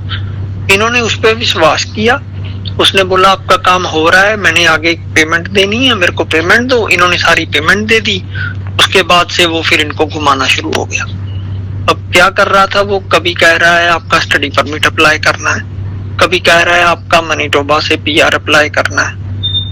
टाइम मतलब वेस्ट होता गया ना। फिर एक्सटेंशन पे एक्सटेंशन, 3 बार तो एक्सटेंशन हो गई है उनकी। फिर लड़के का स्टडी परमिट होना था, उसकी डॉक्यूमेंटेशन सही तरह से, उस वक्त जब मैंने अप्लाई किया तब भी मैंने इनको बोला कि ये काम नहीं होना है आपका, पर क्योंकि ये फंसे थे, इनको उस बंदे पे ही ट्रस्ट था, तो इन्होंने कहा कि अब क्या कर सकते हैं, वो कह रहा है कि ऐसे अप्लाई करना है, तो मैंने बोल दिया कि ये आना नहीं है। तो वही बात हुई, रिफ्यूज हो गया। तो अब क्या कर सकते हैं उस चक्कर में। फिर थोड़े दिन पहले अमित अरोड़ा का मेरे को फोन आया कि यार क्या करें, हो नहीं रहा है कुछ। मैंने कहा देखो मैं तो आपको 1 साल से कह रहा हूँ नहीं हो रहा है आपका काम। जब 1-2 बार मैं इनके घर भी गया हूँ तब भी इनको मैंने यही बोला कि आपका काम नहीं होगा। वो जानते हैं ये सब स्टोरी, तो उनकी वाइफ को अच्छी तरह पता है, मैं हर बार यही कहता रहा आपका काम नहीं होगा। तो पर वो भी सच्चे थे, वो कहते यार अब क्या करें, पैसे सारे दे चुके हैं, अब ट्रस्ट ना करें तो और क्या करें। और वो इतना शैतान आदमी है, वो झूठ पे झूठ बोल के ना इनको फंसाता जा रहा था। और उसका असली मोटिव मैं आपको बताऊं क्या था। उसका असली मोटिव ये था कि इनको मैं एक्सट्रीम लिमिट तक खींचता हूँ, एक्सटेंशन वगैरह करके या झूठ जाट बोल के कि ये कर लेते हैं वो कर लेते हैं। हर वीक में एक नई स्टोरी आ रही है ना, हर वीक में एक नई स्टोरी। एक पॉइंट पे तो स्टिक हो नहीं रहा। हर वीक में कभी कह रहा है मैनिटोबा से अप्लाई करता हूँ, कभी कह रहा है आपका फार्म वर्कर करा देता हूँ, कभी कह रहा है आपका स्टडी परमिट करा देता हूँ, कभी कह रहा है बच्चे का पहले कराने दो फिर आपका देखते हैं। कोरोना का तो अब शुरू हुआ है। तो पिछले 1.5 साल में क्या किया, तो उस बंदे का टारगेट ये था कि इनको एक्सट्रीम तक लेके जाऊंगा ताकि इनका यहाँ पे स्टे ही खत्म हो जाए, ठीक है ना। और जब स्टे खत्म हो जाएगा तो 2 ऑप्शन है इनके पास, यहाँ तो यहाँ पे इलीगल रहेंगे, उस केस में भी इनके ऊपर ही रिस्क है, तो यहाँ इंडिया वापस जाएंगे, उस केस में भी इनका ही लॉस है। सीधी सी बात है ना। तो वो अब इस एक्सट्रीम तक उनको ले आ चुका है। जैसे उनसे मेरी बात हुई, बोल रहे थे जून तक ही है हमारा अब स्टे, तो आगे तो देखो गवर्नमेंट 3 बार स्टे दे चुकी है और कितना स्टे देगी, ये बात है ना यार। अब तो दूसरा उसका ये है कि अब क्या आपके साथ प्लान का एक पार्ट था वो। वही बात है ना, अब इस चीज को तो हम पिछले इतने टाइम से सब मतलब कहते हैं ना कि वो करा कुछ नहीं, ग्लास थोड़ा 12 आना टाइप से, नो है कि नहीं? जी जी जी। तो उसमें ये होना चाहिए ना हमारे पास कि यार अब हम ये इस पॉइंट पे हैं कि ये अब कह रहे हैं कि अब हमारे से बर्दाश्त नहीं हो रहा, अब हम इसकी कंप्लेंट डालेंगे। तो अब यही है कि मैं पूछ रही थी कि अब हम आप अभी लंच तो नहीं कर रहे या कुछ ऐसा, बिजी तो नहीं हो अभी आप? नहीं नहीं नहीं नहीं नहीं नहीं नहीं। तो 5 मिनट ले सकती हूँ ना आपका मैं, कम से कम? जी जी जी जी जी। मैं बोल रही हूँ कि यार इसकी ਕੰਟੈਕਸਟ में भी कह रहे हैं कि ये ਕੰਪਲੇਂਟ डालें। ਸੋ ਜੀ ਇਹ ਜਸਪ੍ਰੀਤ ਸਿੰਘ ਜਿਹੜੇ ਦਫ਼ਤਰ ਦੇ ਵਿੱਚ ਕੰਮ ਕਰਦੇ, ਜਿਨ੍ਹਾਂ ਨੂੰ ਅਮਿਤ ਅਰੋੜਾ ਜੀ ਕਹਿੰਦੇ ਵੀ ਅਸਲ ਗੁਰੂ ਦਾ ਸਿੱਖ ਹੈ ਇਹ ਬੰਦਾ, ਜਿਹਨੇ ਮੈਨੂੰ ਕਿਹਾ ਉਹ ਦਿੱਲੀ ਵਾਲੀ ਕੁੜੀ ਨਾਲ ਗੱਲਬਾਤ ਹੋ ਰਹੀ ਆ ਜਿਹੜੀ ਡੈਥ ਬੈੱਡ ਤੇ ਆ, ਜਿਹਨੂੰ ਕੈਂਸਰ ਹੋਇਆ ਹੁਣ ਉਹ ਰੋ ਰਹੀ ਆ ਵੀ ਮੈਂ ਇਹਨਾਂ ਦੇ ਰਾਹੀਂ ਪੈਸਾ ਲੈ ਗਿਆ, ਜਿਹੜਾ ਇਹ 1.25 ਕਰੋੜ 1 ਕਰੋੜ 35 ਲੱਖ ਕਹਿੰਦੇ ਨੇ, ਉਹ ਹਰ ਸਾਲ ਹਰ ਮਹੀਨੇ ਕੰਮ ਤਾਂ ਕਰਦੇ ਨਹੀਂ ਸੀ, ਹਰ ਮਹੀਨੇ $2,000 ਉੱਥੋਂ ਆ ਰਿਹਾ, 1.25 ਲੱਖ ਰੁਪਈਆ ਉਹ ਇਕੱਠਾ ਹੁੰਦਾ 4 ਸਾਲਾਂ 'ਚ ਤੇ 57,000 ਇਹ ਲੈ ਗਿਆ ਤੇ ਇੱਥੇ ਗੱਲ ਖੜੀ ਹੈ। ਅੱਛਾ ਅਰੋੜਾ ਜੀ, ਹੁਣ ਤੁਸੀਂ ਅਖੀਰ ਦੇ ਵਿੱਚ ਇਹ ਦੱਸੋ ਮੈਨੂੰ ਬਈ ਕੀ ਤੁਸੀਂ ਸੋਚਦੇ ਹੁਣ ਕੀ ਹੋਊਗਾ, ਤੇ ਅੱਗੇ ਨੂੰ ਹੋ ਕੇ ਦਿਲ ਦੀ ਗੱਲ ਦੱਸੋ, ਕੀ ਮਨ ਕੀ ਕਹਿੰਦਾ ਤੁਹਾਡਾ, ਪਰਿਵਾਰ ਕੀ ਕਹਿੰਦਾ, ਮੀਆਂ ਬੀਬੀ ਤੁਸੀਂ ਕੀ ਸੋਚਦੇ ਹੋ? ਕੁਛ ਵੀ ਨਹੀਂ ਜੀ, ਵਾਈਫ ਨੇ ਤਾਂ ਕੀ ਸੋਚਣਾ, ਉਹਦੇ ਕੋਲ ਤਾਂ ਰੋਣ ਦੇ ਇਲਾਵਾ ਕੋਈ ਹੈ ਨਹੀਂ। ਦੇਖੋ ਨਾ, ਇਹ ਗੱਲ ਸਿਰਫ ਸਾਡੀ ਨਹੀਂ ਹੈ, ਪਿੱਛੇ ਆਉਣ ਤੋਂ ਪਹਿਲੇ ਨਾ ਸਾਰਾ ਸਮਾਜ ਦੇਖਦਾ ਹੈ ਕਿ ਇਹ ਜਾ ਰਹੇ ਨੇ, ਬੜੀ ਵਿਸ਼ਿਸ ਹੁੰਦੀਆਂ ਨੇ, ਸਭ ਕੁਛ ਹੈ ਨਾ, ਵੇਚ ਵੱਟ ਲਿਆ ਨਾਲੇ ਸਾਰਾ ਕੁਝ ਸਭ ਕੁਝ ਜੀ। ਮੈਂ ਦੱਸ ਰਿਹਾ ਨਾ, ਮੈਂ ਇੰਡੀਆ ਜਾ ਕੇ ਵੀ ਤੁਸੀਂ ਵੀਡੀਓ ਕਾਲਿੰਗ ਦੇਖਣਾ ਕਿ ਮੈਂ ਕਿਹੜੇ ਪਾਸੇ ਰਹਿ ਰਿਹਾ, ਹੋ ਸਕਦਾ ਕਿਹੜੇ ਆਸ਼ਰਮ ਵਿੱਚ ਜਾਵਾਂ, ਕਿ ਕਿੱਥੇ ਕੋਈ ਠਿਕਾਣਾ ਨਹੀਂ ਹੈ। ਵਾਈਫ ਮੇਰੀ ਸ਼ਾਰਟ ਇਹਦੀ ਮਾਂ ਦੇ ਘਰ ਦੇ ਇਲਾਵਾ ਮੇਰੇ ਕੋਲ ਕੋਈ ਚਾਰਾ ਨਹੀਂ ਜਿੱਥੇ ਮੈਂ ਭੇਜਾਂ ਇਹਨੂੰ, ਕਿ ਮੈਂ ਆਪਣੇ ਨਾਲ ਰੋੜਾਂਗਾ, ਤੇ ਮੇਰੇ ਕੋਲ ਕੋਈ ਬਚਿਆ ਨਹੀਂ। ਤੇ ਸੁਨੇਹਾ ਸੁਣਨ ਵਾਲਿਆਂ ਨੂੰ ਕੀ ਦੇ ਰਹੇ ਹੋ ਇਸ ਰਜੇਸ਼ ਰਣਦੇਵ ਦੇ ਬਾਰੇ, ਕੀ ਕਹਿਣਾ ਚਾਹੁੰਦੇ ਹੋ? ਮੈਂ ਕਿਸੇ ਨੂੰ ਕੁਛ ਨਹੀਂ ਜੀ, ਮੈਂ ਸਰਕਾਰ ਨੂੰ ਅੱਜ 2-2.5 ਸਾਲ ਹੋ ਗਏ, ਮੈਂ ਉੱਥੇ ਕੇਸ ਪਾਇਆ ਸੀ, ਸਰਕਾਰਾਂ ਇਹ ਤੇ ਜ਼ਿੰਮੇਵਾਰ ਨੇ। ਮੈਂ ਇਸ ਟਾਈਮ ਜੀ ਕਿਹਨੂੰ ਕਹਿਣਾ, ਮੇਰੀ ਆਖਰੀ ਇੱਛਾ ਮਰਦੇ ਨੂੰ, ਮੈਂ ਤੇ ਮਰਨਾ ਹੀ ਮਰਨਾ ਹੈ ਜੀ ਹੁਣ। ਮੈਂ ਤੇ ਇੱਕ ਐਗਜ਼ਾਮਪਲ ਕ੍ਰੀਏਟ ਕਰਕੇ ਜਾ ਰਿਹਾ ਕਿ ਮੇਰੀ ਤਰ੍ਹਾਂ ਬੇਵਕੂਫੀਆਂ ਨਾ ਕਰੋ, ਆਰਾਮ ਮਤਲਬ ਜੋ ਕੁਝ ਕਰਨਾ ਹੈ ਨਾ ਸੋਚ ਸਮਝ। ਅੱਜ ਮੈਂ 1 ਕਰੋੜ 35 ਮੈਂ 55 ਲੱਖ PR ਹੀ ਲੈ ਲੈਂਦਾ, ਮੈਨੂੰ ਗਾਈਡ ਨਹੀਂ ਕੀਤਾ ਨਾ ਕਿਸੇ ਨੇ, ਇੱਥੇ ਆ ਕੇ ਵੀ ਕਿਸੇ ਨੇ ਗਾਈਡ ਨਹੀਂ ਕੀਤਾ। अगर मैं MPਆਂ ਕੋਲ ਵੀ ਫੋਨ ਕੀਤੇ, ਮੈਨੂੰ ਇੰਟਰਟੇਨ ਹੀ ਨਹੀਂ ਕੀਤਾ, ਕਹਿੰਦੇ ਇਸ ਮੈਟਰ में हम क्या कर सकते हैं। ਸਿਮਰ ਕੀ ਪੁਲਿਸ ਆਈ ਵੀਰ ਜੀ, ਪੁਲਿਸ ਮੈਨੂੰ ਕਹਿੰਦੀ ਹੈ ਜੀ ਤੂੰ ਇਸਕੇ ਪਾਸ ਨਹੀਂ, ਪੁਲਿਸ ਇਹਦੇ ਨੇੜੇ ਨਹੀਂ ਜਾਏਗਾ, ਇਹਦੇ ਨਾਲ ਤੂੰ ਗੱਲ ਨਹੀਂ ਕਰੇਗਾ, ਅਗਲੇ ਨੂੰ ਮਜ਼ਬੂਤ ਕਰ ਦਿੱਤਾ। ਉਹ ਤਾਂ ਇਸ ਤਰ੍ਹਾਂ ਹੀ ਕਹਿੰਦੇ ਨੇ। ਸਿਮਰ ਤੁਸੀਂ ਕੀ ਕਹਿਣਾ ਚਾਹੁੰਦੇ ਹੋ? ਮੈਂ ਤੇ ਇੱਕੋ ਚੀਜ਼ ਕਹਿੰਦੀ ਆ, ਪਹਿਲਾਂ ਵੀ ਇਹੀ ਕਿਹਾ ਸੀ ਕਿ ਇਹ ਸਾਰੀਆਂ ਚੀਜ਼ਾਂ ਗਵਰਨਮੈਂਟ ਆਪਣੇ ਹੱਥ 'ਚ ਲਵੇ, ਆਪਣੇ ਆਫਿਸ ਖੋਲੇ, ਕਿ ਐਟਲੀਸਟ ਬੰਦੇ ਨੂੰ ਇਹ ਤੇ ਪਤਾ ਹੋਊਗਾ ਕਿ ਅਸੀਂ ਇਸ ਪੌੜੀ ਤੇ ਚੜ ਰਹੇ, ਸਾਨੂੰ ਕਰੈਕਟ ਇਨਫੋਰਮੇਸ਼ਨ ਮਿਲੂਗੀ, ਸਾਨੂੰ ਗਲਤ ਗਾਈਡੈਂਸ ਨਹੀਂ ਮਿਲੂਗੀ। ਜੇ ਅੱਜ ਇਹਨਾਂ ਨੂੰ ਸਹੀ ਇਨਫੋਰਮੇਸ਼ਨ ਗਵਰਨਮੈਂਟ ਦੇ ਥਰੂ ਮਿਲੀਆਂ ਹੁੰਦੀਆਂ ਤੇ ਸ਼ਾਇਦ ਮੈਨੂੰ ਨਹੀਂ ਲੱਗਦਾ ਕਿ ਬੰਦਾ ਧੱਕੇ ਖਾਂਦਾ। ਔਰ ਅੱਜ ਇਹਦੇ ਮੁੰਡੇ ਦਾ ਪਰਮਿਟ ਨਹੀਂ ਉਹ ਬੰਦਾ ਦੇ ਰਿਹਾ, ਹਜੇ ਤੱਕ ਸਟੱਡੀ ਪਰਮਿਟ ਰੱਖ ਕੇ ਬੈਠਾ ਹੋਇਆ, ਔਰ ਬਾਏ ਲਾਅ ਅਸੀਂ ਕਿਸੇ ਦਾ ਓਰੀਜਨਲ ਡਾਕੂਮੈਂਟ ਰੱਖ ਨਹੀਂ ਸਕਦੇ, ਪਰ ਉਹ ਬੰਦਾ ਰੱਖ ਕੇ ਬੈਠਾ ਆ। ਹਾਂ, ਕਿਸੇ ਨੇ ਲਿਖਿਆ ਜੀ ਪਹਿਲਾਂ 15-16 ਸਾਲ ਪਹਿਲਾਂ ਇਸਨੇ ਰਜੇਸ਼ ਰਣਦੇਵ ਨੇ ਗੈਟ ਵੀਜ਼ਾ ਖੋਲ੍ਹਿਆ ਸੀ, ਫਿਰ ਸਰੀ 'ਚ ਚਲੇ ਗਿਆ, ਹੁਣ ਫਿਰ ਫਰੇਜ਼ਰ ਤੇ ਵੈਨਕੂਵਰ ਪ੍ਰੋ ਵੈਸਟ ਖੋਲ੍ਹਿਆ। ਮੈਨੂੰ ਇਹਦੇ ਘਰ ਦਾ ਐਡਰੈਸ ਵੀ ਪਤਾ, ਕਿਸੇ ਨੇ ਲਿਖ ਕੇ ਭੇਜਿਆ ਜੀ। ਚਲੋ, ਮੇਰੇ ਕਹਿਣ ਦਾ ਮਤਲਬ ਇਹ ਹੈ ਬਈ ਇੱਕ ਤੁਸੀਂ please find N immigration consultant Google ਜੇ ਕਰੋਗੇ ਤਾਂ ਇਹਦੇ 'ਤੇ ਜਦ ਤੁਸੀਂ ਕਲਿੱਕ ਕਰੋਗੇ ਤਾਂ ਉਸੇ ਸਮੇਂ ਸਿਟੀਜ਼ਨ ਦਾ college of immigration and citizenship consultant ਦਾ ਨਾਂ ਆਉਂਦਾ, ਉਹਦੇ 'ਤੇ ਐਟਲੀਸਟ ਸਟੇਟਸ ਜ਼ਰੂਰ ਚੈੱਕ ਕਰ ਲਿਓ ਬਈ ਇਹ ਬੰਦੇ ਕੋਲ ਲਾਇਸੈਂਸ ਹੈ ਜਾਂ ਨਹੀਂ। ਕਿਸੇ ਕੋਲ ਵੀ ਕਿਤੇ ਵੀ ਪੈਸੇ ਦੇਣ ਤੋਂ ਪਹਿਲਾਂ ਆਹ ਦੇਖ ਲਓ, ਤੁਹਾਡੇ ਸਾਹਮਣੇ ਪੜ੍ਹੇ ਲਿਖੇ ਦਿੱਲੀ ਦੇ ਰਹਿਣ ਵਾਲੇ ਬੰਦੇ ਅੱਜ ਜਿਹੜੇ ਲੱਖੋਂ ਕੱਖ ਹੋ ਗਏ, ਸਾਰਾ ਕੁਝ ਨਿਬੜ ਗਿਆ ਤੇ 1.25 ਕਰੋੜ ਰੁਪਈਆ ਨੌਕਰੀਆਂ ਘਰ ਵੇਚ ਵੱਟ ਕੇ ਇੱਥੇ ਬੈਠੇ ਨੇ। ਤੇ ਪਰਿਵਾਰ ਦੀ ਲੜਾਈ, ਪਰਿਵਾਰ ਦਾ ਕਲੇਸ਼, ਆਏ ਸੀ ਚੰਗੇ ਲਈ, ਪਰ ਜਦ ਚੰਗਾ ਨਾ ਹੋਇਆ ਤਾਂ ਪਰਿਵਾਰ ਲੜ ਰਿਹਾ ਆਪਸ ਵਿੱਚ। ਪਰ ਹਲੇ ਵੀ ਸਾਰਿਆਂ ਨੂੰ ਸੁਣਨ ਵਾਲਿਆਂ ਨੂੰ ਬੇਨਤੀ ਕਰਾਂ, ਇਹ ਚੈਪਟਰ ਨੂੰ ਮੈਂ ਫੇਰ ਅੱਗੇ ਤੋਰਾਂਗਾ। ਇਸ ਨੂੰ ਅੱਜ ਇਸ ਤੋਂ ਬਾਅਦ ਵਿਕਟਮ ਆਉਣਗੇ, ਹੋਰ ਫੋਨ ਕਰਨਗੇ, ਫੋਨ ਮੇਰੇ ਮੈਸੇਜ 'ਤੇ ਆ ਰਹੇ ਨੇ। ਇਹ ਤਾਂ ਇੱਕ ਹੈ, ਇਹਦੀ ਤਾਂ ਗੱਲ ਇਹ ਕਰ ਰਹੀ ਹੈ ਇੱਕ ਜਿਹਦਾ ਬਹੁਤ ਨੇ ਤੇ ਤੁਹਾਡੇ ਸਾਹਮਣੇ ਸਰਕਾਰਾਂ ਨੇ ਕੀ ਕਰ ਦਿੱਤਾ। ਗਲੋਬ ਐਂਡ ਮੇਲ ਦੇ ਵਿੱਚ ਛਪੀ ਨਾ ਸਰੀ ਵਾਲੇ ਕੰਸਲਟੈਂਟ ਦੀ ਗੱਲ, ਨਾਲ ਲਿਮੋਜ਼ੀਨ ਦੀ ਆਪਣੇ ਲੈਂਬਰਗਿਨੀ ਦੀ ਫੋਟੋ ਹੈ ਤੇ ਤੁਹਾਡੇ ਸਾਹਮਣੇ ਪ੍ਰਾਪਰਟੀਆਂ ਸਰੀ ਦੇ ਵਿੱਚ ਗੱਲਾਂ ਹੋ ਰਹੀਆਂ ਨੇ ਤੇ ਸਰਕਾਰ ਕਿੱਥੇ ਹੈ? ਸਰਕਾਰ ਛਾਪਾ ਮਾਰਦੀ ਹੈ, ਇੱਕ ਦਿਨ ਪਹਿਲਾਂ ਉਹਦੇ ਦਫ਼ਤਰ ਦੇ ਵਿੱਚੋਂ ਉਹਦੇ ਕੰਪਿਊਟਰ ਜਿਹੜੇ ਗਾਇਬ ਹੋ ਜਾਂਦੇ ਨੇ, ਜਿਹੜੀ ਕਹਾਣੀ ਛਪੀ ਆ ਕੈਥੀ ਟੋਮਲਸਨ ਨੇ। ਸੋ ਕਿੱਥੇ ਜਾਣਾ ਹੈ? ਕਿਹੜਾ ਦੇਸ਼ ਹੈ ਇਹ? ਕਿਹੜੇ ਕੈਨੇਡਾ 'ਚ ਤੁਸੀਂ ਆਏ ਸੀ? ਇੱਕ ਕਾਲਰ ਨੇ ਜੀ, ਹਰਪ੍ਰੀਤ ਸਿੰਘ, ਕੀ ਕਹਿਣਾ ਚਾਹੁੰਦੇ ਹੋ? ਹੈਲੋ, ਸਤਿ ਸ਼੍ਰੀ ਅਕਾਲ ਅਜੀਤ ਭਾਜੀ। ਜੀ ਸਤਿ ਸ਼੍ਰੀ ਅਕਾਲ। ਹਾਂਜੀ ਭਾਜੀ, ਮੇਰਾ ਨਾਮ ਹਰਪ੍ਰੀਤ ਹੈ। ਇਹ ਆਪਣੇ ਇਹਨਾਂ ਦਾ ਸਾਡਾ ਵੀ ਇਹਦਾ ਰਜਿਸਟ੍ਰੇਸ਼ਨ ਬਾਹਰ ਪੈ ਚੁੱਕਿਆ ਜੀ। ਅੱਛਾ। ਇਹਨੇ 10 ਲੱਖ ਰੁਪਏ ਤਾਂ ਇੰਡੀਆ ਤੋਂ ਤੇ ਲਿਆ ਤੇ 7,500 ਇੱਥੇ ਤੇ ਕੀਤਾ ਕਿਰਾਇਆ ਕੱਖ ਨਹੀਂ। ਉਹ ਕੁੜੀ ਨੂੰ ਮਤਲਬ ਕਿ ਮੌਕੇ ਤੇ ਬਾਬਾ ਹੋਰ ਕੰਸਲਟੈਂਟ ਨੇ ਸਾਨੂੰ ਵਰਕ ਪਰਮਿਟ ਦਵਾਤਾ ਤੇ ਨਹੀਂ ਤਾਂ ਇਹਨੇ ਰਿਪੋਰਟ ਲਵਾਤੀ ਸੀ। ਲਓ ਜੀ, ਸ਼ੁਰੂ ਹੋ ਗਏ। ਸੋ ਅੱਜ ਦਾ ਸਮਾਂ ਮੇਰੇ ਕੋਲ ਇੰਨਾ ਹੀ ਹੈ। ਸਿਮਰ ਦਾ ਧੰਨਵਾਦ ਹੈ ਤੇ ਅਮਿਤ ਅਰੋੜਾ ਜੀ ਨੂੰ ਤਾਂ ਮੈਂ ਕੀ ਕਹਿ ਸਕਦਾ ਕਿ ਮੈਂ ਦੇਸ਼ ਦਾ ਸਿਟੀਜ਼ਨ ਹਾਂ, ਇੱਕ ਜ਼ਿੰਮੇਵਾਰ ਜਗ੍ਹਾ 'ਤੇ ਮੈਂ ਬੈਠਾ। ਇੱਕ ਮੇਰੇ ਦੇਸ਼ ਦਾ ਆਇਆ ਬੰਦਾ ਰੁਲ ਗਿਆ ਇੱਥੇ ਪਿਛਲੇ 4 ਸਾਲਾਂ 'ਚ, ਉਹਨੂੰ ਹੁਣ ਅਸੀਂ ਕੀ ਕਹਿ ਸਕਦੇ ਹਾਂ? ਜਦ ਬੰਦਾ ਫਸਿਆ ਹੁੰਦਾ ਉਹਨੂੰ ਡਰ ਇੰਨਾ ਹੁੰਦਾ, ਉਹ ਕਿਸੇ ਨਾਲ ਗੱਲ ਨਹੀਂ ਕਰਦਾ, ਕਿਉਂਕਿ ਜਿਹਨੂੰ ਪੈਸੇ ਦਿੱਤੇ ਨੇ ਉਹ ਕਹਿੰਦਾ ਜੇ ਗੱਲ ਕਰੇਗਾ ਤੇਰਾ ਕੇਸ ਖਰਾਬ ਹੋ ਜਾਊ, ਤੇ ਕਰਤਾ ਉਹਨੇ ਖਰਾਬ। ਹੁਣ ਜਿਹੜੀ ਜਸਪ੍ਰੀਤ ਉਹਨੇ ਗੱਲ ਕਰ ਰਹੇ ਨੇ, ਉਹ ਕਹਿੰਦਾ ਐਕਸਟ੍ਰੀਮ ਤੇ ਲੈ ਗਿਆ ਵੀ ਜਾਂ ਦੇਸ਼ ਛੱਡ ਕੇ ਜਾਣਗੇ ਜਾਂ ਇਲੀਗਲ ਹੋਣਗੇ। ਮੇਰੇ ਕਹਿਣ ਦਾ ਮਤਲਬ ਇਹ ਆ ਜੀ, ਅਮਿਤ ਅਰੋੜਾ ਜੀ ਮੇਰੇ ਸਾਹਮਣੇ ਬੈਠੇ ਆ ਤੇ ਉਹ ਹੁਣ ਕੀ ਕਹਿਣ, ਅਸੀਂ ਵੀ ਕੀ ਕਹੀਏ? ਸਿਮਰਪਾਲ ਦੀਆਂ ਗੱਲਾਂ ਤੁਸੀਂ ਪਿਛਲੇ 12 ਸਾਲ ਦਾ ਸਫ਼ਰ ਇਟਲੀ ਦਾ ਸੁਣ ਰਹੇ ਹੋ, ਤੇ ਇਹ ਦੇਸ਼ ਯਾਰ ਕਿਹੜਾ ਦੇਸ਼ ਹੈ ਜਿਹਦੇ 'ਚ ਅਸੀਂ ਆਏ ਸੀ? ਮੈਂ ਤੁਹਾਨੂੰ ਅੱਗੇ ਵੀ ਦੱਸਿਆ ਵੀ 1997 ਵਿੱਚ ਅਸੀਂ $1100 ਲੱਗਿਆ ਪਰਿਵਾਰ ਦਾ, ਇਮੀਗ੍ਰੇਸ਼ਨ ਹੋ ਗਈ, ਕੋਈ ਦੁੱਖ ਨਹੀਂ। ਪੀਆਰ ਦੇ ਤੌਰ ਤੇ ਆਏ ਤੇ ਅੱਜ ਦੇਸ਼ ਇਹ 50-50 ਹਜ਼ਾਰ $60,000 ਇੱਕ ਕੰਸਲਟੈਂਟ ਲੈ ਰਹੇ ਨੇ। ਕੋਈ ਇਹਨਾਂ ਦਾ ਬੰਨ ਸੁੱਭ ਨਹੀਂ, ਕੋਈ ਪੁੱਛਦਾ ਨਹੀਂ। ਅਰੋੜਾ ਜੀ ਕੀ ਕਹਿਣਾ ਚਾਹੁੰਦੇ ਹੋਰ? ਮੈਂ ਜੀ ਇੱਕ ਲਾਸਟ ਗੱਲ ਹੋਰ ਕਿ ਮੈਂ ਆਪਣੇ ਹੀ ਆ ਕੇ ਬੈਠਾ ਸੀ। ਹਾਂ, ਮੈਂ ਤੁਹਾਨੂੰ ਇੱਕ ਐਗਜ਼ਾਮਪਲ ਹੋਰ ਦੇਣਾ ਕਿ ਮੈਂ ਇੱਥੇ ਨਵਾਂ ਆਇਆ ਤੇ ਮੇਰੇ ਖਿਆਲ 128 ਸਟਰੀਟ ਸੀ ਤੇ ਉੱਥੇ ਮੈਂ ਸੈਰ ਕਰ ਰਿਹਾ ਸੀ ਤੇ ਮੈਂ ਰੈੱਡ ਲਾਈਟ ਤੇ ਜਿਹੜਾ ਉਹ ਬਟਨ ਪੁਸ਼ ਕਰਦੇ ਨੇ ਉੱਥੇ ਖੜਾ ਸੀ। ਮੈਂ ਉਹ ਬਟਨ ਪੁਸ਼ ਕੀਤਾ, ਮੇਰਾ ਸਿਗਨਲ ਹੋਇਆ, ਮੈਂ ਰੋਡ ਕ੍ਰਾਸ ਕੀਤੀ। ਰੋਡ ਦੇ ਉੱਤੇ ਜ਼ਿਆਦਾ ਕੋਈ ਨਹੀਂ ਸੀ, ਦੂਰੋਂ ਇੱਕ ਕਪਲ ਆ ਰਿਹਾ ਸੀ, ਉਹ ਵੀ ਅੰਗਰੇਜ਼ ਸੀਗੇ ਜੀ।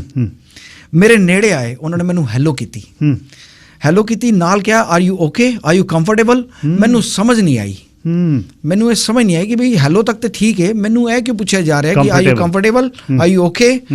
ਤੇ ਮੈਂ ਉਹਨਾਂ ਨੂੰ ਪੁੱਛਿਆ, ਮੈਂ ਕਿਹਾ ਵੀ ਕੀ ਗੱਲ ਹੋ ਗਈ? ਮੈਂ ਕਿਹਾ ਤੁਸੀਂ ਇਸ ਤਰ੍ਹਾਂ ਕਹਿ ਰਹੇ ਹੋ? ਹਾਂ। ਉਹ ਕਹਿੰਦੇ ਜਦੋਂ ਤੂੰ ਰੈੱਡ ਲਾਈਟ ਤੇ ਖੜਾ ਸੀ ਤੇਰੀ ਵਾਲੇ ਗੱਡੀ ਦਾ ਧੂੰਆਂ ਆ ਰਿਹਾ ਸੀ। ਬਈ ਤੂੰ ਪਰਾਂ ਨਹੀਂ ਹੋਇਆ। ਹਾਂ, ਤੇ ਵੀ ਤੇਰੇ ਤੇ ਧੂੰਆਂ ਅਸਰ ਤੇ ਨਹੀਂ ਕੀਤਾ, ਤੂੰ ਠੀਕ ਹੈ ਨਾ, ਤੈਨੂੰ ਕੋਈ ਹੈ? ਤੇ ਮੇਰੇ ਲੋਕਾਂ ਨੇ ਮੇਰੇ ਨਾਲ ਕੀ ਕੀਤਾ ਜੀ? ਆਪਣੀ ਭਾਈਚਾਰੇ ਨੇ, ਆਪਣੀ ਕਮਿਊਨਿਟੀ ਨੇ। ਹਾਂ, ਮੈਂ ਇਹ ਫਰਕ ਦੱਸ ਰਿਹਾ ਕਿ ਅੱਜ ਵੀ ਅਗਰ ਕਿੱਥੇ ਗੱਲ ਕਰੋ ਨਾ ਤੇ ਉਹ ਕਹਿੰਦੇ ਨੇ ਜੀ ਅੰਗਰੇਜ਼ ਕੋਲੋਂ ਕੰਮ ਕਰਾ ਲਓ, ਅੰਗਰੇਜ਼ ਕੋਲ ਕੰਮ ਕਰ ਲਓ, ਲੇਕਿਨ ਆਪਣੀ ਕਮਿਊਨਿਟੀ ਕੀ ਕਰ ਰਹੀ ਹੈ ਸਮਝ ਨਹੀਂ ਆ ਰਹੀ। ਇੱਕ ਐਗਜ਼ਾਮਪਲ ਕੋਈ ਇਸ ਤਰ੍ਹਾਂ ਦਾ ਕ੍ਰੀਏਟ, ਦੇਖੋ ਜੀ, ਇੱਕ ਨੂੰ ਤੇ ਗਰਦਨ ਕਟਵਾਉਣੀ ਪੈਂਦੀ ਹੈ, ਉਹ ਮੇਰੀ ਗਰਦਨ ਹੀ ਸਹੀ, ਬਸ ਮੈਂ ਤੇ ਇਹ ਲਾਸਟ ਕਹਿ ਸਕਣਾ, ਉਹ ਮੇਰੀ ਗਰਦਨ ਸਹੀ। ਬਾਕੀ ਅਗਰ ਇਸ ਤੋਂ ਮੇਰੇ ਐਗਜ਼ਾਮਪਲ ਤੋਂ ਵੀ ਕੋਈ ਸੁਧਾਰ ਹੋ ਜਾਂਦਾ ਹੈ ਤੇ ਵੈਲ ਐਂਡ ਗੁੱਡ ਹੈ ਜੀ, ਕਰਾਂਗੇ ਜੀ। ਤੁਸੀਂ ਚੜ੍ਹਦੀ ਕਲਾ 'ਚ ਰਹਿਣਾ ਅਰੋੜਾ ਜੀ, ਕੋਈ ਗੱਲ ਨਹੀਂ। ਦੁਨੀਆ 'ਚ ਵਿਨਾਸ਼ ਨਹੀਂ ਹੁੰਦਾ ਜੀ, ਦੁਨੀਆ ਬਸਦੀ ਆ, ਲੋਕਾਂ ਦੇ ਨਾਂ ਤੇ ਬਸਦੀ ਆ। ਉਸੇ ਦਿੱਲੀ 'ਚ ਜਿੱਥੇ ਸਿੱਖਾਂ ਦੇ ਕਤਲ ਹੋਏ, ਉਸੇ ਦਿੱਲੀ 'ਚ ਸਤੰਬਰ ਜ਼ਿਆਦਾ ਹੋਣਾ ਕੋਵਿਡ ਹੋਇਆ, ਉਸੇ ਦਿੱਲੀ 'ਚ ਸਿੱਖਾਂ ਨੇ ਲੰਗਰ, ਬਿਲਕੁਲ ਹੈ ਜੀ, ਉੱਥੇ ਹੀ ਆਕਸੀਜਨ ਦੇ ਸਿਲੰਡਰ ਘਰ ਘਰ ਪਹੁੰਚਾਏ, ਬਿਲਕੁਲ, ਲੋਕਾਂ ਦੀਆਂ ਲਾਸ਼ਾਂ ਚੱਕ ਕੇ ਸਿੱਖਾਂ ਨੇ ਸੰਸਕਾਰ ਕੀਤਾ, ਬਿਲਕੁਲ ਹੈ ਜੀ, ਬਿਲਕੁਲ। ਚੜ੍ਹਦੀ ਕਲਾ 'ਚ ਰਹੀਦਾ, ਕੋਈ ਗੱਲ ਨਹੀਂ, ਤੁਹਾਡੇ ਨਾਲ ਆ ਅਸੀਂ, ਇਹ ਕੁਛ ਨਹੀਂ ਹੁੰਦਾ।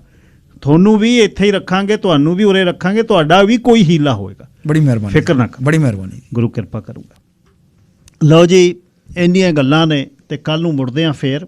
ਸਿਮਰਪਾਲ ਤੇ ਅਮਿਤ ਅਰੋੜਾ ਜੀ ਗੱਲਬਾਤ ਕਰ ਰਹੇ ਸੀ ਰਲ ਕੇ। ਹੁਣ ਮੈਂ ਸੁਣਨ ਵਾਲਿਆਂ ਨੂੰ ਕਿਸੇ ਨੂੰ ਕਹਿਣਾ ਵੀ ਕੋਈ ਪੈਸੇ ਧੇਲੇ ਵਾਲੇ ਦੀ ਨਹੀਂ ਲੋੜ, ਕੋਈ ਐਡਵਾਂਸ ਅੱਗੇ ਆਵੇ ਜਿਹਦੇ ਕੋਲ ਕੋਈ LMI ਹੋਵੇ, ਜਿਹੜਾ ਅਮਿਤ ਅਰੋੜਾ ਜੀ ਨੂੰ ਜਾਂ ਉਹਨਾਂ ਦੀ ਮਿਸਿਜ਼ ਨੂੰ ਕੋਸ਼ਿਸ਼ ਆਪਾਂ ਕਰ ਸਕੀਏ ਕਿ ਉਹਨਾਂ ਦਾ ਇੱਥੇ ਮੁੜ ਵਸੇਬਾ ਹੋ ਸਕੇ। ਹੁਣ ਉਹ ਪਿੱਛੇ ਜਾਣ ਜੋਗੇ ਹੈ ਨਹੀਂ, ਜਾਂ ਇਲੀਗਲ ਹੋਣਗੇ। ਇਲੀਗਲ ਹੋ ਕੇ ਕੀ ਕਰੂ ਇੱਥੇ? ਲੀਗਲ ਦਾ ਬੰਦੇ ਦੀ ਰੋਟੀ ਨਹੀਂ ਚੱਲਦੀ, ਇਲੀਗਲ ਨੂੰ ਕੌਣ ਕੰਮ ਦਊਗਾ? ਇਹ ਮੈਂ ਬੇਨਤੀ ਕਰਦਾ, ਜੇ ਕੋਈ ਕਰ ਸਕਦਾ ਮਦਦ ਜ਼ਰੂਰ